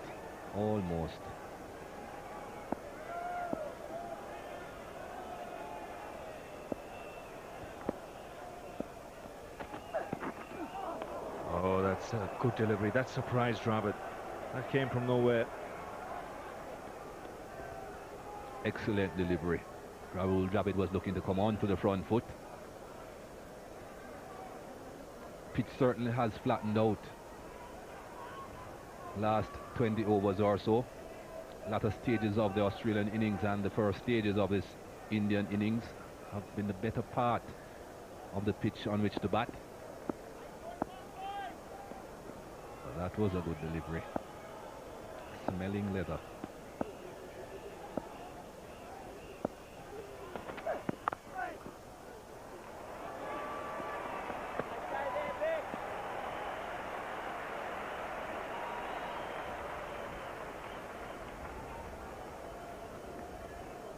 .22 runs for Rahul Dravid, just 1-4.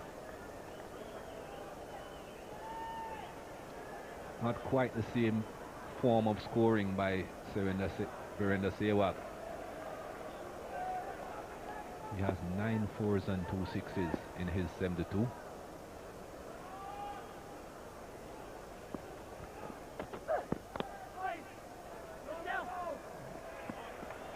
Just 3 runs in that last over. It's 132 for 3.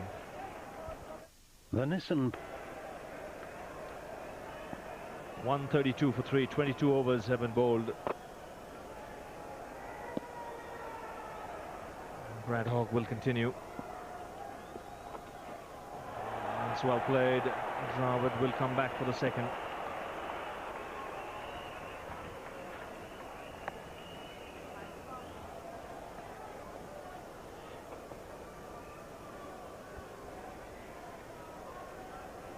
Just 1-4 for Rahul Dravid. 9 singles, and he still has a strike rate of 85.7. Keeps the scoreboard ticking over. You see, deliberately looking to play into the gap. The last ball was example of that. Last minute, just opening the face of the blade, because there was a big gap on the offside. So that'll bring Sehwag on strike. You score 3 runs every 2 deliveries. That's 9 runs and over easily, without 4s or 6s. He'll look for the big one, and he gets maximum.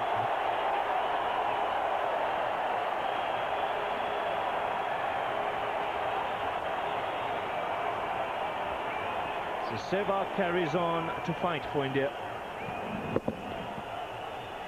Well, he's the man that India are relying on. Sachin Tendulkar went quite early. He has to take over.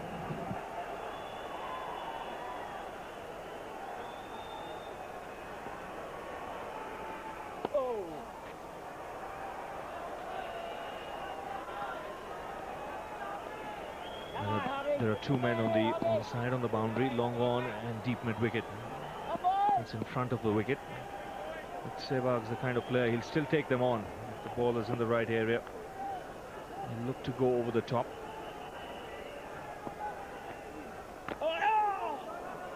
That was quicker. That won't have missed the leg stump by much. got onto him very quickly. I think Virender Sehwag thought this was just a rank long hop. It was more of a flipper. Got onto him very quickly. It was just a rank long hop. He certainly would have had the time to play that full shot.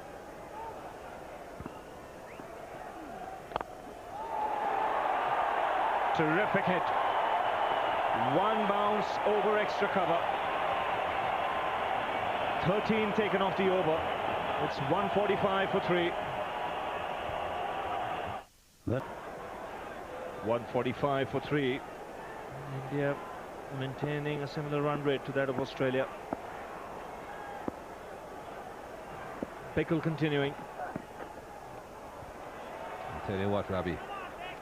After 23 overs, Australia were 144 for 2. India 145 for 3. So 1 run in front, but that important factor, the wickets. 1 wicket more than Australia as well.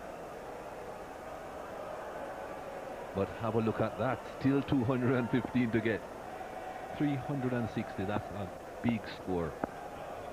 What can you do? You're going along nicely. The required rate, when you look up and see it, it's over 8 runs per over. And that can be disheartening to any side.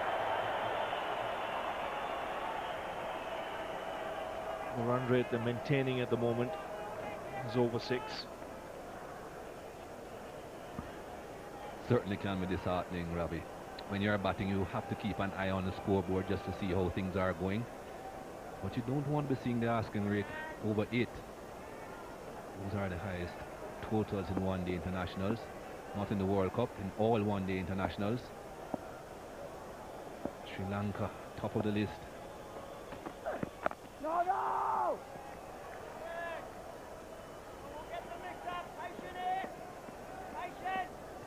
And of course, we're talking about 50 over games. There used to be 60 over games years ago.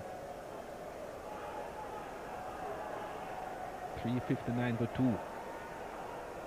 Only 7 scores higher than that.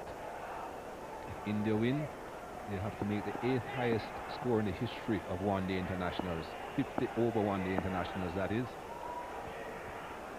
There's quite a few of those scores you saw there have come in World Cups. A lot of those scores in excess of 350. 398 for 5 was in the 96 World Cup. Then you see that score at number 3, 373. That was in the World Cup in 99. And another score there, 360 for 4. That's when Vivian Richards went berserk. 1987. And now Australia. So quite a few big scores in World Cups.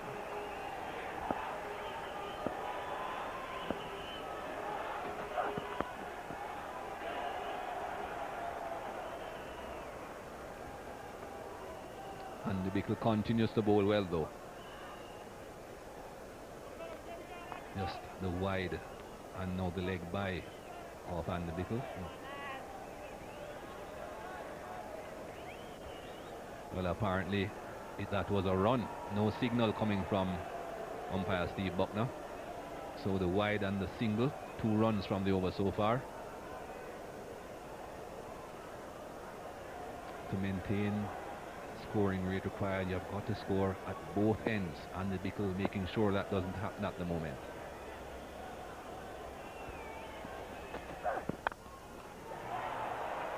Sehwag has to hurry.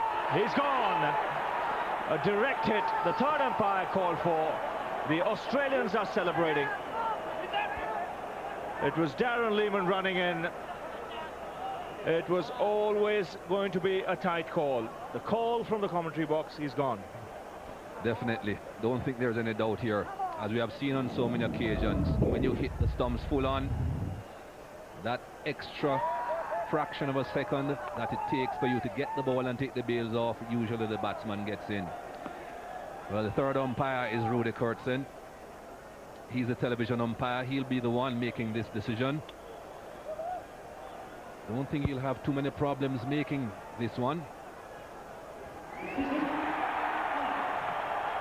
Now that is a huge blow for India. Virender Sehwag had played so well. In fact, he started off slowly, but then when you saw that, he seemed to have made some ground. The problem was he had to run round the bowler and could not run straight. That might have taken a couple of yards off him.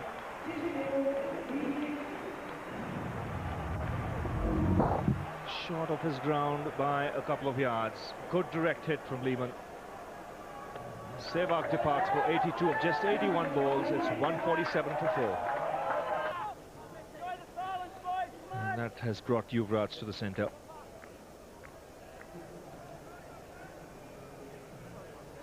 Sehwag running towards the danger end, and he had to run round Bickle. That was the problem, just run round the bowler a little bit.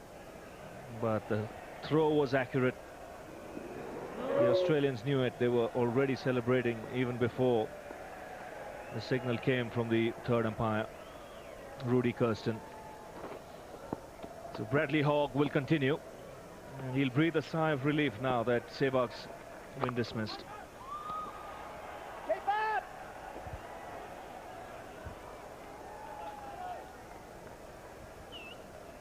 So that single will bring Yuvraj Singh on strike. Another good striker of the ball. And to tell you more, moving into the commentary box now, Richie Beno is with Sanjay Manjrekar.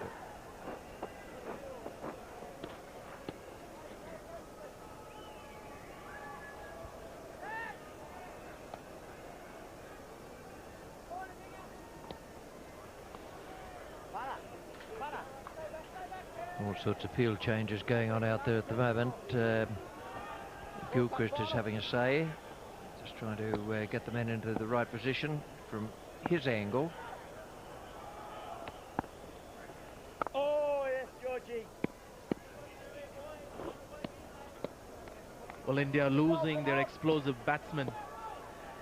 Sehwag was the last man gone. Tendulkar and Ganguly, the other two very attacking players, back in the dressing room. So there's only Yuvraj Singh now, who has the ability to play the big shots, but that's what you need. That's what India needs when you're looking at a required rate of 8.27. Dravid can build the partnerships, but you need some big hitting talent.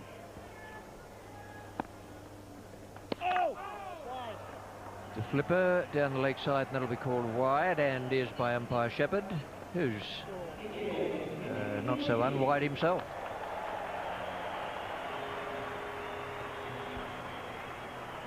Talking of Shepherd, fair amount of exercise for David Shepherd.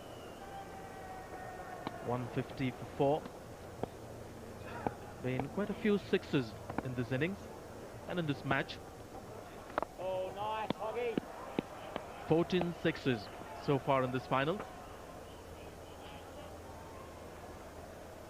India still very much in with a chance here. They're not quite halfway towards the total. We're just on the 25th over, the halfway mark.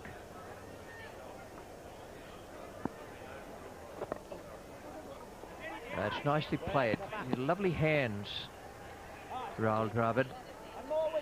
And he didn't pick that, but he eased his hands and his wrists around so that the ball just went off the face of the bat, not off the edge.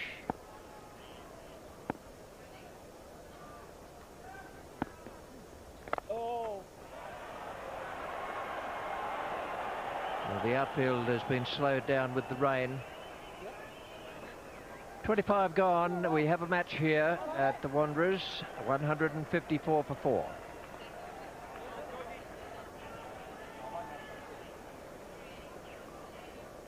The Nissan Pulsar is famous for being only 19,990 and for being loaded up with features. Now we're giving the 19,990 Pulsar a very big feature. A 1.8 litre engine. The 1.8 litre, not 1.6, 1.8 litre Pulsar. Now in 19,990 with air. Big engine, little price. That's the situation. 206 needed from 150 balls. So that is gettable. The 4 wickets down is a bit more of a problem, but there was so much tactical stuff going on earlier that you can be forgiven for losing wickets. Now, I thought Sehwag was magnificent today. I got a great regard for him. I like anyone who gives it a bit of a thump, and he certainly does. He played some glorious strokes as well. Had a couple of problems actually at the start of the innings. He had 2 innings to really play today. One was after the interruption. And he came in to bat with Tendulkar. Just couldn't get into his rhythm. The timing was all right. And then we had that brief stoppage when he was well set. Then we came back to resume the innings. Just lost the pace a bit again. But generally, he was good to watch. That'll be slowed down by the outfield, so the fielder can get round and allow only 2 rather than 4. Inside edge off Andy Bickle. Yeah, Sehwag very good, and I like watching the players in the moment too. Yuvraj Singh, I think he is very good. That's the inside edge. Bowler says he's unlucky, and the batsman says thanks. Dravid also has been very consistent for India in this tournament. Invariably, he's built up a critical partnership for India, and that is his endeavour today as well.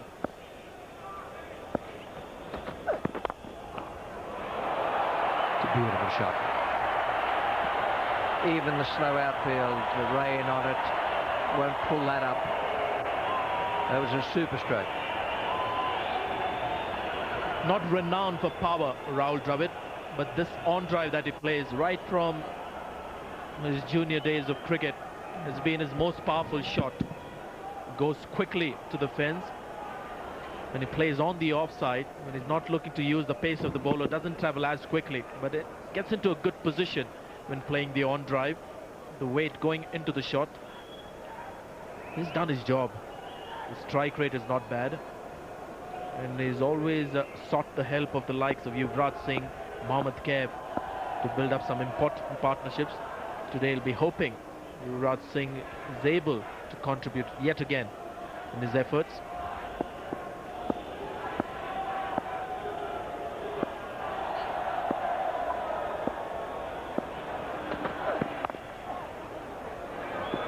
Can't do it again, not another Port Elizabeth for Andy Bickle with that little turn and flick and hit the stumps.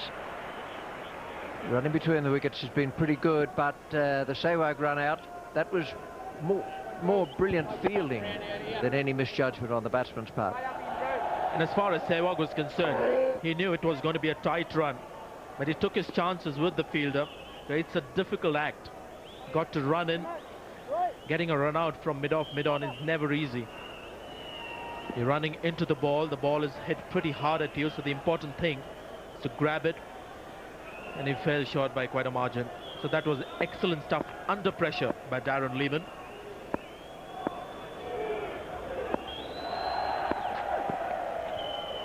Down, 1 missed.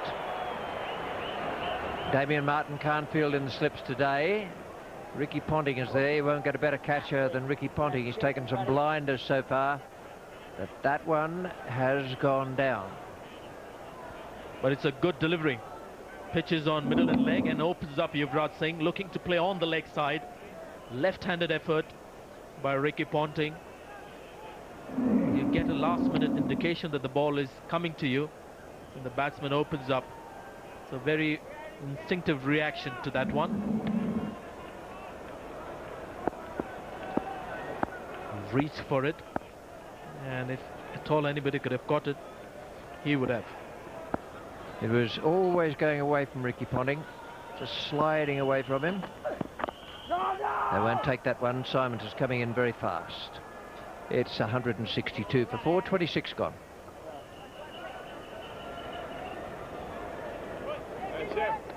The Nissan Pulsar is famous for being only 19,990 and for being loaded up with features. Now we're giving the 19,990 Pulsar a very big feature. A 1.8 litre engine. The 1.8 litre, but not 1.6, 1.8 litre Pulsar. Now in a 19,990 with air. Big engine, little price.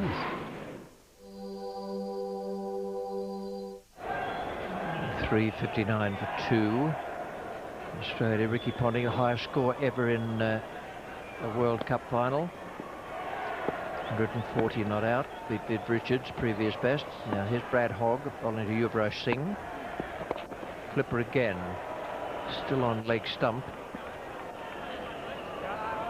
Now when Sehwag's run out, I've just got a feeling that he might have had a bit of a problem because Andy Bickle fell.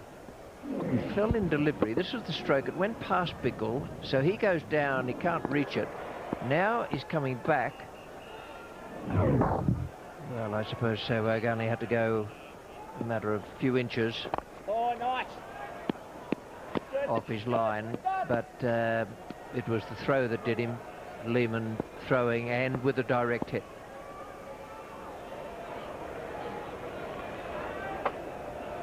Just get a bit of water off the ball there. We had this very heavy rain. They dragged the rope around the ground and did very well with it for the bowlers.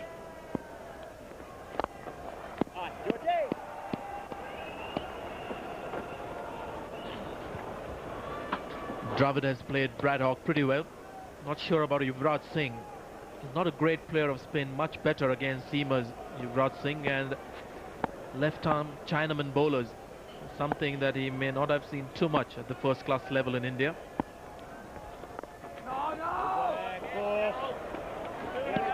Lehmann again.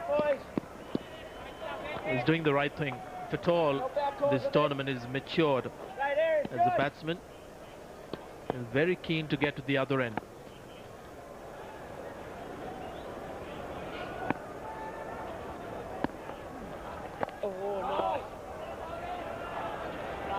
That was a last-minute selection by Yuvraj Singh. He realised it was the wrong one. Pretty well played it off the pitch, I think. He was looking to play that big cover drive that he loves to play. Then it was the one that came in. That's the adjustment Richie Benaud was talking about. And that should be out.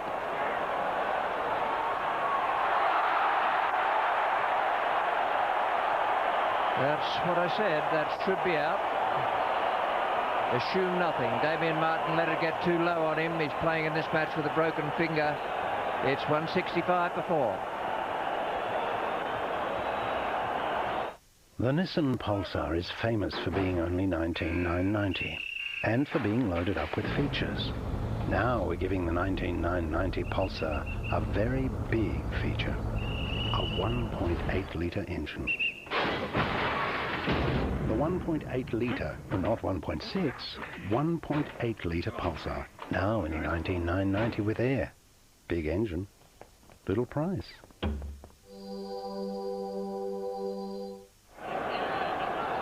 And 65 for 4. Here's Bickle.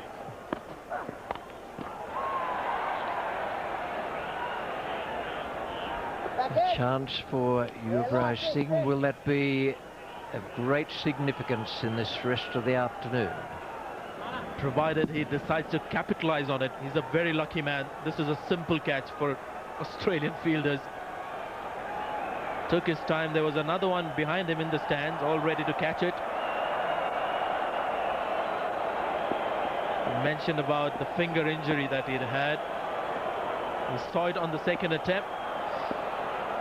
Didn't quite get the hand in the right place. So Yuvraj Singh, that's a big chunk of luck going his way. Well, with that first replay we showed you, I reckon that indicates that Damien Martin was trying to protect that finger, which is understandable. He's actually got a broken finger. It's not one that you think might be broken. Now, it's on the right hand, and he was trying to get his left hand across. Hit him on the forearm on the way down.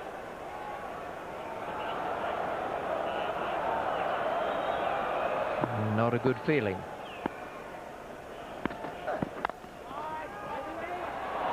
Well, that's a good shot. Slow outfield will pull this one up. Brad Hogg is the fielder. Try Brett Lee instead. A lot more assured against the Simmers is Yuvraj Singh. Good push. He's a strong player both off the front foot as well as with the back foot. It's a slow outfield, but he's a powerful hitter of the ball, Yuvraj Singh, and it'd be better off playing more balls on this end because he's taking a few chances against the spinners, and that's purely because of insecurity every time he faces Brad Hogg.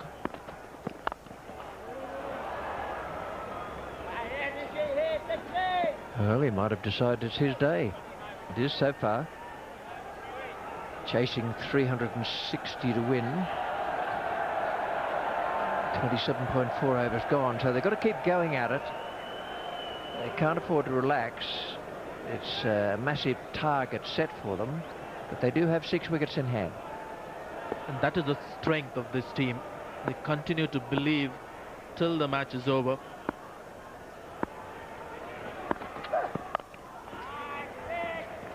And that's precisely the reason why they were able to chase that total of 324 at Lords. Another big chase at Ahmedabad against West Indies, where Rahul Dravid got 100, where the match looked virtually impossible for India to win. They won it in the end because of the belief that is there in this new Indian team camp. They don't throw the towel too early.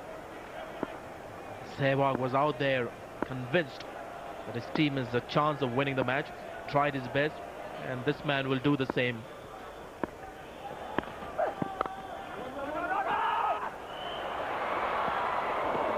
Direct hit, and I think he may well have been gone. It's 169 for 4. Davies, when they started, the rate was 7.2 with that 360 target. So they haven't let it get away from them in the sense of having it balloon by a run or 2 runs every 4 or 5 overs. It's only gone up by 1.4 runs an over, and we're into the 29th over now, so I think that's a terrific performance from the batsman. Still in with a big chance. Yuvraj Singh is at the non-striker's end. He's just had a change of bats.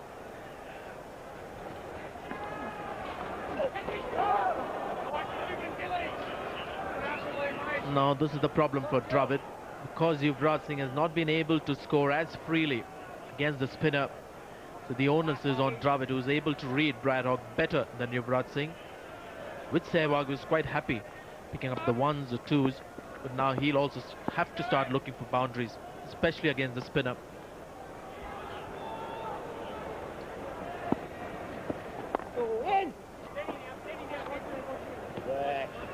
It'll be interesting to see what Yuvraj Singh does against Brad Hogg. He's had a change of bats, and I guess it's the heavier bat that he's gone for. Will he continue to attempt big shots against the spinner? Free fielders in the deep on the leg side. Now that's the ball Hogg needs to concentrate on for Yuvraj Singh. That's what you'd call his orthodox delivery, the one that spins away from the left-hander or comes back from outside the right-hander's off stump. Just turns enough. He needs to concentrate on that more than on the wrong one, which he only needs to bowl very occasionally.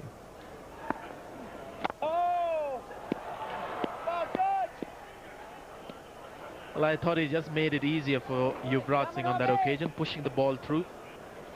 Was able to take it on the full. He'll find if he continues to bowl his slow leg spinners at Yuvraj Singh, he might just get a wicket for his team.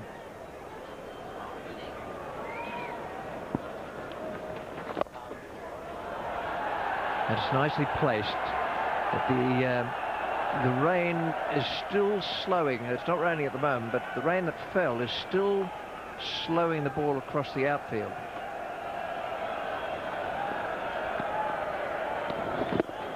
As you said, nicely placed. There was a sweeper cover and intentionally played late by Dravid to pick up the 2.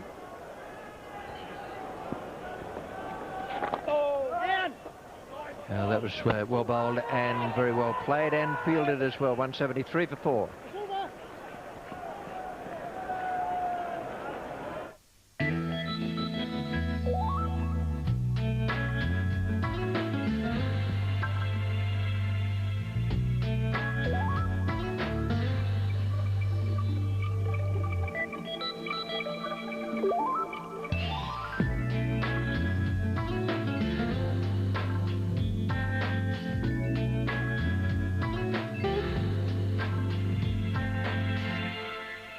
LG, life's good.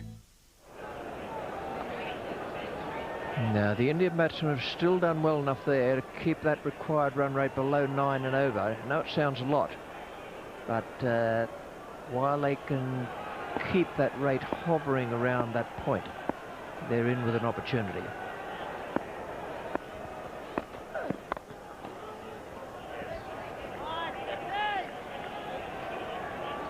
Well, Sourav Ganguly in the last match, the semis against Kenya, had the sheet of paper, the important one, the Duckworth-Lewis method results. At the end of the overs and the fall of the wickets, the vice captain of the Indian team doing likewise. So along with the ball, they'll keep a watch on the skies as well. If the rain threat is not completely out of the way.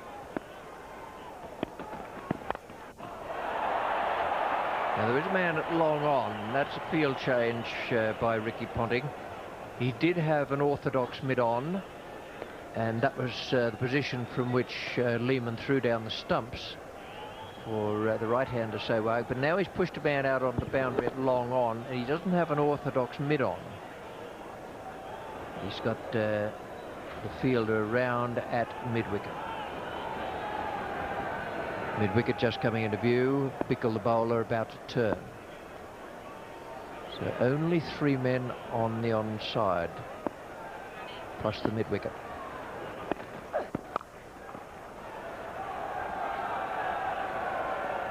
He was eyeing that area behind extra cover and mid-off.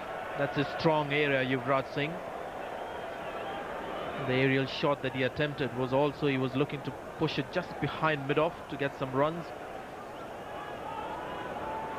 Not quite fluid as he's been so far in the tournament. It's been in great touch. A lot more single saving fielders for Rahul Dravid. 4 on the offside.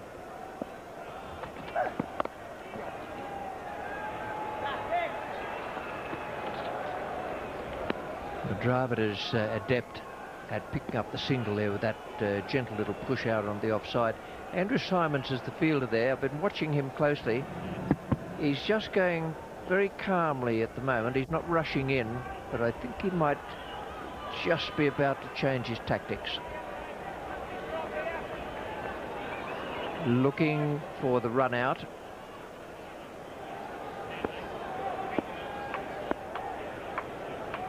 So the mid-off has dropped back. I'm sure to the disappointment of Yuvraj Singh, resigned to just picking up a single, because that was the area that he was eyeing over mid-off when the fielder was inside the circle.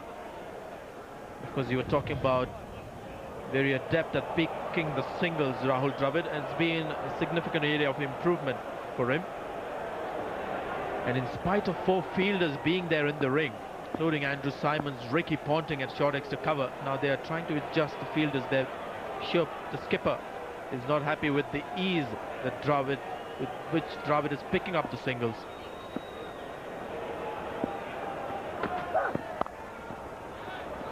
Brad Hogg this time.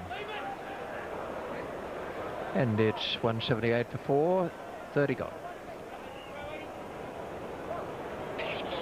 The Nissan Pulsar is famous for being only 19,990 and for being loaded up with features. Now we're giving the 19,990 Pulsar a very big feature, a 1.8-litre engine.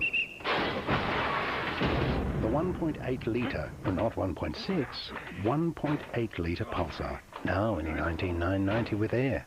Big engine, little price.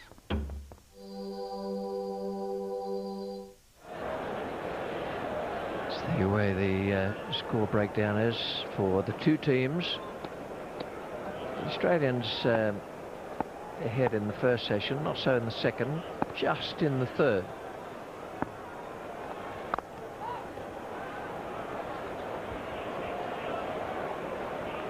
Just looking at the over splits, got to be impressed with the way Indians have batted here. As far as runs are concerned, not too far behind even at this stage when you compare it with the Australian progress when they were batting.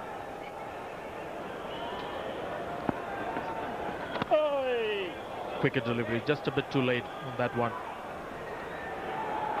I think the pressure now is starting to build up on Dravid. He's also keeping a close eye on the overhead conditions. You can see they push through skids off the turf.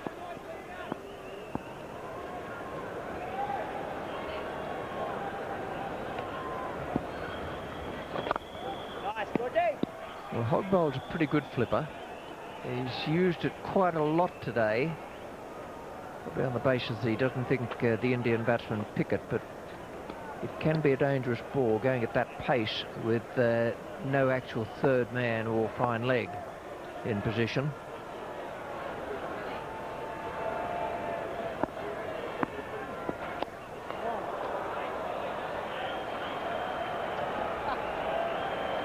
Now that's the flipper again. I'll go back to what I said earlier about bowling to Yuvraj Singh for Hogg. He should be bowling his orthodox ball that spins away from the left hand. That should be stock ball to Yuvraj Singh.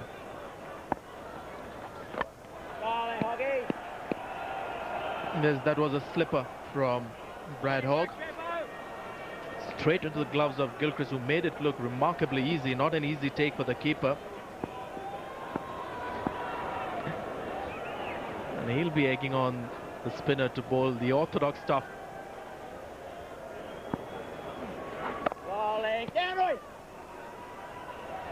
Yuvraj Singh on strike now.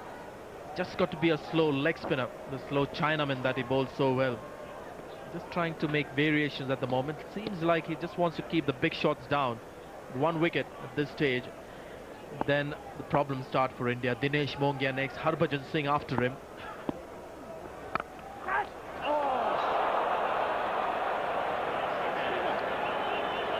183 for 4.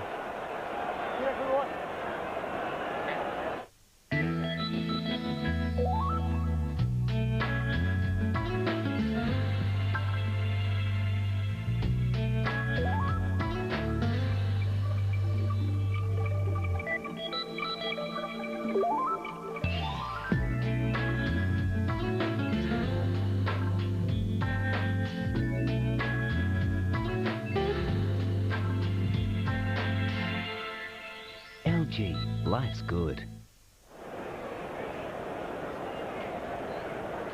Now that's why I'm suggesting that India is still right in this match. That little run worm.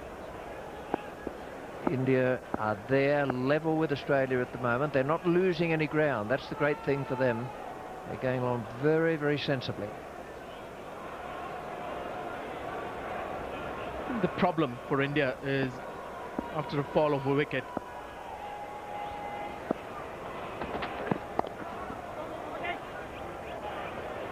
that's when they get into the Dinesh Mongia, Harbhajan Singhs, who haven't batted well in this tournament, or batted enough.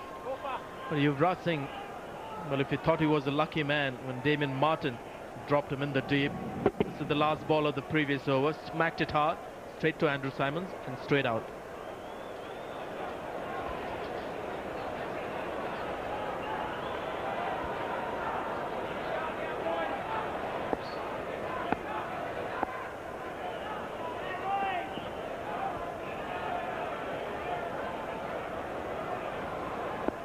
Fielding coach is watching the proceedings here.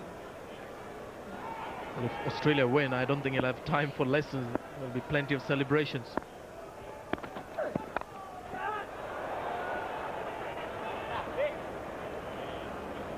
Well, we've had a catch go down from Ponting. He was at slip, very difficult one. Then an absolute sitter drop by Damien Martin, and by Andrew Symonds standards, that was a straightforward catch.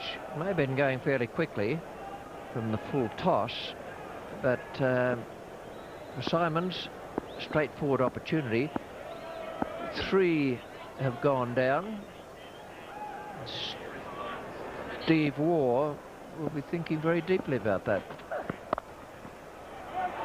Good shot for 4. Can't get round on it. That outfield is killing the Indian batsman at the moment. Nothing can be done about it. It's just that the rain came down. It was like lightning earlier. And you'll see the damage that's done to the field when Matthew Hayden does the slide. Will give you an idea how wet the outfield is. You can see their fair chunk of the turf also coming off with it. So it's a sluggish outfield at the moment, not working in India's favour.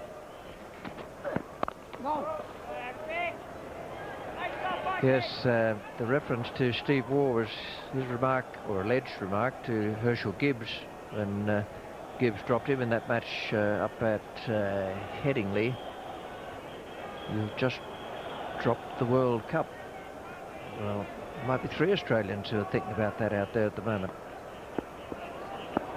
Damien Martin fielding with a broken finger and batted very well, made a lot of runs. Andrew Simons and the skipper himself, Ricky Ponting.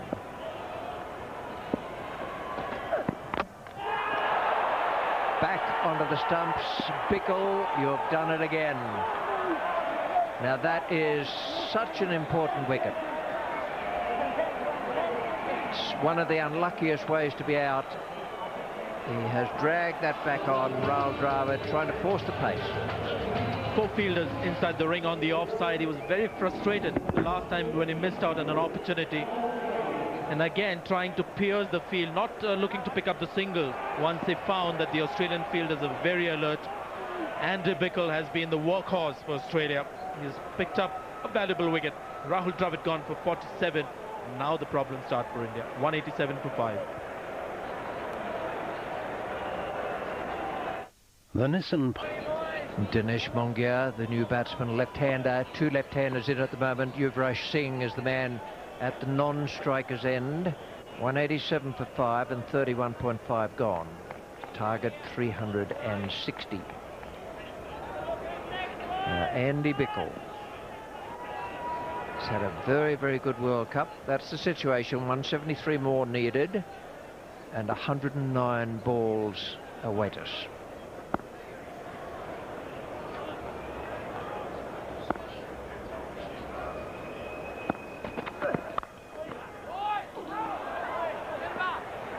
It's a good save.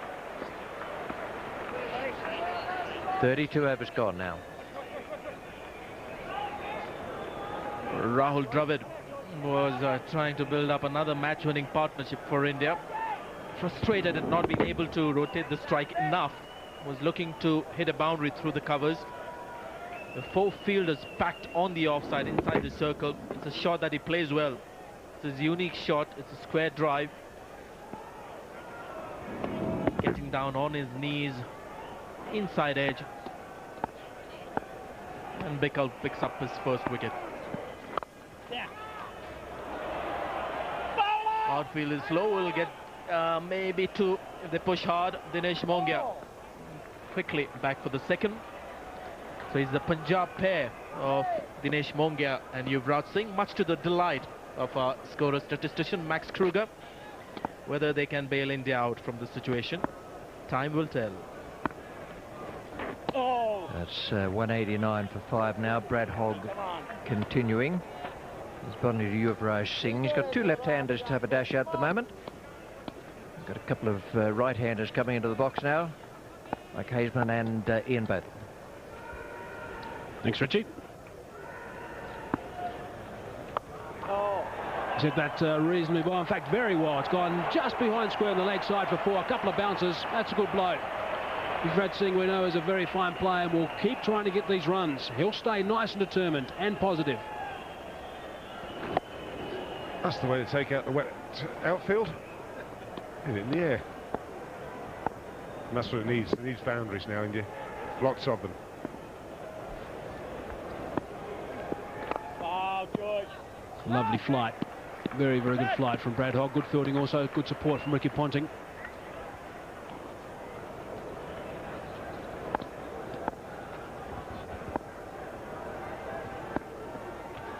Nice, Huggy. Good bowling again. It's good pace through the air, Beef. 85.5 k's per hour. I think Yuvraj Singh made his move very early there.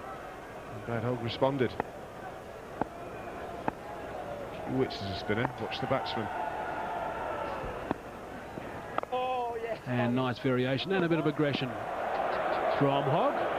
Not that the crowd enjoyed it too much, but that's the end of the 33rd over. 6 runs from it. 193 for 5. Brindisova was very aggressive for his 82 before he's brilliantly run out with a direct hit by Darren Lehmann. Andy Bickle now. What a try he is. That's away. That's going for 4. Another try batting.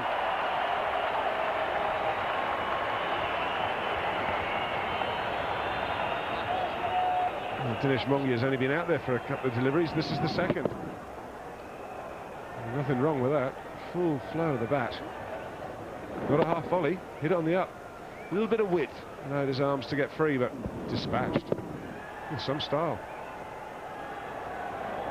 At the start, Andy Bickle would have wanted in his final over.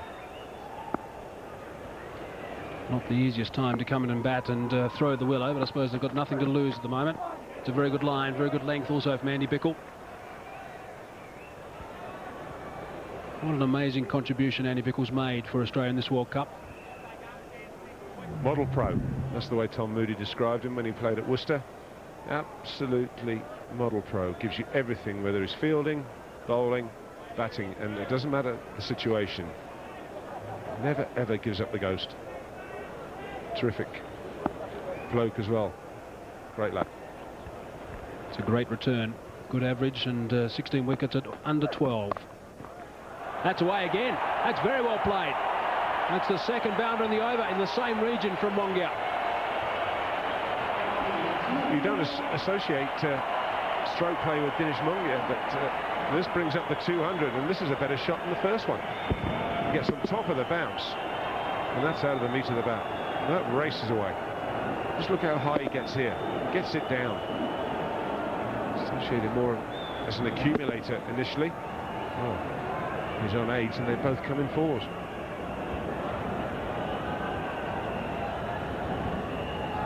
Run rate now on 6.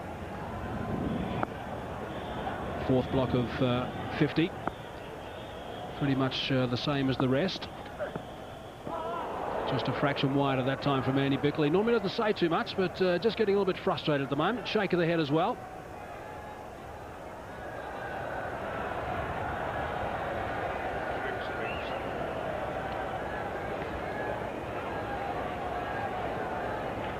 Fuller, wider, went after it.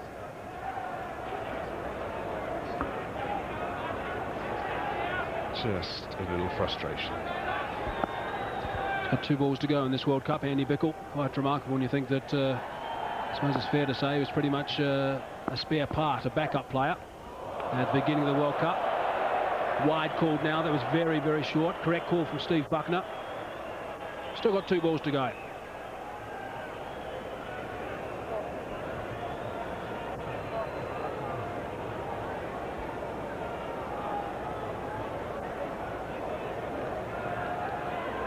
.56 runs conceded.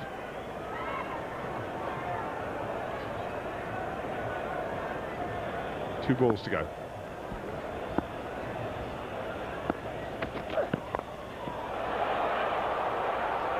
In the end, it goes down to third man. Len McGrath's there and tidies up. Andy Bickle's sense of humour is not going to be improved too much by that. I thought it'd gone straight up. It's a backward point at one stage there, but just a slice to a bit more than appeared. And it just kept on going. Well placed. Screams of catch it, and another little word or two from Andy Bickle. Ended up with a smile on his face. Here we go. This is Andy Bickle's last ball in this World Cup.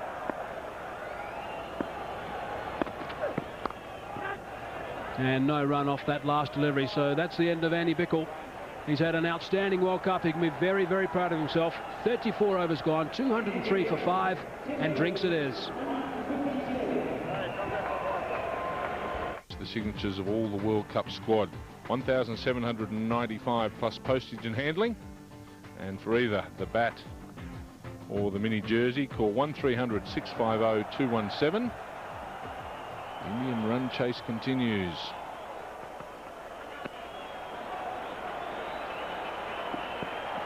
Just to go back over those numbers, 1300 650 217,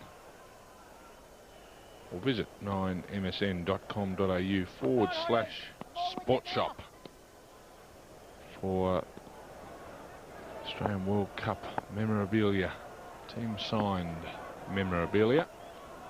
Only one's available.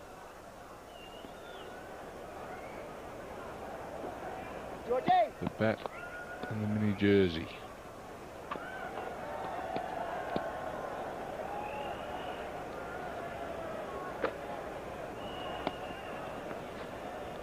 .207 for 5 India. They'll need a big partnership to get themselves back into this match.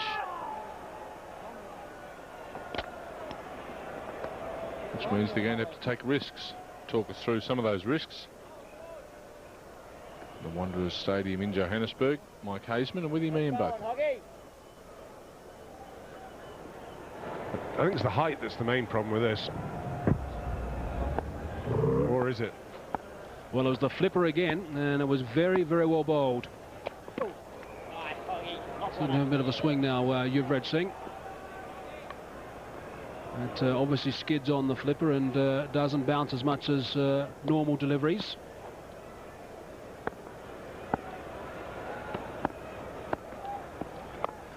That's gone high. There is a fieldsman converging. Brett Lee it is coming underneath it. And he takes the catch. He covered some good ground there, some 15-20 metres, I suppose, Brett Lee. That's the end of Yuvraj Singh, and surely that's the end of India in this World Cup final.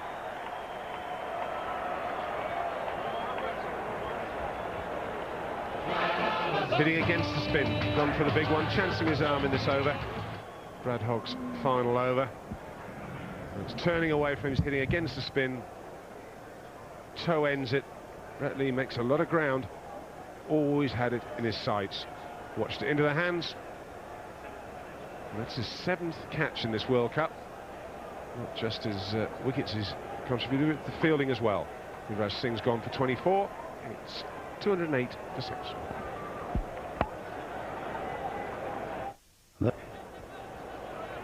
Harbhajan Singh next man in, averaging just over 12. Brad Hogg continues. A quicker one again, just sliding a bit leg side. We'll have to wait for confirmation from Dave Shepherd. Leg by it is.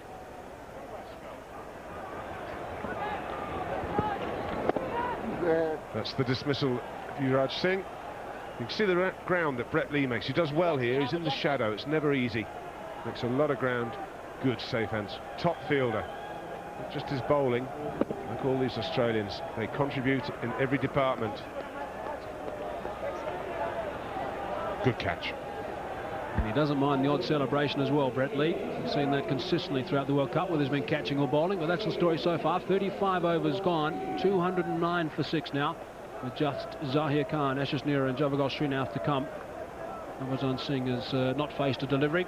Dinesh Mongia is not out on 12. A little bit of concern for New Zealand, well, Indian coach, I suppose, New Zealander John Wright, that a couple of guys who got starts didn't go on and get big ones, which is exactly what Australia did. Some big totals, including Ricky Ponting, superb 140.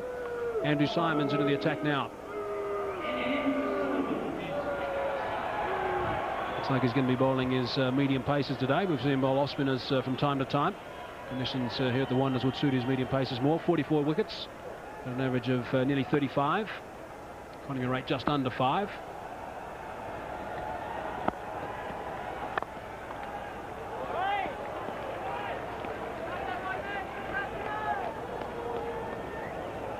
So we looked at 3 dismissals. Here's a look at the 4th one. That is Virender Sehwag about to be run out by Darren Lehmann. A direct hit from him, and he was found well short in the end. Brilliant stuff from Lehmann. End of a very good innings as well from Virender Sehwag.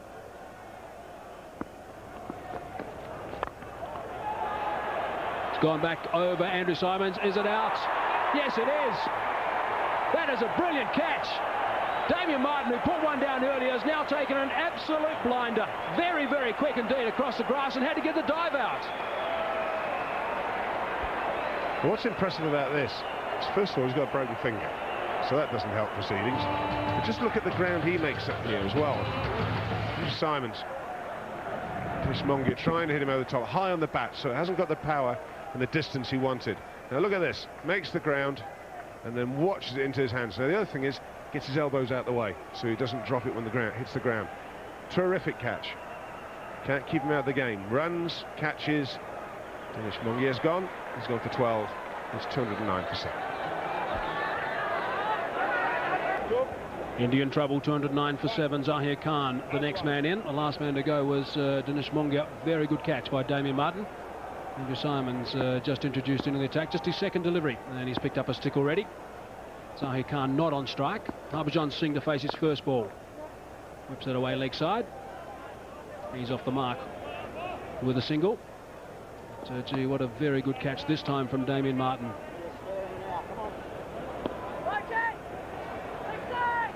Just have a look at the ground he makes here. Mongia trying to hit this down the ground, gets it high on the bat. Damien Martin takes off. Watch it, and that's a good catch. It's coming over his shoulder, he's running away. He has to get the dive in as well. Brilliant. Zahir Khan off the mark in a similar fashion to Harbhajan Singh. Yes, he has put a catch down, Beef, but gee, he's had a wonderful game for a bloke who was in serious doubt yesterday to play. Huge dive. There's a bit of skin from those elbows, I think. There's a lot of guys that wouldn't have played with a broken finger. Just shows you if you really want to, you can do, and he's been rewarded.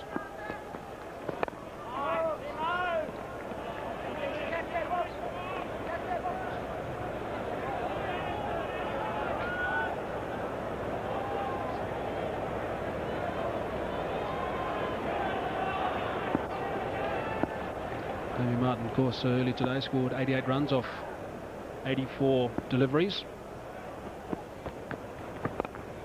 That's in the air, but it's just chipped over the top. And they'll look to come back for the second. That's the end of the 36 over. A wicket and 4 runs from it. 213 for 7.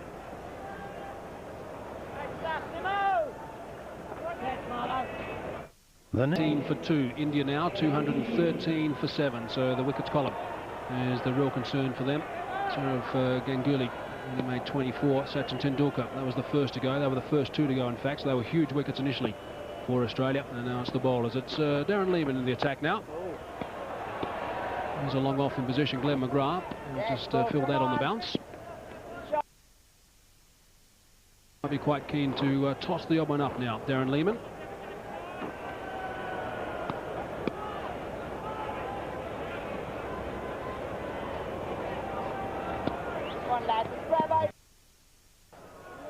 Moisture picked up with the ball there, just drying it. He's got long off and long on back as well. Also a man at cow corner, deep backward square, sweep on the offside.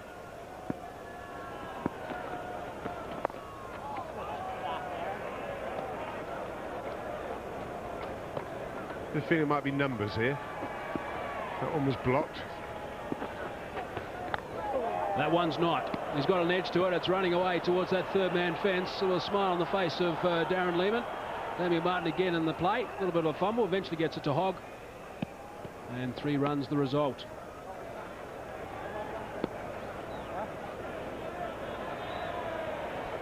Well, blocked the ball before. Been a lovely catch for slip. There isn't one. Picks up 3 runs.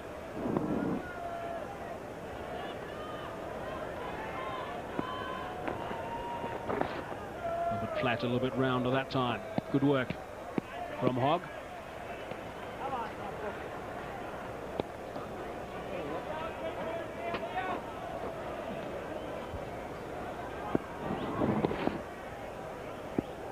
Good fielding. Swing and a miss. Might have just been out of his crease too, Harbhajan Singh there. Darren Lehmann not smiling this time. Hogg is the chaser, but can't quite tag it. So 4 buys the call.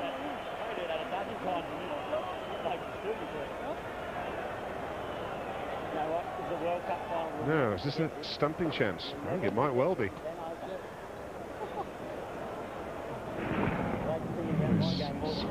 Ooh, it would have been a tight one, wouldn't it? Been very, very tight. I'm not sure it wouldn't have been given, actually. I think he might well have just had his foot on the line. The line belongs to the umpire, not the batsman.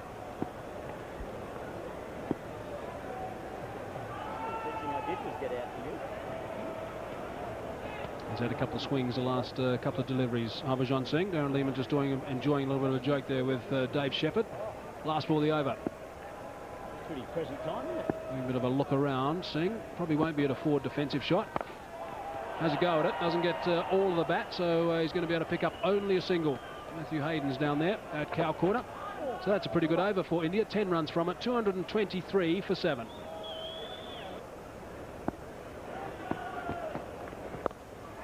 Short ball. Glenn McGrath is down there and he's taken the catch. Andrew Symonds into the attack and he's picked up a couple of quick ones here. Glenn McGrath moved in pretty quickly also from the fence. And that is the 8th wicket down now for India. Harbhajan Singh might well have been surprised. Symonds bowling in a bounce is probably not what he expected. Well, he helped it on its way. Glenn McGrath at first, a little slow to react, didn't pick it up. But once he did, he doesn't drop those. Good hands. Simple catch. And, Australia on the verge of victory. Harbhajan Singh gone for 7. It's 223 for 8. He's the non-striker's end at the moment. That'll be a wide, it is. The last man to go was Harbhajan Singh. Helping the short ball on its way, though, straight to Glenn McGrath. No mistake there. Big hands. Simple catch. Almost going back onto the stumps. He's got 2 wickets already, has Andrew Symonds. He's just a couple of deliveries into his second over, and that one wasn't too far away. It looked like a fairly solid defensive shot from Zahir Khan, but just watch it spin back off the feet, and then not too far away from that leg stump.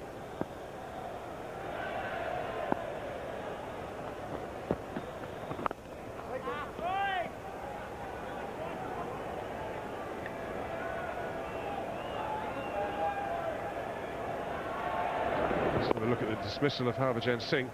Just helped it on its way. McGrath, safe a pair of hands as you get in the modern game. In the outfield, makes no mistake.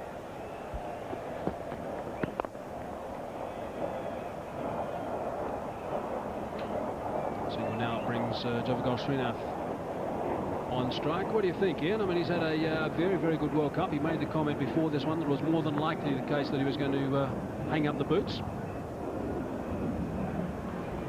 Well, I think it's like anything. You've got to take your time on these decisions. There's only you that knows. No one else. No one can tell you. Your decision.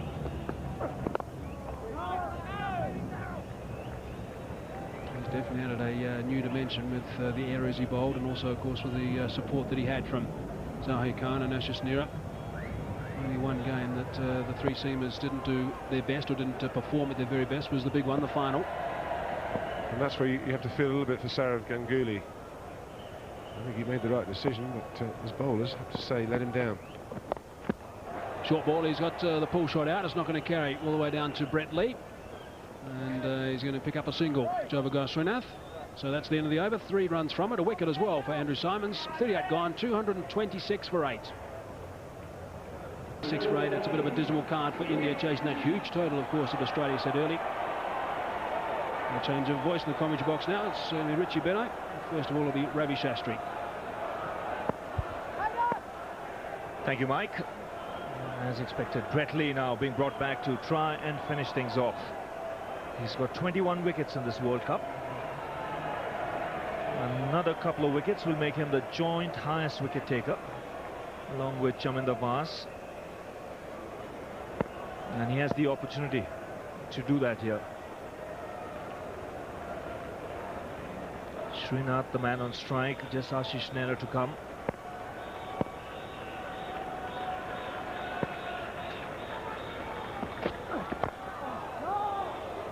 There's a bit of room for the stroke there. Brett Lee has had a very good World Cup, apart from taking some excellent catches, one of which we just saw. He's also bowled extremely well. The thing that surprised me was it took him so long to get onto that very extensive list of players vying for the position of player of the tournament. He didn't appear until just the other day. Yes, and he's made a huge impact on wins for Australia. Genuine strike bowler. He's destroyed top orders.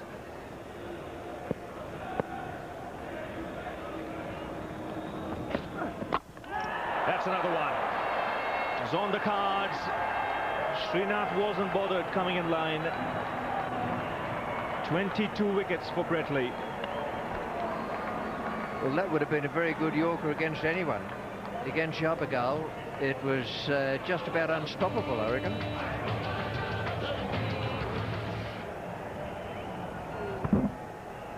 Leg stump. I thought it might have been middle and leg, but he's just got leg. Picked up another wicket, and it's 226 for 9 now. David Shepherd just wipes his brow in the background.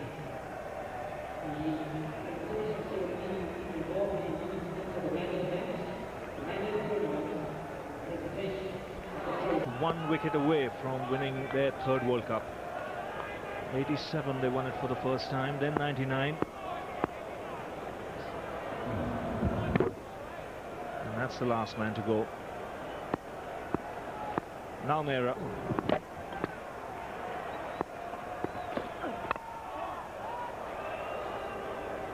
Well, he made contact, but you always knew what Brett Lee was trying.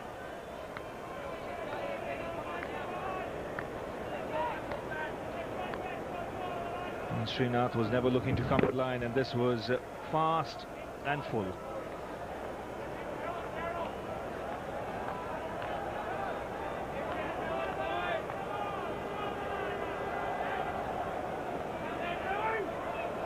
And now some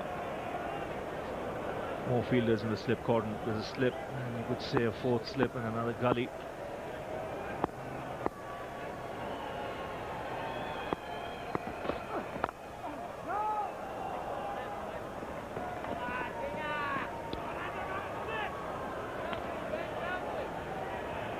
Looks as though those storm clouds have passed us by. Around about this time of the day in Joburg, you've always got the chance of a storm, but a fierce one last night. And then another one this morning around about 5:30. And then we've had some rain here today, but we only got the fringe of the storm that was sweeping past. And that is something for which everyone can be grateful. Players, spectators, crowd of 31,000 here today, and television viewers at home. That's in the air, will clear mid off. It was right in the slot for Nehra.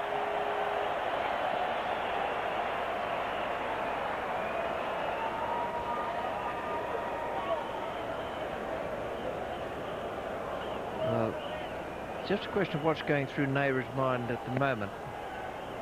Is he actually pleased that he's smashed the fastest bowler, most consistent fast bowler in the world, straight down the ground? And what's going through Lee's mind? It may be even more important. Yes, he wants to adjust his onside field. Brett Lee is looking towards square leg and fine leg. And he wants him in a leg gully position. In fact, Ricky Ponting wants him. Now what's going through Nehra's mind? He's probably thinking this is a great compliment to me. People changing their field settings for me.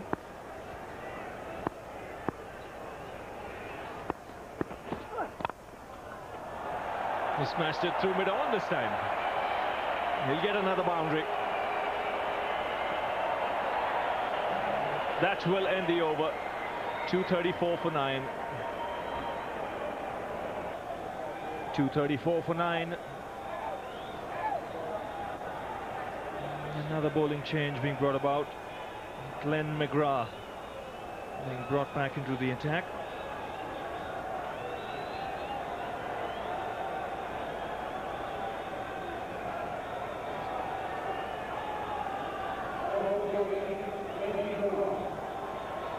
Still 11 overs remaining, but I think Ricky Ponting wants to get out of here as quickly as possible. Brought back Lee, now McGrath.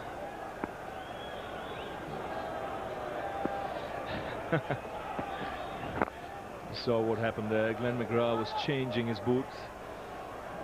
Steve Buckner quietly picking one up in his hands. Might be going to make a comeback, Steve. Oh, I see now why he might want another pair. Tall man, same size, maybe. And it's a very, very big day for Ricky Ponting. His first World Cup, He's vice-captain of the Test side going to the West Indies, and here in South Africa he's had a try. Yes, and you can see the Australian players, they're delighted. They played outstanding cricket right through the World Cup. The only team that's finished unbeaten. They've won This is the last man to be dismissed. Zahir Khan getting it high on the bat. And a simple catch for Darren Lehmann. All sorts of heroes around. Andy Bickle's one, unsung lots of times. And today, Darren Lehmann took the catch that won the match and lifted the cup. And he scored the winning runs in 1999 as well at Lord's at the game against Pakistan. Well, I've had a terrific time at the World Cup.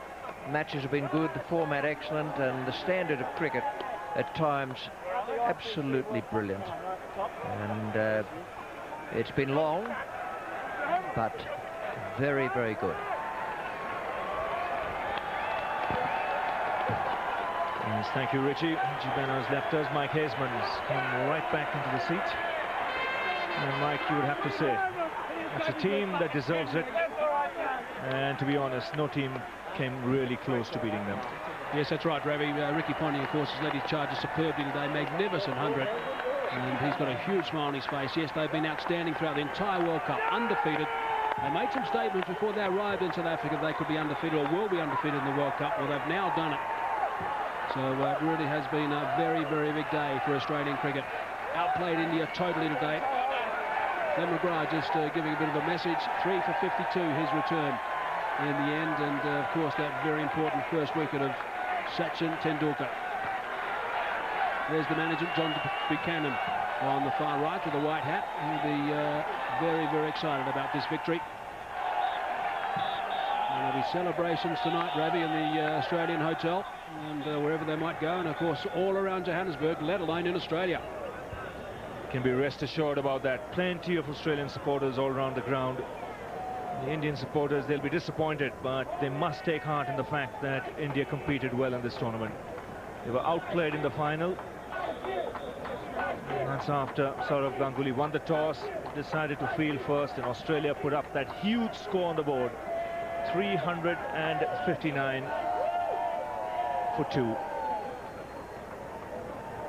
Well, one of the heroes of today's game, apart from Ponting, was Damien Martyn. He made 88 not out. He's now talking to Mark Taylor. Played on half ball Australians, mate. What was going through your mind there when you had to go up for rain? Disappointing. We knew rain was coming, but we just sat there. It's hard to think about it. We wanted to push the game today. We're playing well, so it was out of our control. We just sat there very quietly and hoped the rain stopped. About the partnership between yourself and Ricky, absolutely outstanding to watch. Must have been a great moment in your career. Yeah, mate, it's one of my best moments. Leading up to this game, there was doubts with the injury, and there's always that nervous tension going into the game with it, you know, with the finger the way it was. But look, Ricky batted fantastic. It was great to build a partnership, and you know, we're looking for, you know, to set a big total batting first and then come out and bowl well. Well, you were part of the World Cup squad in 1999. Didn't play the final though. That must have been a disappointment. Does this make up for it today? It certainly does. You know, I was a spare batsman in 99. It was a fantastic win then. The last four years, there's been a lot of hard work done by a lot of people, and today it all comes to an end, and it's a fantastic win for the boys and all Australians today. It should be very proud. When you came over here, did you think you'd go through the tournament undefeated and win the final so comfortably? No, I mean, our goal was to go undefeated through. We've always wanted to play and win. Look, we've done some hard yards this tournament. We played well. Just out today, you know, it's very emotional. It's one of those things. We just wanted to try and win the game, bat well and bowl well, and it worked out that way. So it's a great win for the boys. Fantastic. Well, mate, certainly well done. From all the people watching today, it was a fabulous partnership between yourself and Ricky Ponting. You deserve the victory. Go and enjoy the day. Got to say, mate, thanks to all the Australians that come out and support us all World Cup. Thank you. Well done, Darren. That partnership was 234 of 184 balls, so it was magnificent that Mark Taylor was talking about, and interesting to see that Damien Martyn yesterday almost didn't play. There's the celebrations, of course, the players making the way up to the coach and also the management, and you can see that everyone is extremely happy. Those scenes will be going on for some time tonight, one would imagine. Now, one of the very important men of this World Cup has been Dr. Ali Barker, and Mark Taylor has caught up with him. Yes, I've got Ali Barker with me down here. Ali, are you delighted with what the World Cup brought to South Africa? Yes, we always wanted to be a special event for South Africa, Africa and world cricket. I think it has been achieved. We received wonderful support from our central government, from the cities. Half our cabinet are here to watch the final. The volunteers have been brilliant, and it's extraordinary in today's times that it was a totally safe and secure World Cup event. Our South African police were fantastic. The volunteers were refreshing. They sold South Africa like never before. We've left behind a lot of legacy projects, which are here for the years for South African cricket. We've created 50 projects in the disadvantaged areas of South Africa, grass cricket ovals. So overall, we're very, very happy with what has been achieved. There have been thousands of international visitors into South Africa. This has been good for tourism, creating jobs for the people who don't have jobs in this country. So overall, we're very excited. I think at the end of the day, it's a question of what the marketplace says, and the indications are that it has been very well received. And on that basis, we're delighted. The international media have been in this country, South African media, the television has been outstanding. Really, congratulations to Octagon CSI. The pictures going around the world have been absolutely brilliant. The commentators have been good, and it's been a delight and a privilege for South Africa to be afforded the opportunity of hosting the 8th ICC Cricket World Cup. Well, I suppose from a parochial point of view, you would have loved to have seen South Africa here today in the final. But you must have been happy to have Australia and India, two of the most supported teams throughout the world. No, it's a dream final. I mean, the Australians just get better and better. They're a brilliant outfit, and congratulations to their team, absolutely brilliant. The Indians, probably by their own admission, could have played a bit better today. They have Sachin Tendulkar as probably the second best batsman of all time, and unfortunately for India, he got out very early. But both two teams were the best in this tournament, and quite rightly deserve to play in this final. Oh, well, Ali, congratulations from all of us. I think the World Cup's been a great success. I've enjoyed the grounds myself. I think the groundsmen have done a wonderful job and put out a wonderful World Cup. Congratulations, and I suppose we look forward in 4 years' time. Thanks for your time today. Thanks, Mark. Thank you. So look back at the final. Australia, after being asked to bat first, after India won the toss after 50 overs, 359 for 2. Ponting was magnificent, 140 not out. And then India in reply, 234. With Vrinder Sehwag the top scorer with 82, and Dravid chipped in with 47. McGrath 3 for 52, and Lee also 2 for 31 with Simons. Let's not forget him, 2 for 7. And Australia won by 125 runs, and also of course win the 2000. From that stage onwards, it looked like that's the only thing that he was going to win on the day. Adam Gilchrist got Australia off to a flyer, as we've become used to really with the Gilchrist-Hayden opening batting partnership, and then what we saw from Ponting and Martin I thought was just superb. Yes, Ricky Ponting with that last boundary, that gives him the highest score in a World Cup final, beats Viv Richards 138 not out in the 79 final. And as I said at the start of the game, as a captain, he has just matured. I reckon from the time of the VB final series, he's just been getting better and better. You said that Sourav Ganguly won the toss and sent Australia in. He just wasn't backed up by his bowlers. And I think you've got to look at Zahir Khan and Javagal Srinath as the two main offenders, because with the new ball, it was doing a lot.